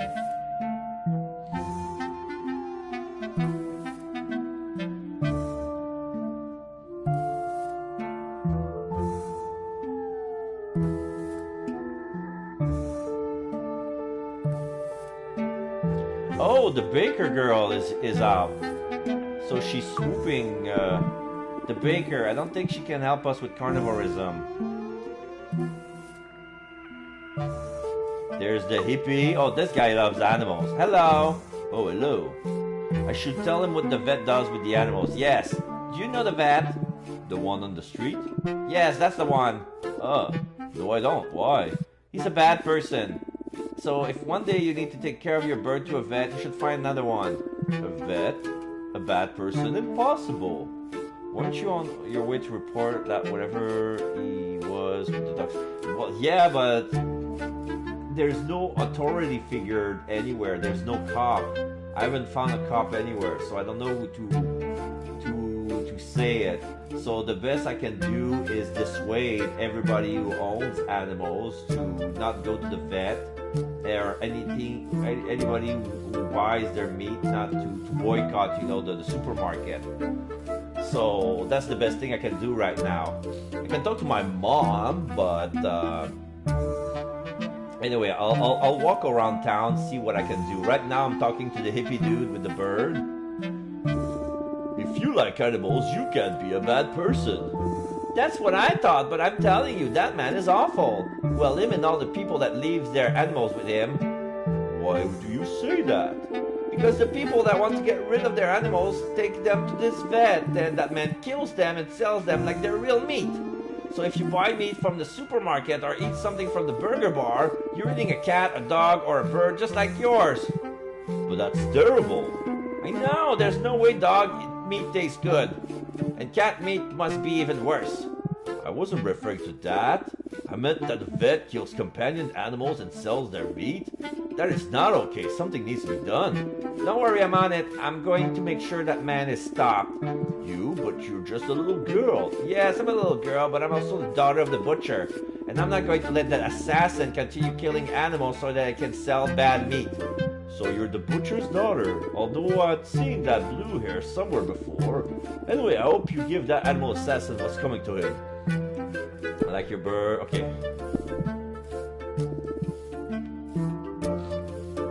Find the polar bear and win a free ticket. What? A sign advertising the zoo. Find the polar bear and win a free ticket. Oh, wait. Can I wait for the bus? Yeah, there's this. Okay, because this is the bus stop. This is the ironmonger.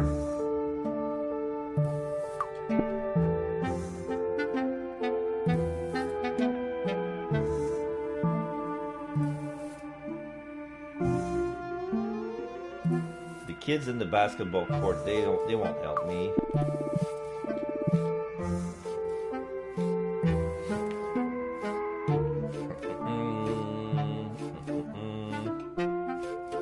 I'll try the comic book lady.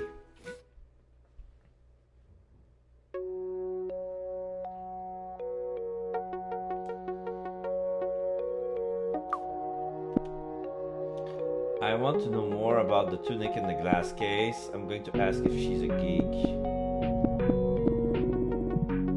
What did you say that tunic is all about? It's from the Interstellar Wars, a science fiction and an adventure movie saga. It's one of the pieces from the wardrobe from the first movie. Okay, I'm out of here. See ya, and pura to you, because Umaru is here. Pura.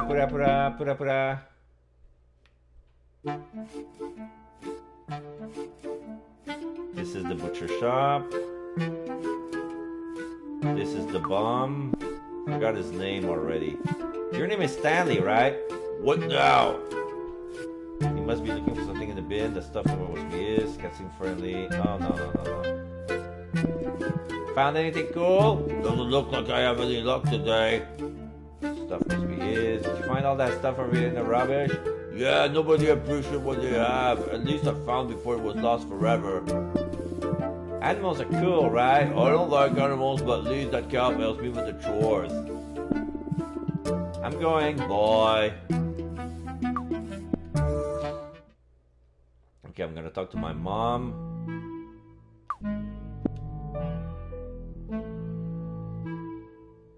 I'll tell her about the vet. Hey, Mom! What's up, child? I found out what the vet is in competition with us. He's selling the meat from dogs, parrots, cats, and other animals to restaurants and supermarkets like the one nearby. Oh my god, really? Yes, because the meat is really bad and it's really cheap. That's why we don't have clients anymore. Yeah, they're stupid. And the vet is a bad person and bald. I'm going to find a policeman to put that man in jail or kill him. Hang on a minute, Agatha. Have you got any orders yet? No, not yet. Well, maybe you should focus on that and find a client. We'll worry about the vet later. Right now, you're a bit angry. But Mom, we have to do something to stop the vet killing animals that aren't for eating. Don't worry about that now, Agatha. Trust me on this one, please. We urgently need money now or they'll take the store from us. And remember, without money we can't put the butcher in your name like you asked. True. Okay, I'm going to see if I can get an order. Very good, my child. Good luck.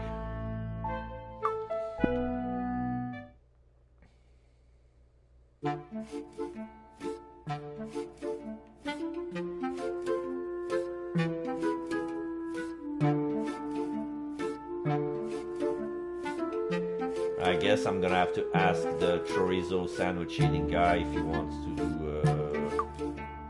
get his meat in the restaurant. Not in the restaurant, in the butcher shop. Ba-dum, ba-dum, ba-dum. Da-dum, dum.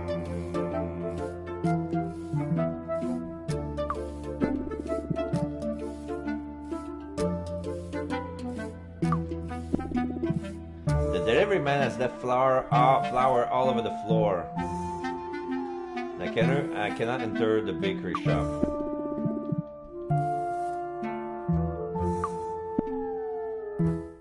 Oh, this is Nika's room. Sorry, I forgot about that. She cannot help me. And the mother is still glued to the TV. Okay, I need to remember. Nika's room, Nika's house is next to the lady clothing shop. Okay, I'll ask the clerk if she wants anything.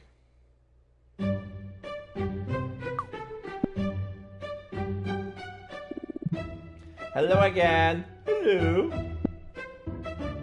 No. She's sewing and she doesn't want to be disturbed. Okay. Ba-dum ba-dum. Ba-dum ba-dum. Ba-dum ba-dum.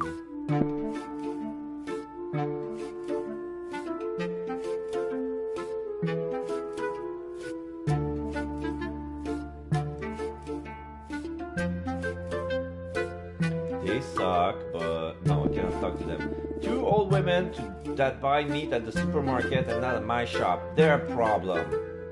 The American diner. Nobody's at the diner. Oh wait, can I go here? Oh, I can go into the diner. I didn't know that. Oh. Try to beat our doggy burger challenge. You never should have told your mother. I think you got screwed in the story because...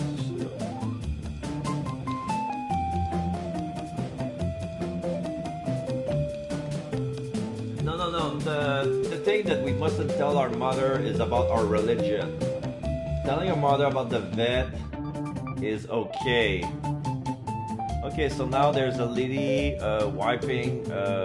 cleaning glasses at a bar. You can talk to her. There's a guy with, what's on his face? Like I said, eating dog meat can be good for you. Oh shit, the guy, okay. So the guy is was eating hot dogs and then he fainted. And he's drinking milk and he's like siphoning it from a tube, like it's a big jug of milk, and he's drinking it, and then he fell on his plate and there's milk on his face. No way, she tells her client that the burgers are made of. Hello. Hello. I bet she buys dog's meat for the burger. I know where you get the meat for the burgers. What? How? I've been talking to the vet and he told me that he does what he does with his animals. What are you talking about? Don't act like you don't know. He kills dogs, cats, and all the other animals he gets brought and makes meats out of them to sell it to supermarket and restaurant like this burger bar. Your burgers are made of dog meat, aren't they? Do you think it's okay to sell such poor quality burgers? Hey, don't ignore me or I'll tell the police. No, wait! Why do you buy your meat from that assassin? Well, you know, I need lots of burgers every day, and he was the only supplier that could give me enough meat. Besides, his prices are great, it's really cheap, and that's just what I need given that I only just opened the restaurant. That's a terrible excuse. I've got business too, I'm a butcher, and I went with my mom to look at farms, and after visiting them all, we decided to use the one that had the best animals, which gave the best meat without worrying about the price, because the quality of the meat is what's important. Yes, but Anyway, the days of dog burgers are over. I'm going to report you both to the police, you and the vet. No, wait, please! I've got a proposal. Proposal for what? To solve this problem. Look, I don't like the vet either. And the dog meat is cheap, but it's not particularly good, so I'd like to buy that quality meat you were talking about from you. Now that I got lots of clients that comes every day, And with the money I've got coming in, I think I probably afford it, although I think we might have a couple of small problems. What? On the one hand, I signed an exclusivity contract with the vet, which prohibits me from buying meat from other suppliers. And on the other, your butcher's is called Knife, right? Yes. Why? Don't take offense, but I passed by there the other day and it doesn't look like business is good and you don't have much meat to sell. So I don't think you're going to be able to prepare all the burgers I need. But if I can stop the vet from selling meat, we'll get our customers back in the store and we'll be able to buy more animals and I'll be able to prepare all the burgers you need. Are you sure? Yeah, I think so. Well, extortion sounds like a mafia game. Yeah. Well, you know, it's kind of true. Like sometimes when you partner with Amazon, like if you partner with Amazon with some product or even Walmart, they're gonna have some clause in their contract as well. Like when you have some supplies, you want to use Amazon to sell it for you. They're gonna say, okay, you're gonna sell only from us. And what they do is like they kind of buy you out, and they still try to go somewhere else to get something cheaper. And they always buy the cheapest, and you don't make any business, and you're kind of stuck. So sometimes it's just corporate greed. Okay, how many burgers could you prepare every day? I don't know, 20 maybe? 20? I need a lot more than that, like 100 times more. That's 2,000 burgers a day? No way. No way. Maybe 200, but not 2,000. Yes! I can't prepare them all that fast. I'll do it with my hands. I thought so. Well, if that's the case, I'm going to report you. Wait a minute, I haven't told you what the proposal is yet. Oh yeah, that's right. What's your proposal? My proposal is this. I'll deal with reporting the vet. That way the contract I got with him will become invalid. And I'll be able to contract a new supplier without facing any legal issues. And what, you'll buy the burgers from me? Yes, but first I need you to find a way to increase your daily capacity from preparing burgers. And how am I going to do that? You said you prepare all the burgers by hand, did you? Yes. Well, maybe you could modernize the process and look for a machine that can do it quicker. Well, I like to cut and prepare all the meat from my animals. I don't want to stop doing that. I only need burgers. So all the other things you prepare for the store you can do like you always do and only use the machine for my orders. What do you think? Well, okay. Perfect. So I just need to find a machine for preparing the burgers. Yes, and in the meantime, I'll deal with the vet. Okay, when I found a machine, I'll let you know. Good, I'll be there. So this is where Nika comes in. Because I don't have a machine, I haven't saw anything that... Okay.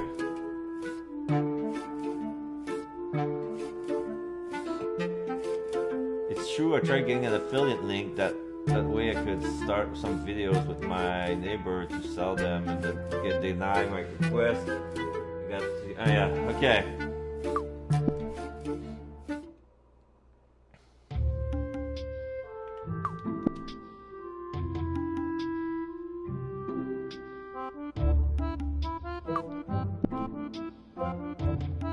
I'm going to ask her to make me a burger making machine. Hey Nika, I need to make a machine to make burgers.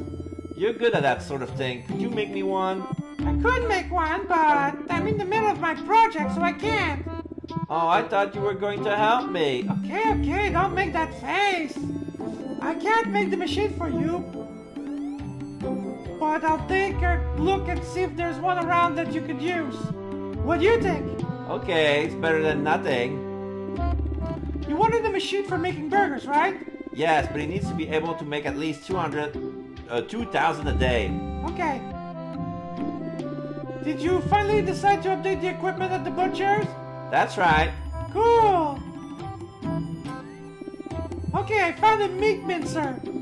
In the technical specs, it says that it also makes burgers, and it's got the capacity to make more than 2,000 a day. It's been a while since it was last used, and it's in perfect condition. Cool, where is it? It says it's at the zoo at the outskirts of town. Okay, at the zoo. Thanks, Nika. No problem, I wish I could help you more, but my project needs me. Doesn't matter.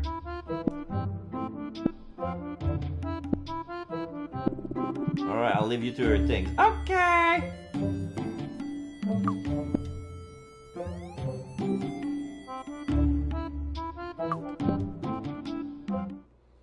So the zoo, I get it by the bus, and the bus stop is over there.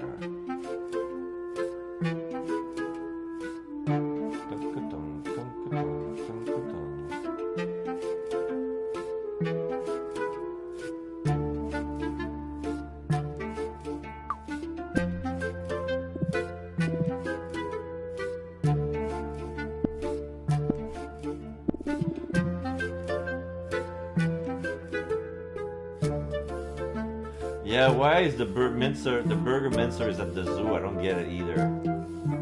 I want to take the bus, but it won't let me.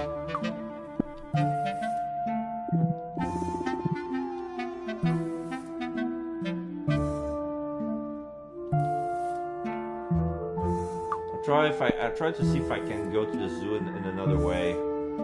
Because the bus stop doesn't seem to work. The only thing I can click on is the hippie, and the hippie doesn't say like he's taking the bus, blah blah blah.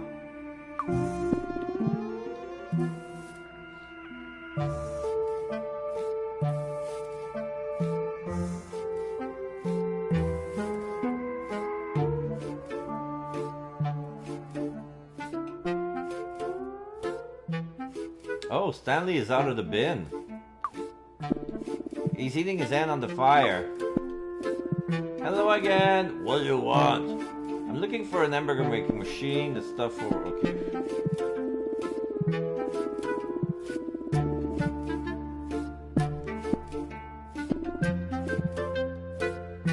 There's a cat in his beard. Oh, that's cute.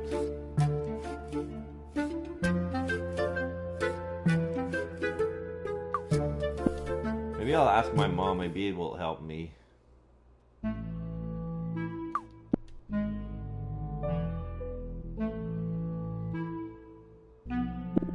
Mom, soon we'll have loads of orders. Oh, don't joke if it's not true. You're serious? Yes, I've convinced the manager of the burger restaurant to buy meat from us because of the moment they use dog meat from the assassin's vet. For God's sakes, does that vet really sell the meat so cheap that people don't mind eating dog meat? Looks that way. The girl told me that they only just opened. They need a supplier that can provide meats at low prices. And I suppose all our old clients now buy their meat at the supermarket. Oh, child of mine. It's going to be tough to get out of this one. Don't worry, I'm down to deal with that girl. She told me that if I can provide 2,000 burgers every day, she'll get all the meat from us. And the Knife Butchers will be the official meat supplier to the burger bar. That's a lot of money, isn't it? Well, that would help, but it's still not enough. We're going to have to convince all the other places to buy meat from the vet to buy us from us. We won't need, because the manager of the burger bar told me that she's going to call the police to report the vet. When they put him in prison, he won't be able to carry on killing little animals. And all our clients will come back to us for good meat. And how did you convince the girls to do that? Because of what I told you before. In exchange, she's asked me to provide 2,000 burgers a day. Well, you can't go that fast. I know, that's why I'm looking for a machine that can put loads of animals in at once. Do you know where I can find someone like that? No, not really. Well, I guess I thought some and see if I can think of something. Can start preparing for the change of name. We'll soon have enough money to pay for it. I hope so, Agatha, I hope so. Hopefully have some luck and get the machine. Okay, so my mom is useless. I keep her updated, but...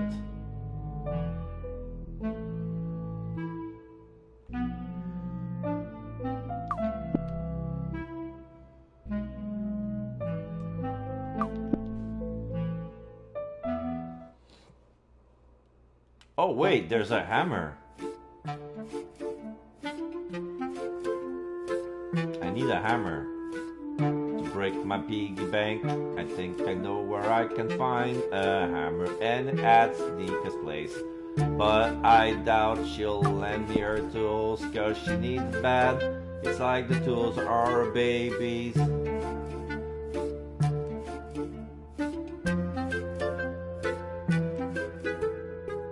Let's try it out. Let's try it out.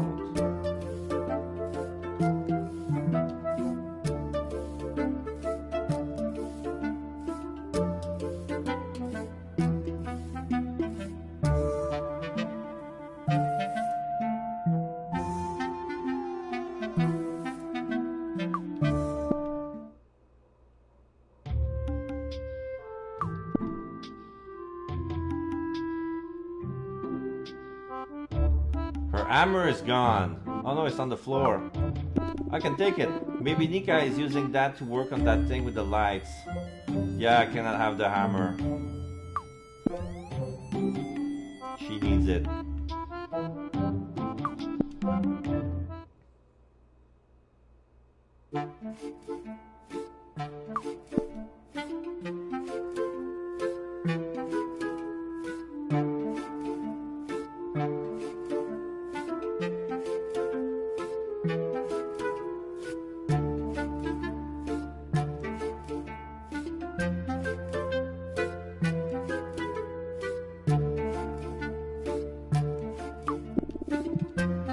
In this street, I only know the house of 3 people. Nika's, my mom's, and mine. And this isn't one of them. Okay.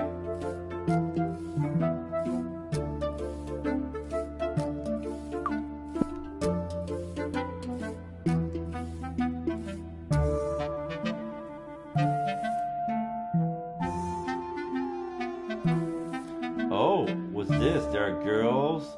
There are girls who are reading in the park. I think I've seen them studying in the playground at school before. I cannot talk with them though. Oh, wait. Win the free zoo ticket. There's a girl in the onesie bear. Like it's the polar bear promotion. I think that's the polar bear with the ticket to the zoo.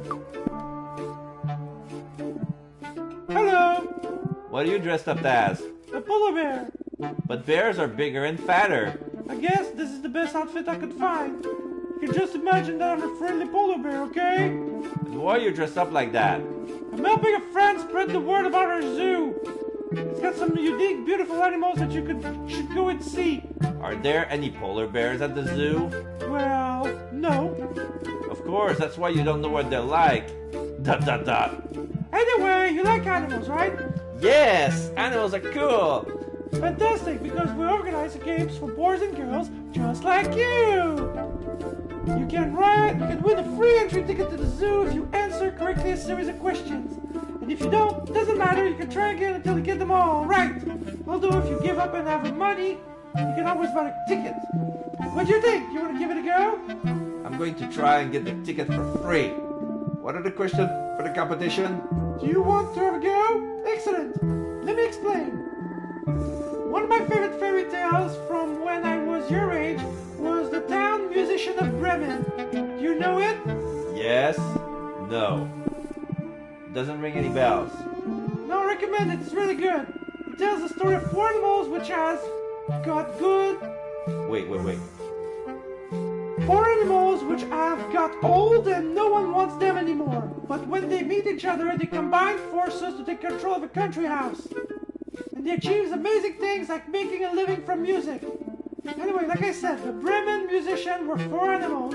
And to win a free ticket to the zoo, you need to tell me which animals they were. This is how we'll do it. I'll give you 4 groups of animals. And from each group, you'll tell me which animal was one of the musicians. Got it? Okay. Very good. Let's start with the first group. Snake, vulture, cat, or spider. Which of these animals is a Bremen musician? Snake, vulture, cat, spider. I'll say cat. More animals. Bear, rooster, rat, or cow.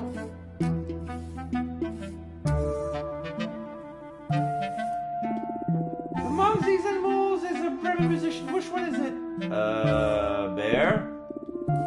Let's move on with the third group. Elephant, tiger, rhinoceros, or donkey? Which one of them is a musician? Do you know which one? Tiger.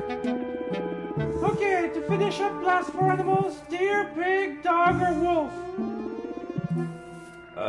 Deer, pig, dog, or wolf? Go with wolf. Excellent! Did I get it right? No. The four animals you said are not the town musician of Bremen. Okay, you know what? I'm gonna look this up. I'm gonna look this up because there's no way I'm gonna guess. I'm not gonna guess like the 16 different combinations that this game can have. The town musician of Bremen. This is a Brothers Grimm fairy tale. I never heard of that. Oh, wait. There's a picture.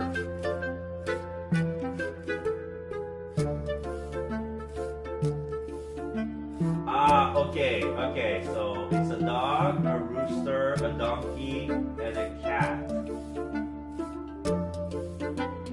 I was close. Not really, but... Okay, which ones did I get wrong? I can't tell you. Do you want to try again? Let's give it a question another go. Yeah, I want to try again. Let's start from the top. Snake, vulture, cat, or spiders? Cat. Bear, rooster, rat, or cow?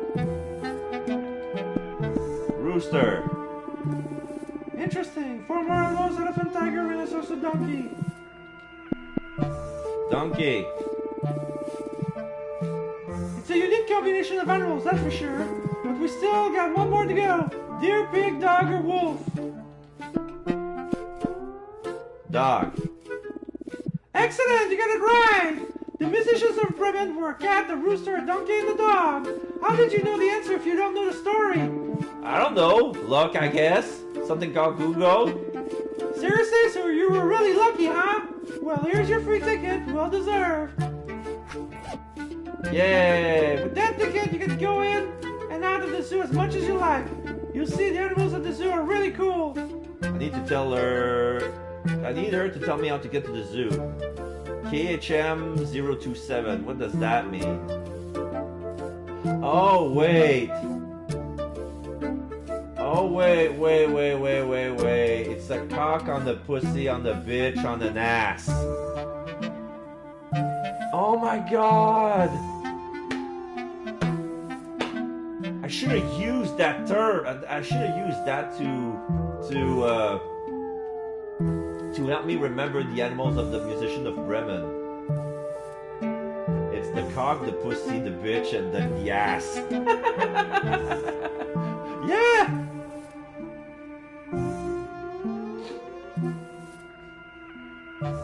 Okay, I need to tell me how to get to the zoo. So where's the zoo? On the outskirts of town, you can't walk there. Go to the bus stop next to the coast. Okay, so in order to get to the bus stop, I needed to have the free ticket to get to the zoo, or else I'm gonna waste it. Okay. When you get there, you'll see there's a stop sign with the sign for the zoo. It's got a detector, so you've got just need to get close with this one, and you want a special vehicle, come get your flash. Okay, c'est bon. It's good. It's all good. But while I'm there, maybe I'll talk to the boss who's eating the sandwich, see if I can convince him to eat at the butcher shop.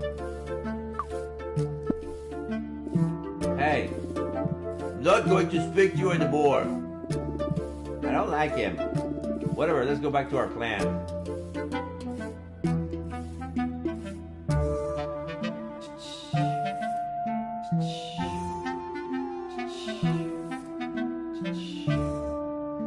So yeah, if you're asking which instruments they're playing, the donkey is playing the lute, the cat is playing the tambourine, the dog is playing the drums, and the rooster is just singing.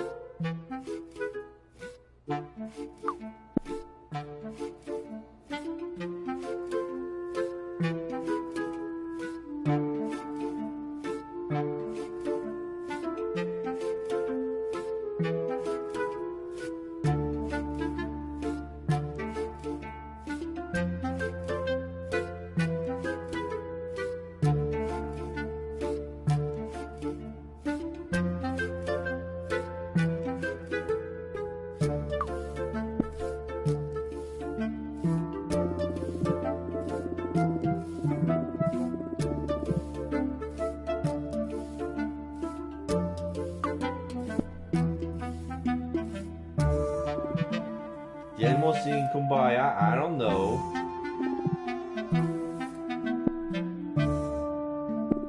Do you know when the next bus is? No idea. It hasn't gone past once since I've been sat here. What?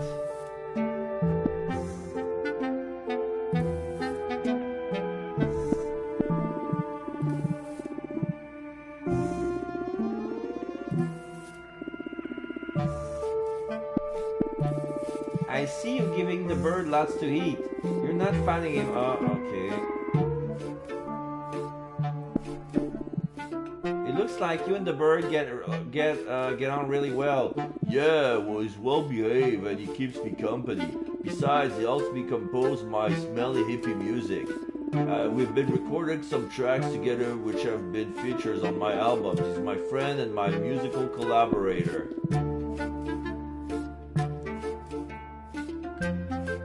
So we cannot stay and...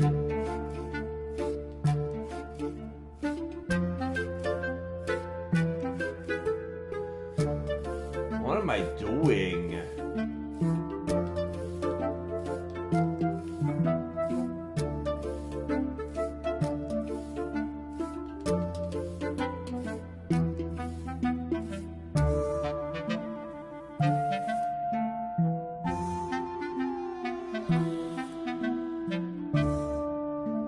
I'm wasting time just asking because I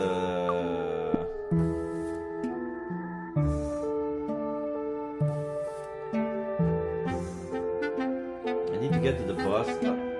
As soon as I went to the bus stop, it's like it doesn't show a schedule.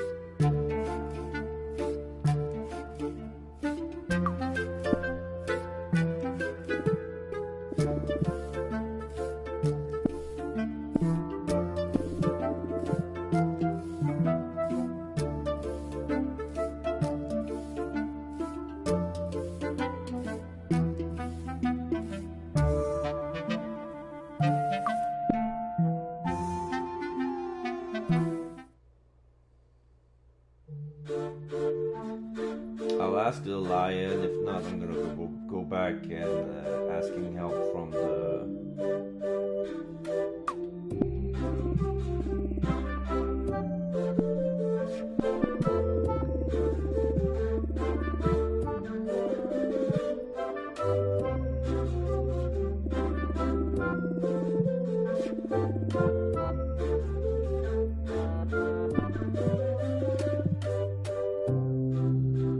Yeah, the lion doesn't say anything new.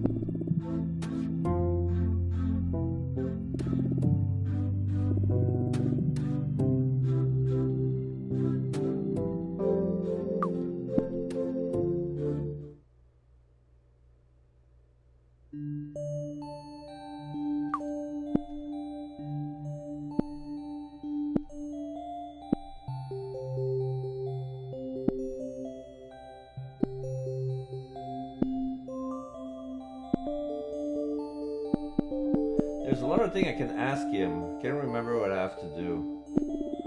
I have to find sanctuary for the followers. Gather with you. Give what you say. Could use a bunch.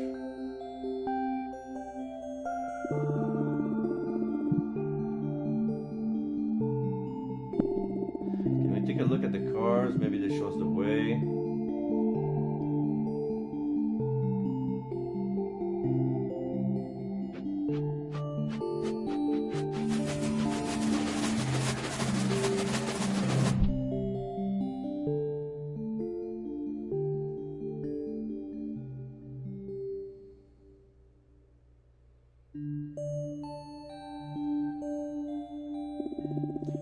This time we've got the cat, the cage, and the pot. A cat, cool. Yes, but remember the cards don't always show things that they exist in our world. Maybe the cat card refers to something similar, like a dog or a tiger. Crappy cards. Okay, I'm going to go for a cat or something like a cat.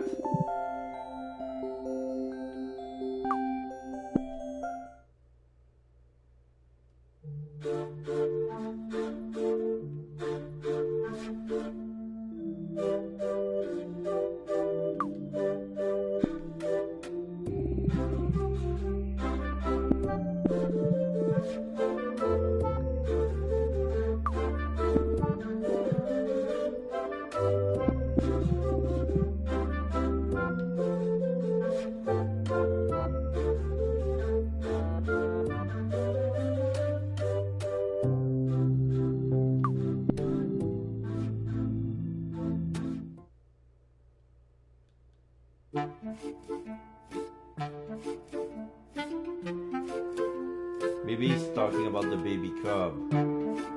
That doesn't solve my... Oh, wait.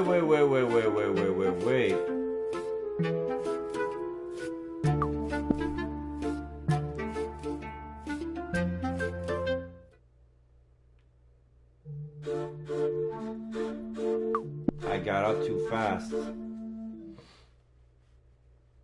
There is more thing that I need to ask him.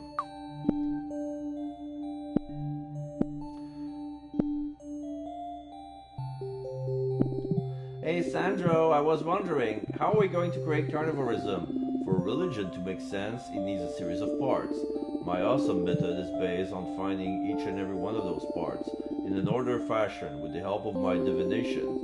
Once we have all the parts, that will be the moment to put them all together and create carnivorism, and use its immense power to solve your problems. What are these divination you keep talking about? Divination are strange magical technique used to tell the future. For example, slamming shottonation is based on drinking strange cocktails, believing being wasted for a while, and then believing that the visions you had were real and made total sense. With tarotination, you can guess the future, but this time by simply looking at the cards. I'm recognized around the globes in these techniques, so I'll definitely be using them during the course to help you. But really, we both know that you're making up the card readings. Why do we take any notice of them? Well, because sometimes they work. Don't ask how that's possible, because I don't really understand it either, but sometimes it works. I might have something to do with probability or some sort of other scientific thing. Like I said before, it's a question of fate, just like with religion.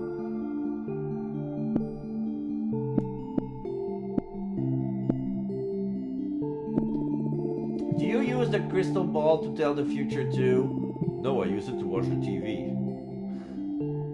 I'm curious about the string of garlic and all the other stuff. What are the garlic books and other things you have here for? Oh, they're things I use for my magic. Most of the books are recipes for slamming shottonation cocktails, and in the containers are spices and extract from the most common ones.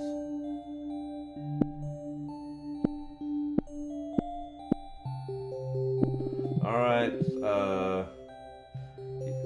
I'm gonna ask him to send me back to the butcher so I can go check on the cat.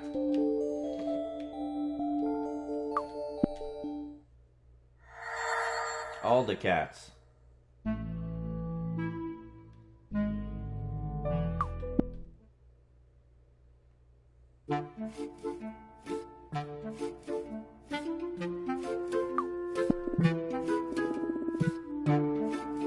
Stay where you are. This is Stanley's territory. What do you want?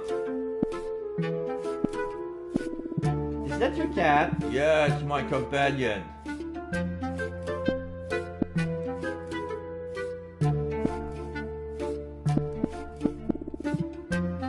Where do you find all that stuff over there? As well as going through the biz every day, occasionally I get together with other tramps, and we have our own market to exchange abandoned treasures. I usually find interesting stuff at those markets, although we're not good at reaching agreements, so we usually end up fighting over the stuff, because we don't know how to negotiate any other way. And before you ask, I only exchange things with other tramps, so don't bother offering me anything.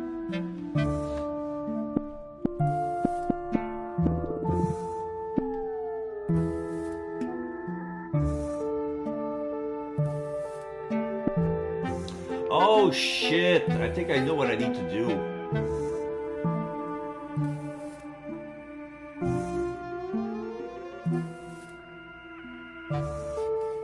I'm gonna try this out. If it doesn't work,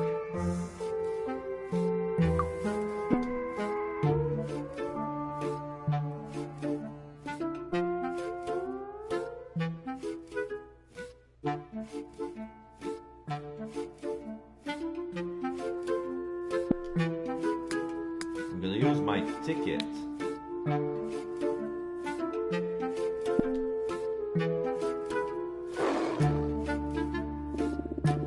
The bus should be here soon to go to the zoo. Here it comes. Is that a bus? Whoa, so cool! It's a tiger bus!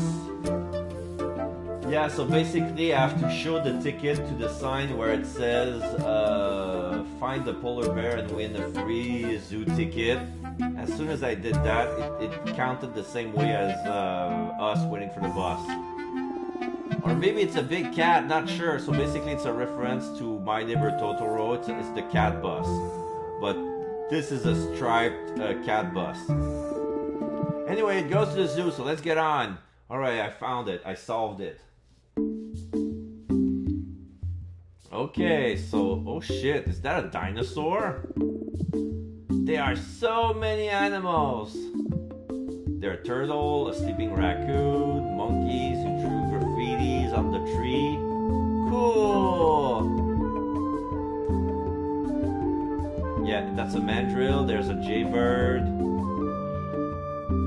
There's a penguin. Hey, this guy is Beakman. Oh, those are the lions. It must be the circus lion children. Okay, so I'm gonna give the meatballs to them. I think I've got something for you. I don't want stale peanuts, thanks. They're not stale peanuts. Take it, you're going to like it. Yum, yum, yum, yum. Oh, he's smiling. Do you know what it is? Yes, of course I do. I'll never forget my old man's meatballs with their weird herbs. That thing with the wildebeest blood gives them just the touch they need. I'm glad you like them. Your dad asked me to give them to you. Actually, for the two of you, but you ate them all. Doesn't matter, my brother's asleep. He hasn't noticed it. Here. You meant my old man? You're going to bring me some more meatballs? I think he said that there aren't any more. Well, that's pretty crappy, because the food around here is rubbish. Damn it. I want to eat antelope meatballs every day. He says that the food at the zoo is disgusting. Is the food here really that bad? It's not just that bad, it's awful. Every day it's just a different version of the same crap that I haven't even bring myself to sniff. I wish my old man was the cook here. He really knows his way around the kitchen. Let's get on. I gotta go, Kate. Laters. Hello. What? Okay, I wanted to talk to the sleeping lion, but he brings back to the live one. They don't look like the food here. I bet they're given bowls of fish and vegetables. Come on, cheer up. I can't, I'm hungry. I don't want to talk to the lion. Oh, I cannot interact with the beakmans. Okay. Okay, this is Pingu. This is totally, definitely Pingu. A family of penguins. They look prettier in real life. Neat, neat. This is the blue jay. A raccoon taking a nap and a little blue jay jumping up and down. This must be from, what's the name of the cartoon? I forgot. It came out at the same time as Adventure Time, but I forgot what it is. It was about a blue jay and a raccoon. Also, there's little turtles. Turtle pool. They're really slow and clumsy when they walk. But they swim well, I think. Better than me anyway. I don't know how to swim. There's a little girl with her little brother. Looks like they've been hypnotized by watching the animals. Hello. What are you doing? I think we've been looking at the animals at the park for about a year. Did you say a year? I wonder if you had a friend in school who know they're weird guys. Sometimes as well have a weird guy. You have a friend who was a weird guy. His name was Carlos. What did he do weird? I don't think I had a weird friend. I was usually the weird friend. Yeah, some times ago we came on the school trip, and at some point we realized that the teachers and our classmates are all gone. I think they abandoned us here, although we really don't mind. Much better for us, this way we won't have to eat at the school canteen ever again. They always give us peas. Gross! Sure, watching animals is way cooler than eating peas and stuff. Sure is. And your parents haven't come to collect you? No, I don't think they know how we are. Doesn't matter because we're having a good time here. Cool. Okay, I'll leave you look at the animals. Okay, see ya. Shit. Their parents thinks they're gone missing. The other day, Nika showed me a book with lots of animals in it, like that one. She explained that they call dinosaurs, and they're like a lizard crossed with a chicken. Monkeys playing or being silly, I'm not sure. Okay, there's a door that says zoo staff. Let's go in. Are used to write dark songs, dark poems, and dark stories. Weird new dark stories. Not like to start in Gothic, but he was good at it. Okay, he was good at telling dark stories. Oh.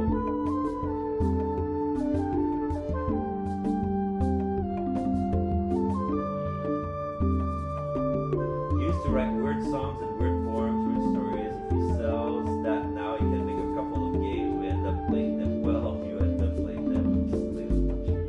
Yeah. Works as a carpenter, but now he's my friend's school. In school, he used to be a weird guy, sings, plays football. He's considered like the noble guy. I imagine if he sells, yeah, he's gonna be a millionaire. Yeah, probably. I hope for him he's gonna have a successful career with his dark poem. Oh wait, okay, now just looking at the screen right now. So there's a girl. There's with a lab coat sitting on the station pressing buttons, and there's people on the screen. There's the lions are glowing red. The dinosaur looks happy, the monkey looks happy, the turtle is happy, the raccoon is happy, the penguins are happy, but the lions are unhappy. And there's a sign that says go vegan. A rabbit and a panda, cuddly toys.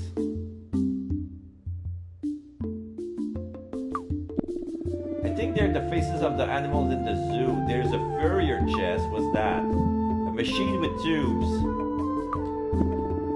She's busy typing things into that machine. Let's talk to her. The zoo is a nuclear waste disposal, feeding the animals with it. What? Hello! Oh, hello. Sorry, I was so focused on programming this machine that I didn't see you. Although now that I think of it, only zoo staff are supposed to be in here. And that's just me. But it doesn't matter. What can I do for you? I like the zoo animals. Is the zoo yours? Yes, I'm in charge of the park. Have you seen the animals? Yes, they're cool. I'm glad you like them. But you do take care of them, or do you eat them? What? Why would I eat them? In that case, what are you doing with all these animals?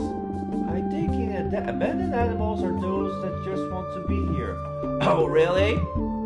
Yes, really. There are animals that just pushed to one side by their families because they're a bit strange. Others are retired actors from movies and TV series. And there are also animals that are just needs a change of scenery. They're all welcome. I love animals and I want to help them in any way that I can. That's why I built this park. Cool. She looks busy with that machine. What are you doing? I'm inputting recipes into this machine. Food recipes? Yes. This morning I put together the menu of the week. Pepperoni pizza flavored plankton for the turtles. Triple burgers with extra fried cheese for the raccoon and the jaybird. Invisible silent and bland chips for the macaques. fat IT guy with an Hawaiian shirt with a whipped cream topping for the Diplosaurus.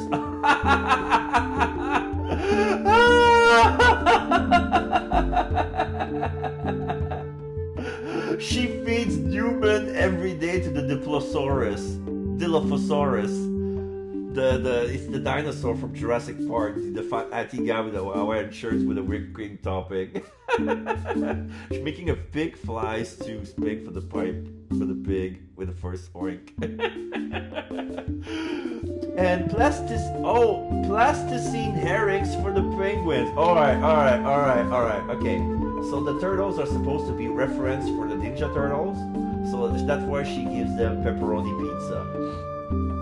And the raccoon and the jay is totally from that show I forgot the name of. But I remember them eating burger and fries. And plasticine for the penguin because Pingu is made out of plasticine. So of course the heron would be made of plasticine as well. I still got to think of something for the lions. I'm not sure what to give them. So you like the zoo cook? I guess so, although I just typed the recipe into the machines. Then the machine takes over, materializes the ingredient out of thin air, makes the dishes just like that. What do you mean it materializes the ingredients out of thin air? Exactly what I said. I don't need to buy the ingredients or put anything in the machine. I just have to tell the machine what they are, and the machine search for their chemical composition so it can make them. Later, it follows the steps in the recipe. The steps in the recipe prepares everything and cooks it. It's a bit like a cooking robot from the future. I'm really digging the story of this game. You pick up so thank you. Like this game, I saw some of my friends I'm following on Twitch playing this game. Is like, you know what? I dig this game. I want to get it for myself. And as soon as I found this game on sale, I jumped on it. So of course, like it's a bit like a cooking robot from the future. I see. Before I had a lot of machines and each one took care of something. Wash the veggies, peel the fruit, make the sauces, make gratin, and I even had one for mincing the meat. It took me a while to get used to it because the smell of the meat and blood makes me dizzy. But I didn't have a choice. Anyway, I had a lot of different machines and each one did something different. They took up loads of spaces and used loads of electricity. But now I can do it all with just one machine. It's amazing. Although, last week the lions arrived at the park and I haven't found a dish that they like yet. Every day they get sadder and I get even more worried. I built this park to taking animals, protect them and make them happy, so I need to find something they like, or they're going to die of hunger and sadness. Oh, I don't like the animals being sad either. Don't worry, young lady, I'm working on it. I'm not going to give up until I find something. You see, the lion will be pleased with their food soon. Wait, what? Did you say you had a mint meat, sir? Yes. Could that machine prepare 2,000 burgers a day? Of course, I remember that one time the raccoon was really hungry. The mincer was at full capacity, and it prepared 2,584 burgers in one day. Why do you ask? I need that machine. Do you still have it? Yes, but why would a girl like you need a meat mincer? None of your business! Now that you have that machine that prepares food and which has a recipe, you don't need the meat mincer, do you? I don't think so. Cool, I got a proposition for you.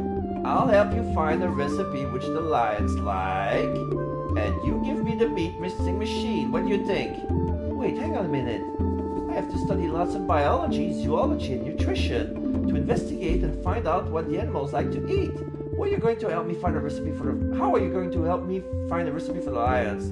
By asking the father. The father has a recipe for the meatballs. So if I give the recipe to her, she's gonna input the recipe, and then they're gonna produce, even though the antelopes are extinct. It's nice that you're concerned about them and want to make them happy, but you are very young and I don't think you can help me. Yes, I can! I know a lot about animals and I can help you. You'll see. Oh, you're so cute.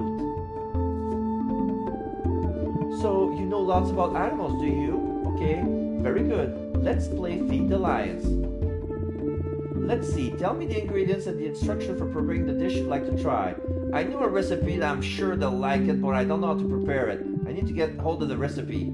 Ah, you said it like you already had one you knew how to prepare?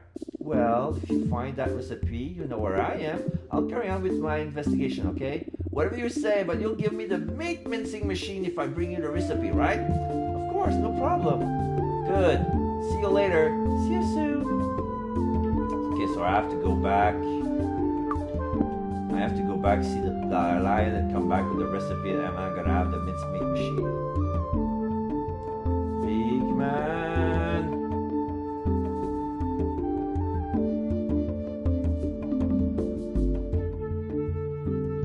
Okay.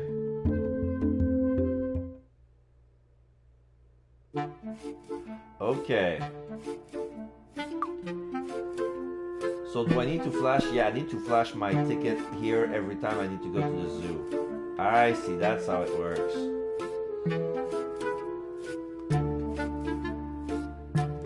Now I need to walk all the way to the circus. I'm wasting time.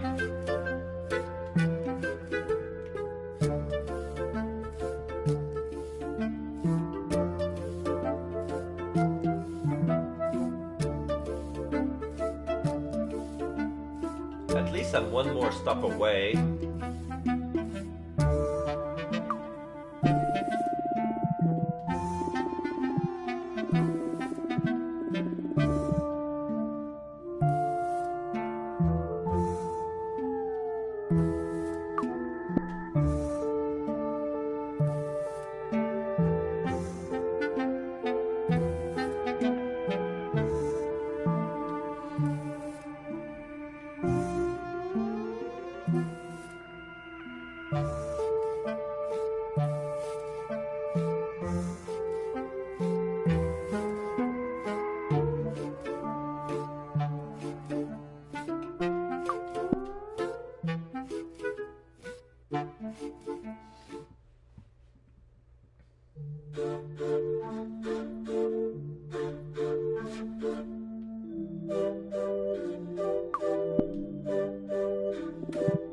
Hello, lion. Hello.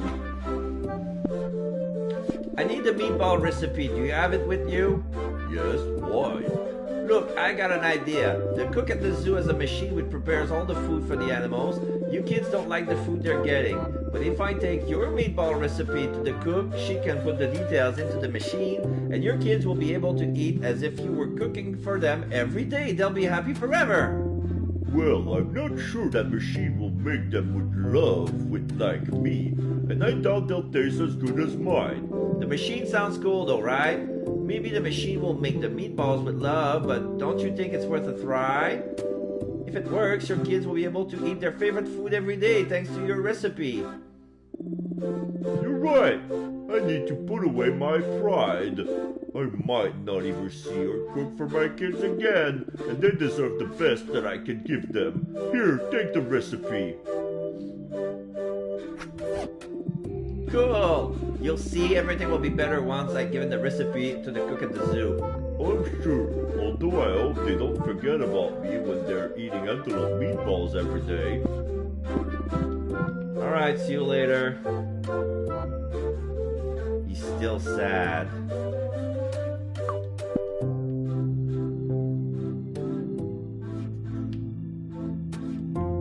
Wait.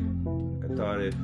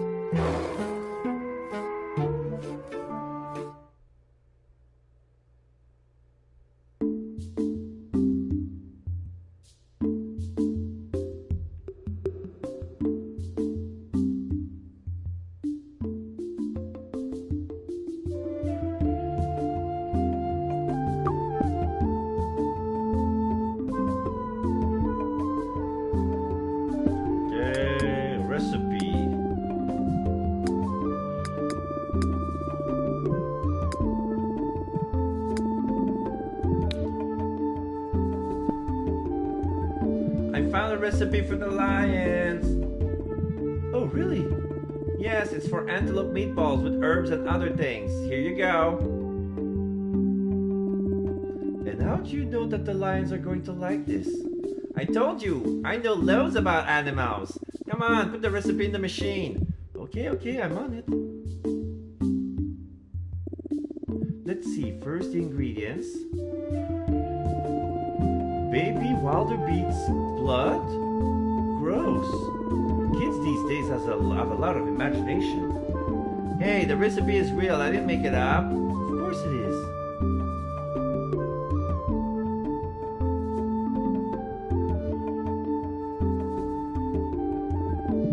Nothing's happening. It needs all the instruction before it will start. Hang on a second. Ready, now it's the machine's turn. Ready the ingredients, prepare, cook, and serve. Oh, now the lion sign is turning yellow now.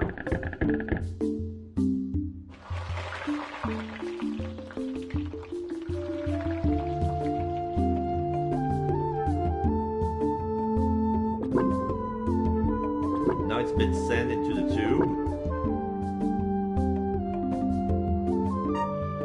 Yeah. I can't believe it! What's up? It worked, didn't it? Yes! The lions love your dish! They're not hungry anymore and they're happy! Where did you get that recipe? I just asked the dad lion for it and he gave it to me, that's it.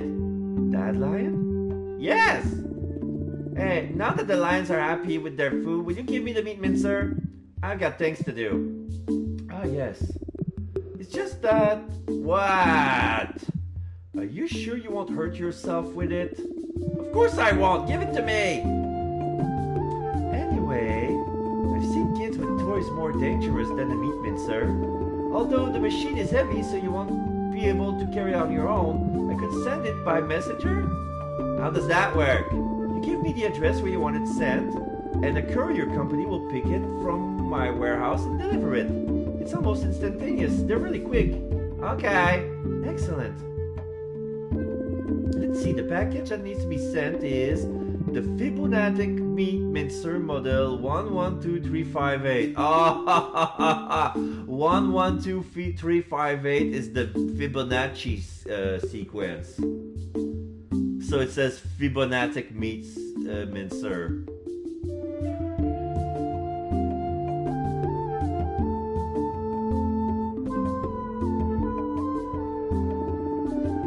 Does the recipe machine send things too? Yes, I told you, this machine has lots of functions. Type of delivery, urgent. Now give me your name and the delivery address. AGATHA KNIFE. The address is Butcher Knives in town. Okay. Ready? Go! Hang on. Did you say butchers? Yes. Why am I sending the machine to a butcher's? Because that's where I live. What? I live at the Knife's Butchers. What do you mean? I tell you if you promise not to go on about child exploitation and all that, okay? Do you really live in the butchers? Yes, and I work there. I kill the animals and my mom sells the meat. I don't believe you.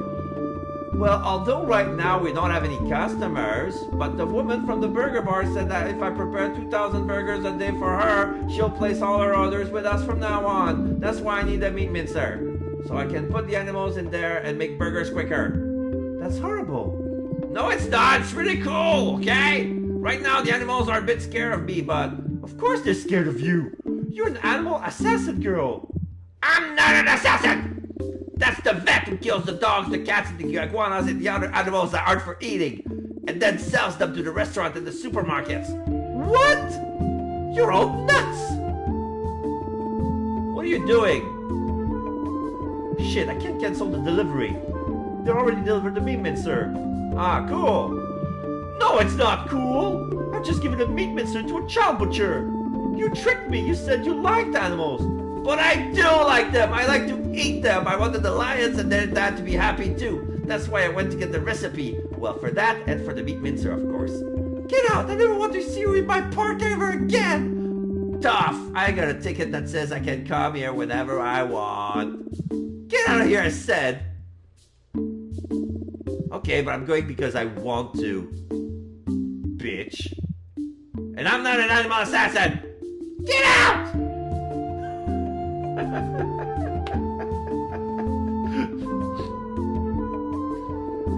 I don't like her anymore. 112358, the Fibonacci sequence. That's a new trophy. All right, let's get out of it. This dump. I don't need to be at the zoo anymore. Everywhere I go, everything I do is always meh. Bon. Okay, so now I go at the butcher's. See if the package is delivered yet.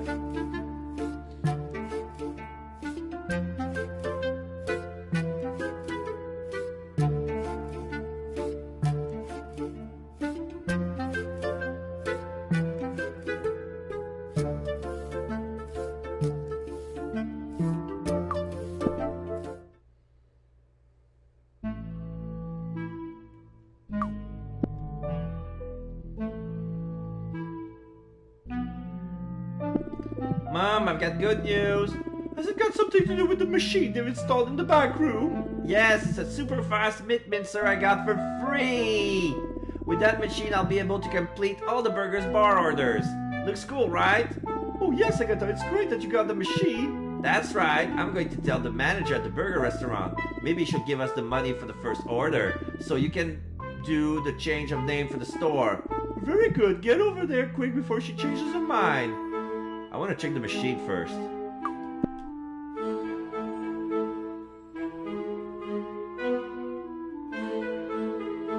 Oh, nice. That's so nice. There's a treadmill. The animals go in, they go inside the machine, and they come out as food.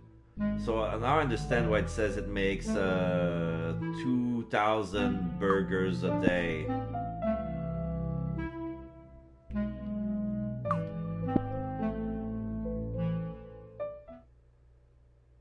Like there's like curtains, like it's basically just a giant treadmills with a processing machine in the middle with computers and keyboards and digits.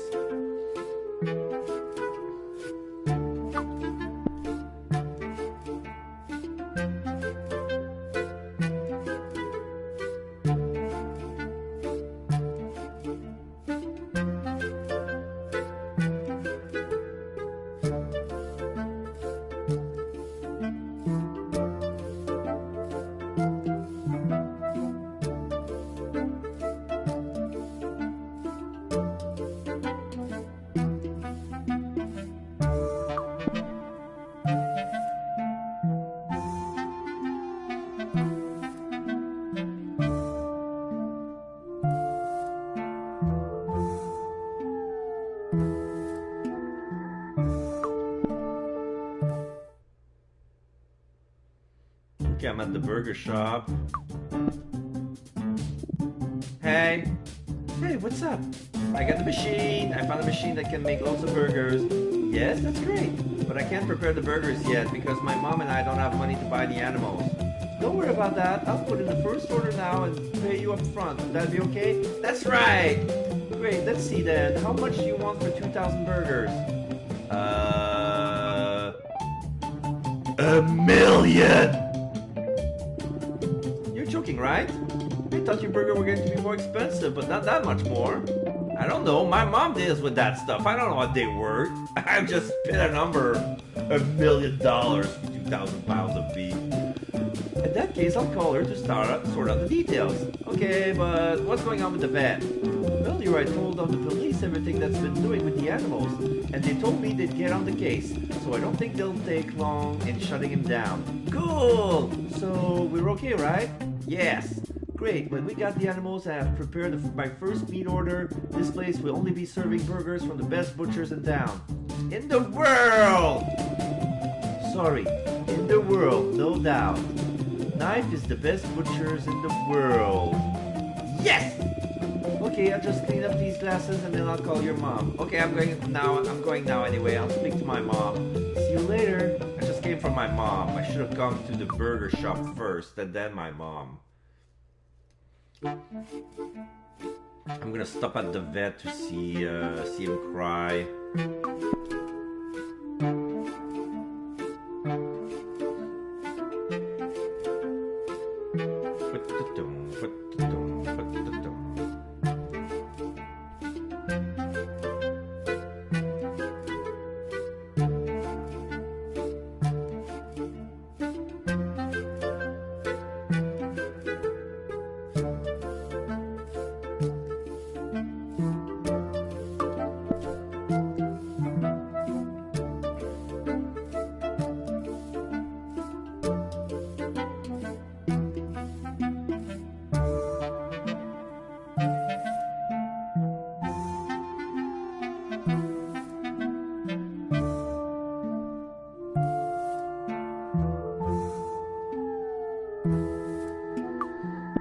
Apparently the vet is after the restaurant, to the left of the restaurant, not to the right.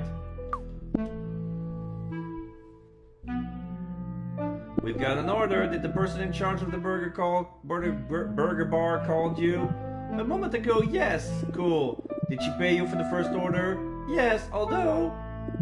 What? Here you go. What's this?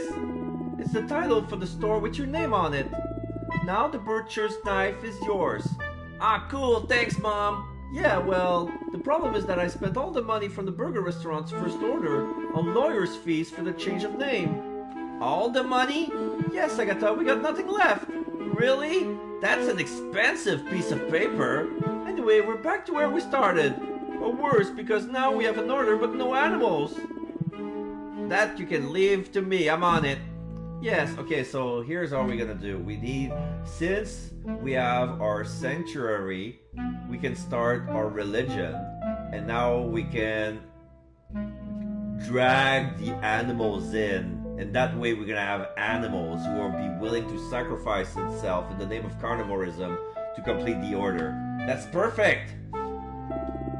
Given the grades you've been getting at school, you didn't seem that smart, but you uncovered all that about the vet and the dog meat. And you convinced that girl to give us all our orders. How is that possible? Oh, I know. It's because we went to the church the other day to pray. Yes, I'm sure that was it. Anyway, I'll take that paper with the change of name. I have to do something with it. Of course, Agatha, the title is to you. I'll stay here and pray a bit more. Looks like it works. Okay, see you later. See you soon. Please tell me I'll get teleported back to the... No, I didn't get teleported.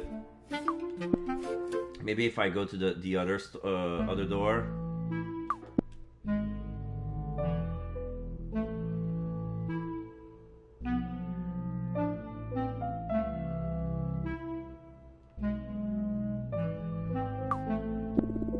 With that machine, I'll be able to make all the burgers the burger bar needs. That thing is huge. I hope it's easy to use. If not, I'll have to ask Nika for help. She knows how this thing works. There's a green and a red button. That must be the start and the stop button.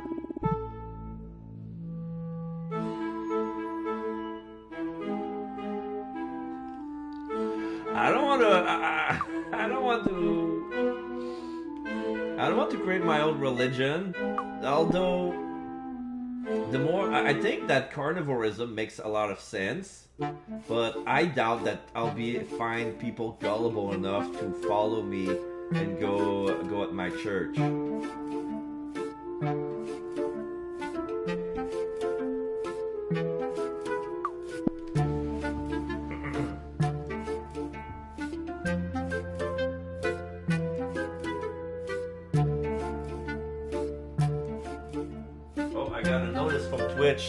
Apparently I received a gifted sub to Greg Chanvier from Fatty McGee.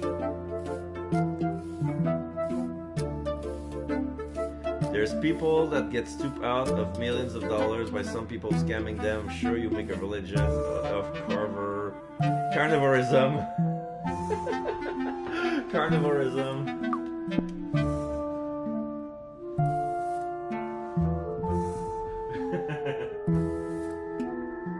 I'll type how it's spelled in the game.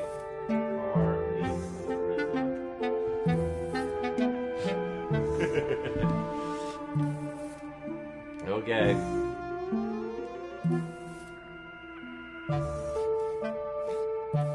Let me check the paper. Yeah, thanks to that piece of paper I can make the slaughter room into my carnivorous sanctuary. Yay! Okay, here's the vet. Let's tease him. Oh, he's still counting his money. Hello, animal assassin! What do you want now? That's my stupid TTS to be typing. Oh, yes, okay. He's an assassin and a con man. I don't want to speak to the assassin anymore. I don't like you. You kill little dogs, cats, and other animals, and then you sell them for people to eat. Don't be a hypocrite. You do the same things with your animals.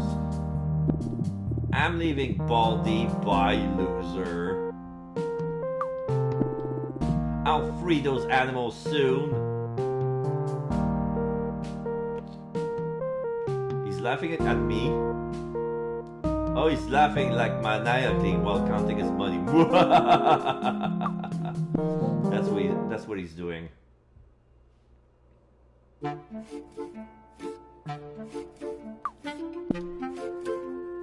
Okay.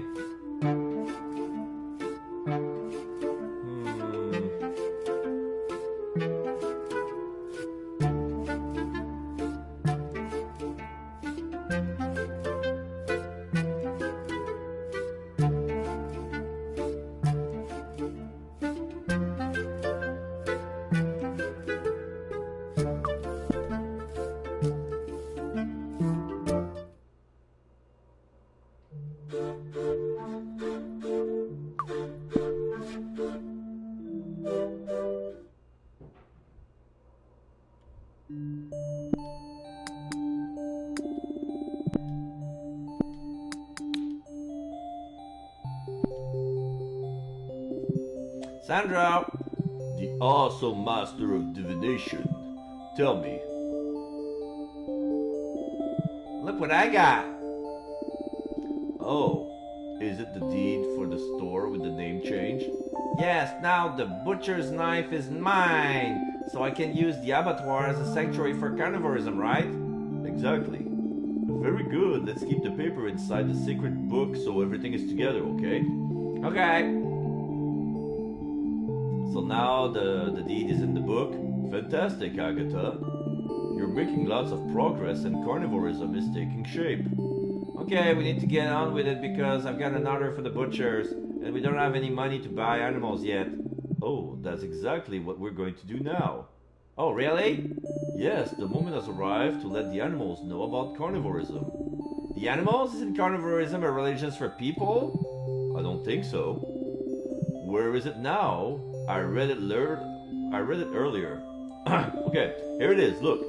According to the sacred book of carnivorism, those faithful to carnivorism will be those who fear being disemboweled and eaten by the disheveled insomniac prophetess. So the animal will be the faithful carnivorous and you'll be the prophetess of carnivorism. Prophetess? Yes, you'll tell the animals what they need to hear so they become faithful followers. Although first you'll have to convince them to go to the sanctuary. But I need to buy the animals from the farm and I don't have any money. The power of faith, Agatha. What? If you convince the animals to go to the sanctuary, you won't need money. If you say so. Remember, you should trust me. I'm your awesome teacher. True.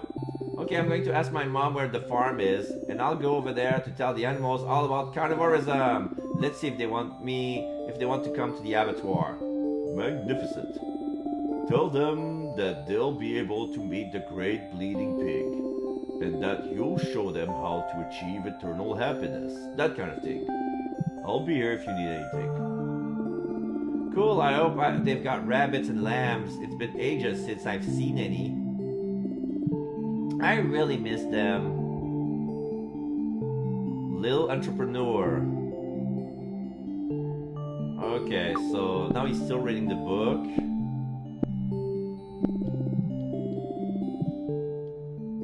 And now he's gonna send me to the store.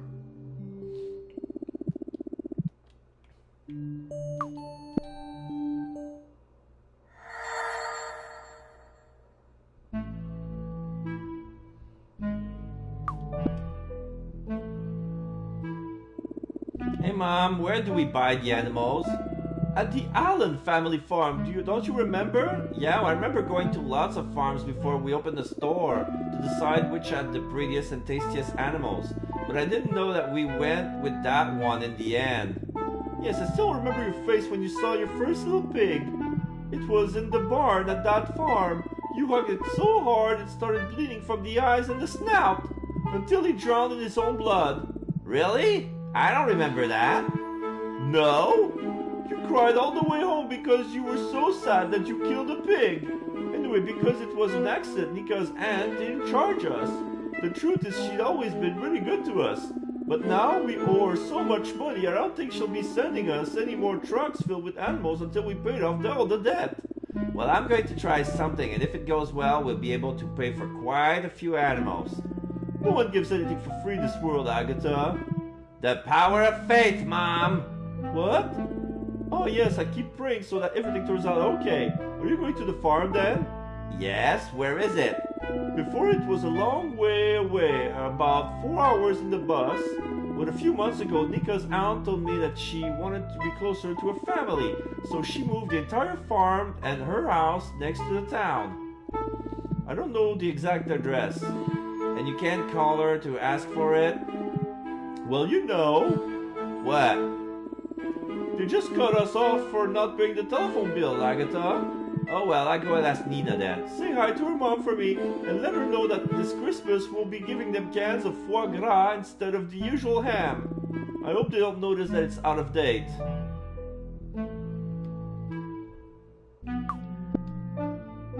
Yeah, they try to pass out the things they can't sell, like foie gras, when it's expensive. You get stuck with it. But if it's vacuum sealed, it doesn't matter if it's like out of date for regulation, you know.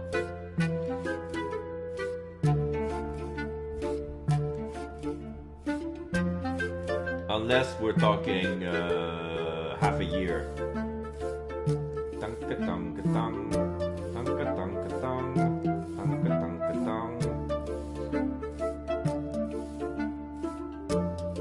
Okay, this is Nina's.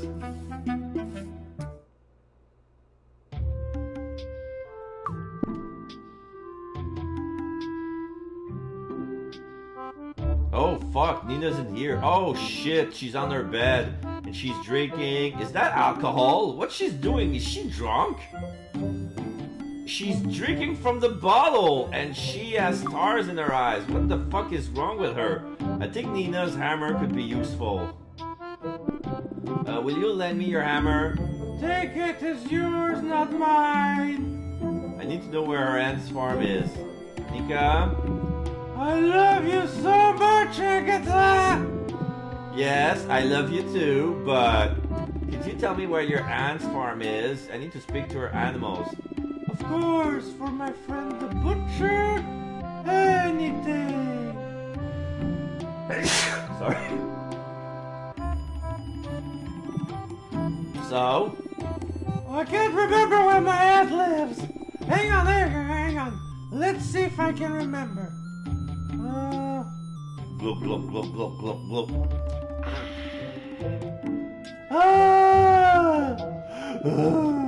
This cognac and cocoa tastes amazing. It's a mix of cognac and cocoa. Are you going to tell me where your aunt's farm is, or just keep getting drunk? Okay, I'm on it. I've just spoken to my aunt, so at least it was someone who looked just like her. I'm not sure there were lumps of cocoa floating all over the place and everything was blurry. Anyway, while we were bathing in the river, cognac She asked me to tell you this. To make your way to my farm, you will need to show your faith and pray before the one with the made-up faces. Huh? I don't think it's Kahlua. It's basically cocoa mixed with a bottle of cognac. Like it's hot cocoa and cognac mixed together. It's not Kahlua. Because the bottle is clearly a bottle of cognac. It has that little sticker and the shape of the bottle. The distinctive shape of the cognac bottle is a strong indicator that it's a cognac bottle. But she puts hot cocoa in it. Because usually Kahlua it's kind of creamy. This liquid is not creamy at all. It's translucid. To make your way to my farm, you will need to show your faith and pray before the ones with the made-up faces. Are they talking about me? Source of fits of laughter for some and tears of terror for others. Show your faith once, twice, and thrice. Only then will you find what you search for. And what does that mean? No idea! My aunt said you understand. Hang on. You weren't given that bottle by a man named Sandro, were you? What? Never mind. Can you repeat what your aunt told you? Cheers! Glug, glug, glug, glug, glug, glug.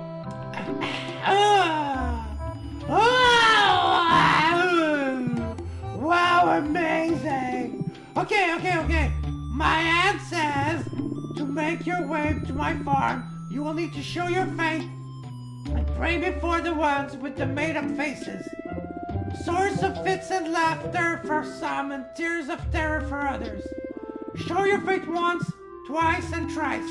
Only then will you find what you're searching for. I don't understand any of it, do you? Made-up face. Fits of laughter and tears of terror. Have faith 3 times over. I'll give that some thought and see what I come up with. You want me to repeat it again? No need, thanks.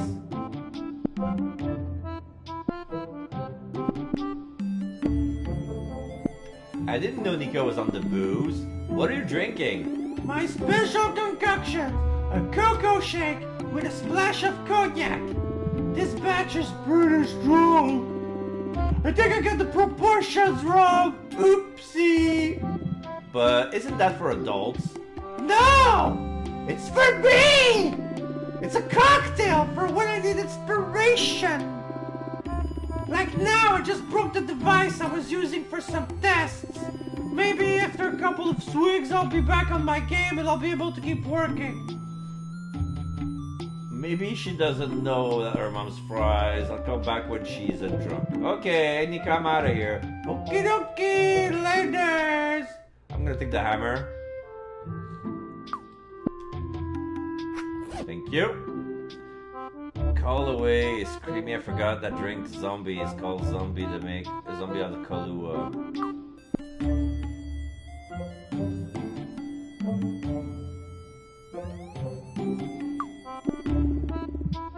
I don't want to wander in Nika's house. Okay, fine. I wouldn't bother. She's disconnected from this world.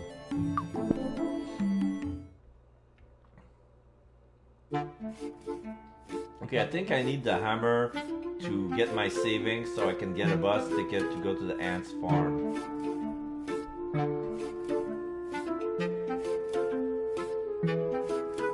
I think that's what I'm gonna do right now.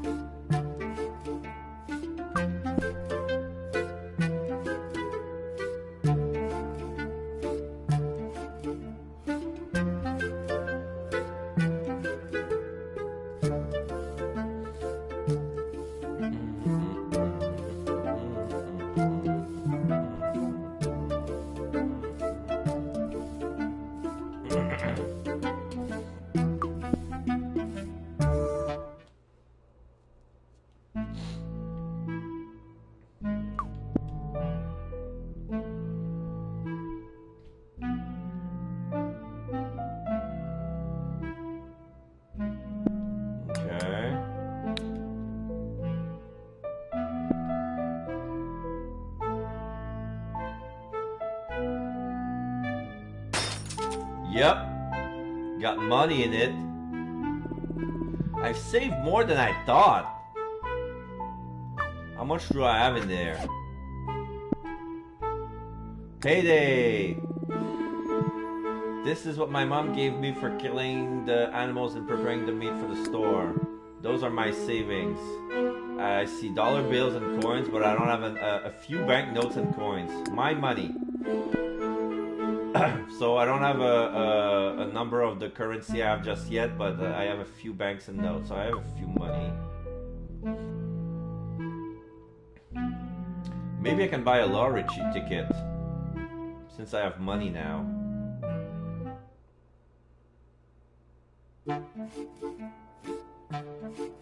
That guy, fellows, with the...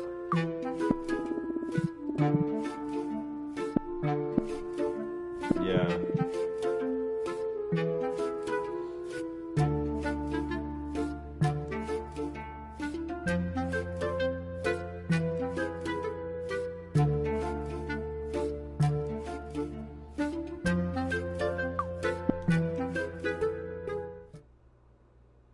Maybe I'll ask for the robe.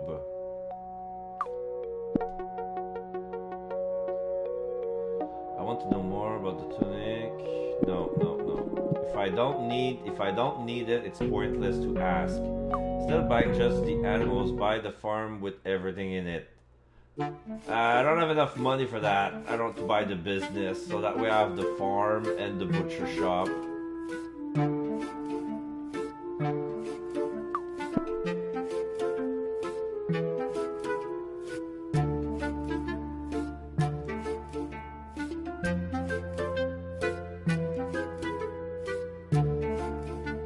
Let's see if it works.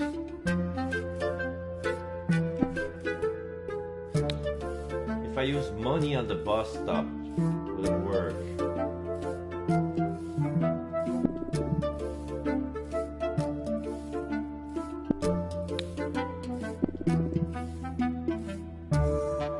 Now you got the butcher shop under your name. You can't get a loan for any bank in that part. There's no bank!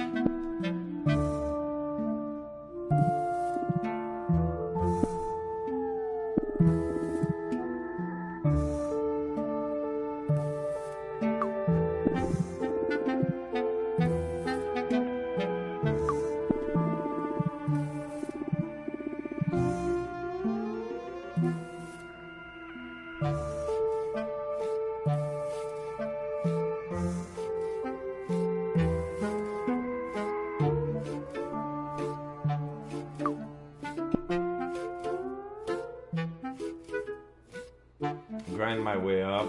Alright, I'm gonna try. I'm gonna have to go see Sandro because... Oh, the girls are gone. The ladies are no longer near the supermarket.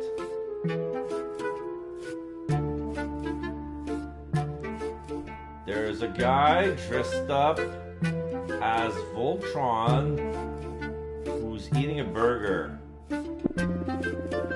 I never like dressing up. Seems like a stupid thing to do. I'm guessing what he's wearing is a costume. Hello. Hello, how's it going? He's going to eat a dog burger. Careful with that burger. Why? It's made of dog meat. Dog? Yes.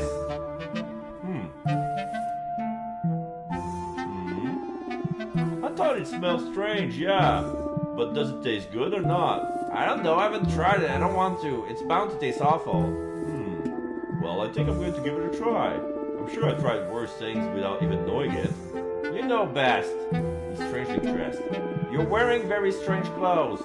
That's because I'm dressed as Megazord. Oh no, it's not Voltron. It's actually, yeah, it's a Megazord. Yeah, I see. There's a Triceratops and the saber-toothed tiger in their legs. And yeah, the mastodon arms and the Tyrannosaurus torso. It's a giant robot made up of 5 dinosaurs. Mammoth dinosaurs from the Black Power Ranger, Pterodactyl dinosaur from the Pink Power Ranger, Triceratops dinosaur from the Blue Power Ranger, saber-toothed tiger from the dinosaur, the Yellow Power Ranger, and Tyrannosaurus dinosaur from the Red Power Ranger. Okay. I got things to do now. I'm going by. Good luck. It's morphin' time!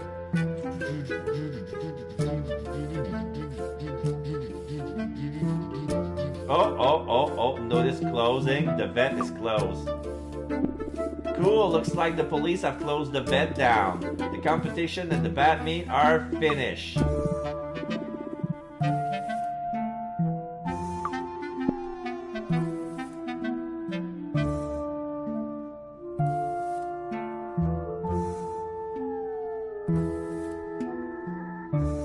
now I'm gonna buy a lottery ticket with my money.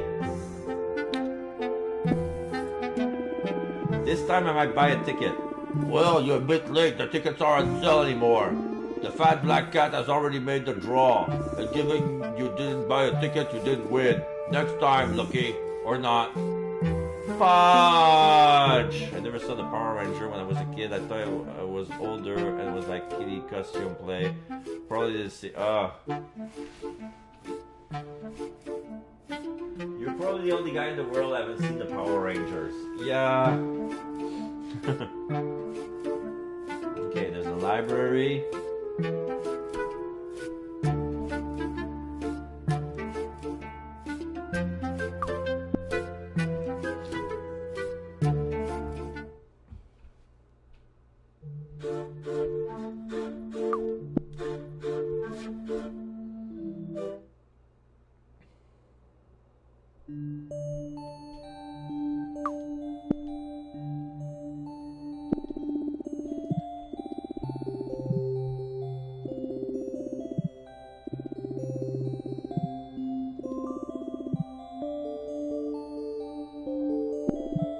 I need help. Don't worry, we'll see if the cards can help us.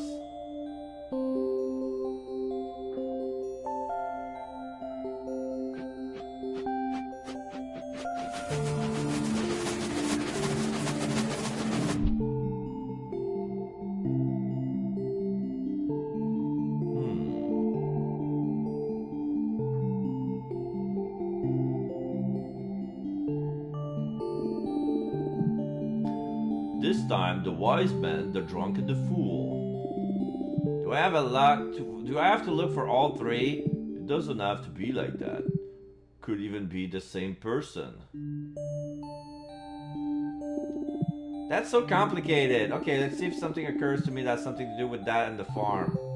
See you soon.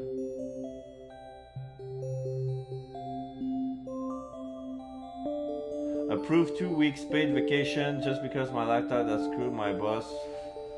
Just confirm it, great. No more sending freaking emails.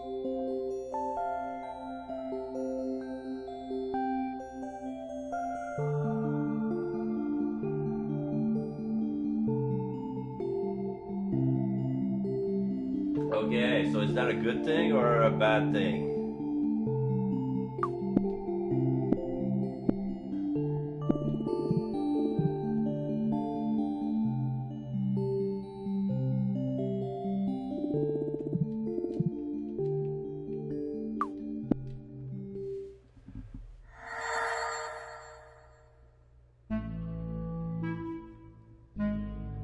Great, first time I get vacation after. Oh, really? You're gonna get on vacation? Where are you gonna go?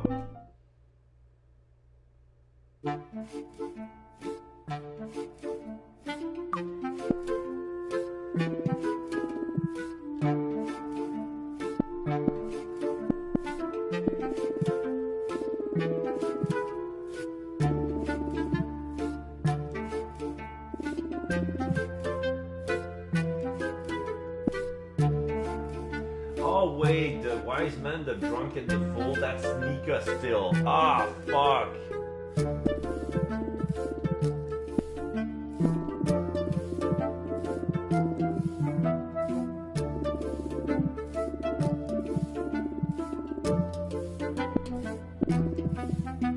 Do you know what's a good question? I don't know price at the beach, maybe tomorrow. I don't know, I gotta make arrangements. I don't get paid too much though, I only got like $400. Okay, you can only travel for $400.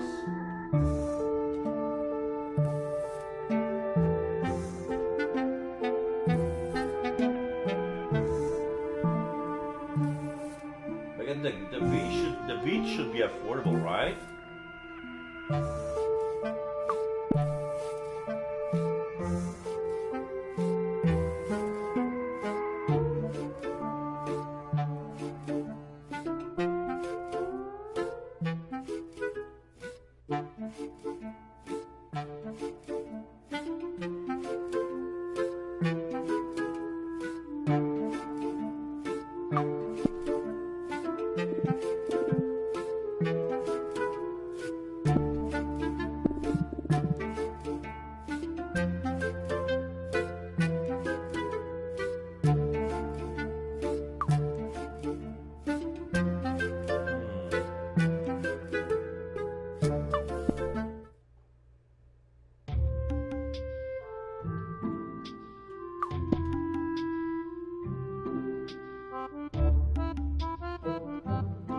Yep, she's still drunk.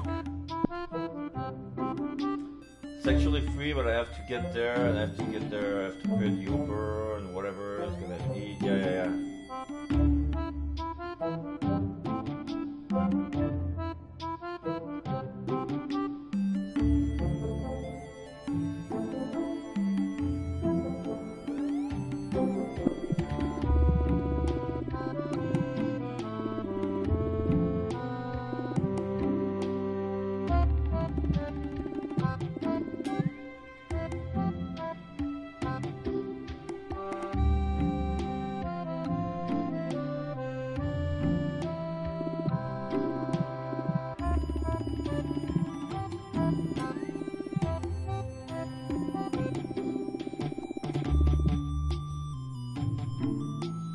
Praying with the ones with the made-up faces.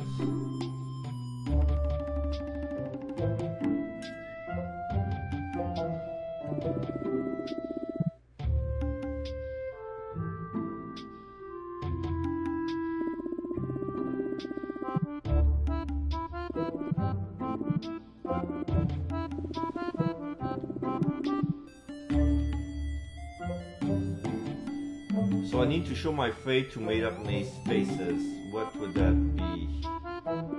Mask? Voltron?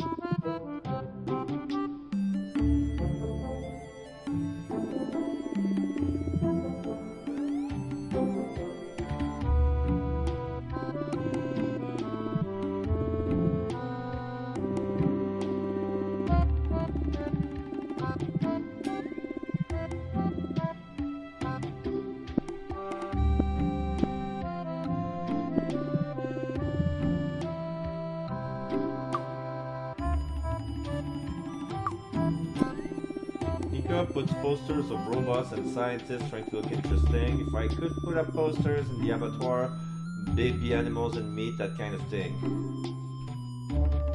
Yeah. Doesn't look like Nika's inventions turned out any good. Yeah, it bursted. It exploded.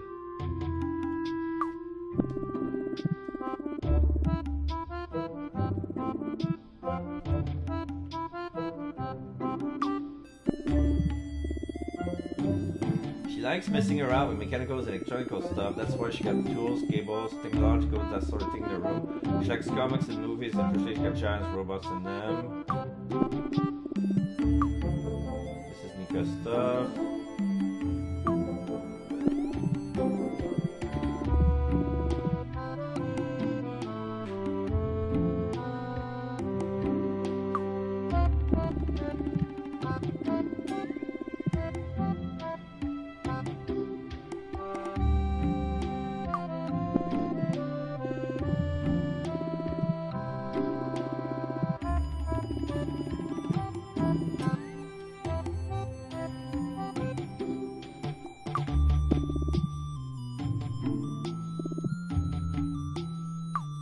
Well, if it has anything to do with the Power Ranger guy, I mean, I would have, when they say worship, maybe I need to talk to this guy 3 times. I'll try it out. If that doesn't work, I'm gonna save and stop here. It's been almost 5 hours and I'm getting hungry. One more shot.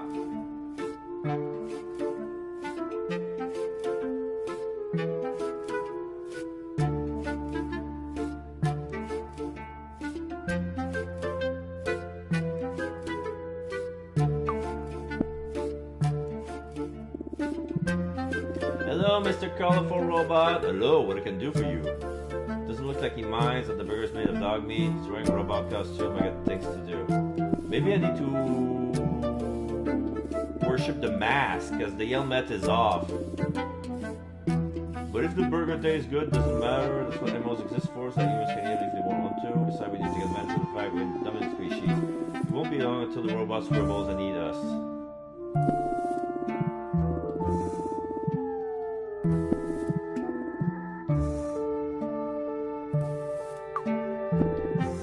Robot helmet. Robot helmet. Robot helmet. No, it didn't work.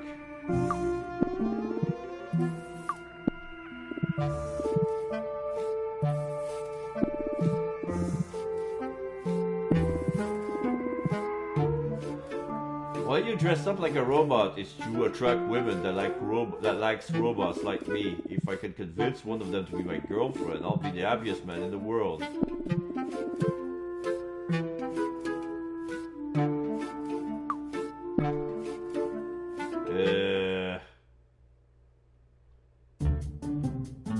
The guy's still passed out. Hello? Are you okay? Looks like the dog meat didn't do him any good. I think you can use that thing to change the music that's playing. DJ Insomnia.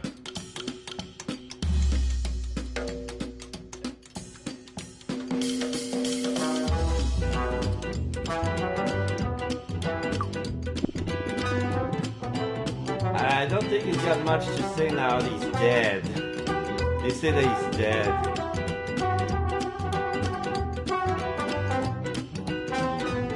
Try to beat our doggy burger challenge.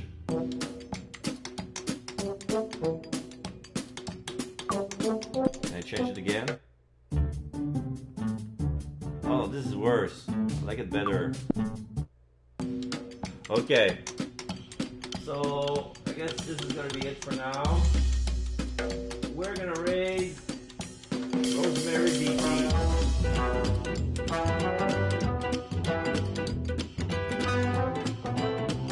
Never had an opportunity to raid her, and she's playing Pokemon Unite.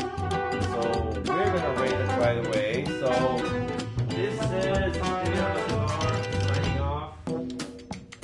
Wishing you a good week. Next week is going to be the French stream. We're going to be playing Hercule Poirot, the first cases, and the Smurf, Mission Violate.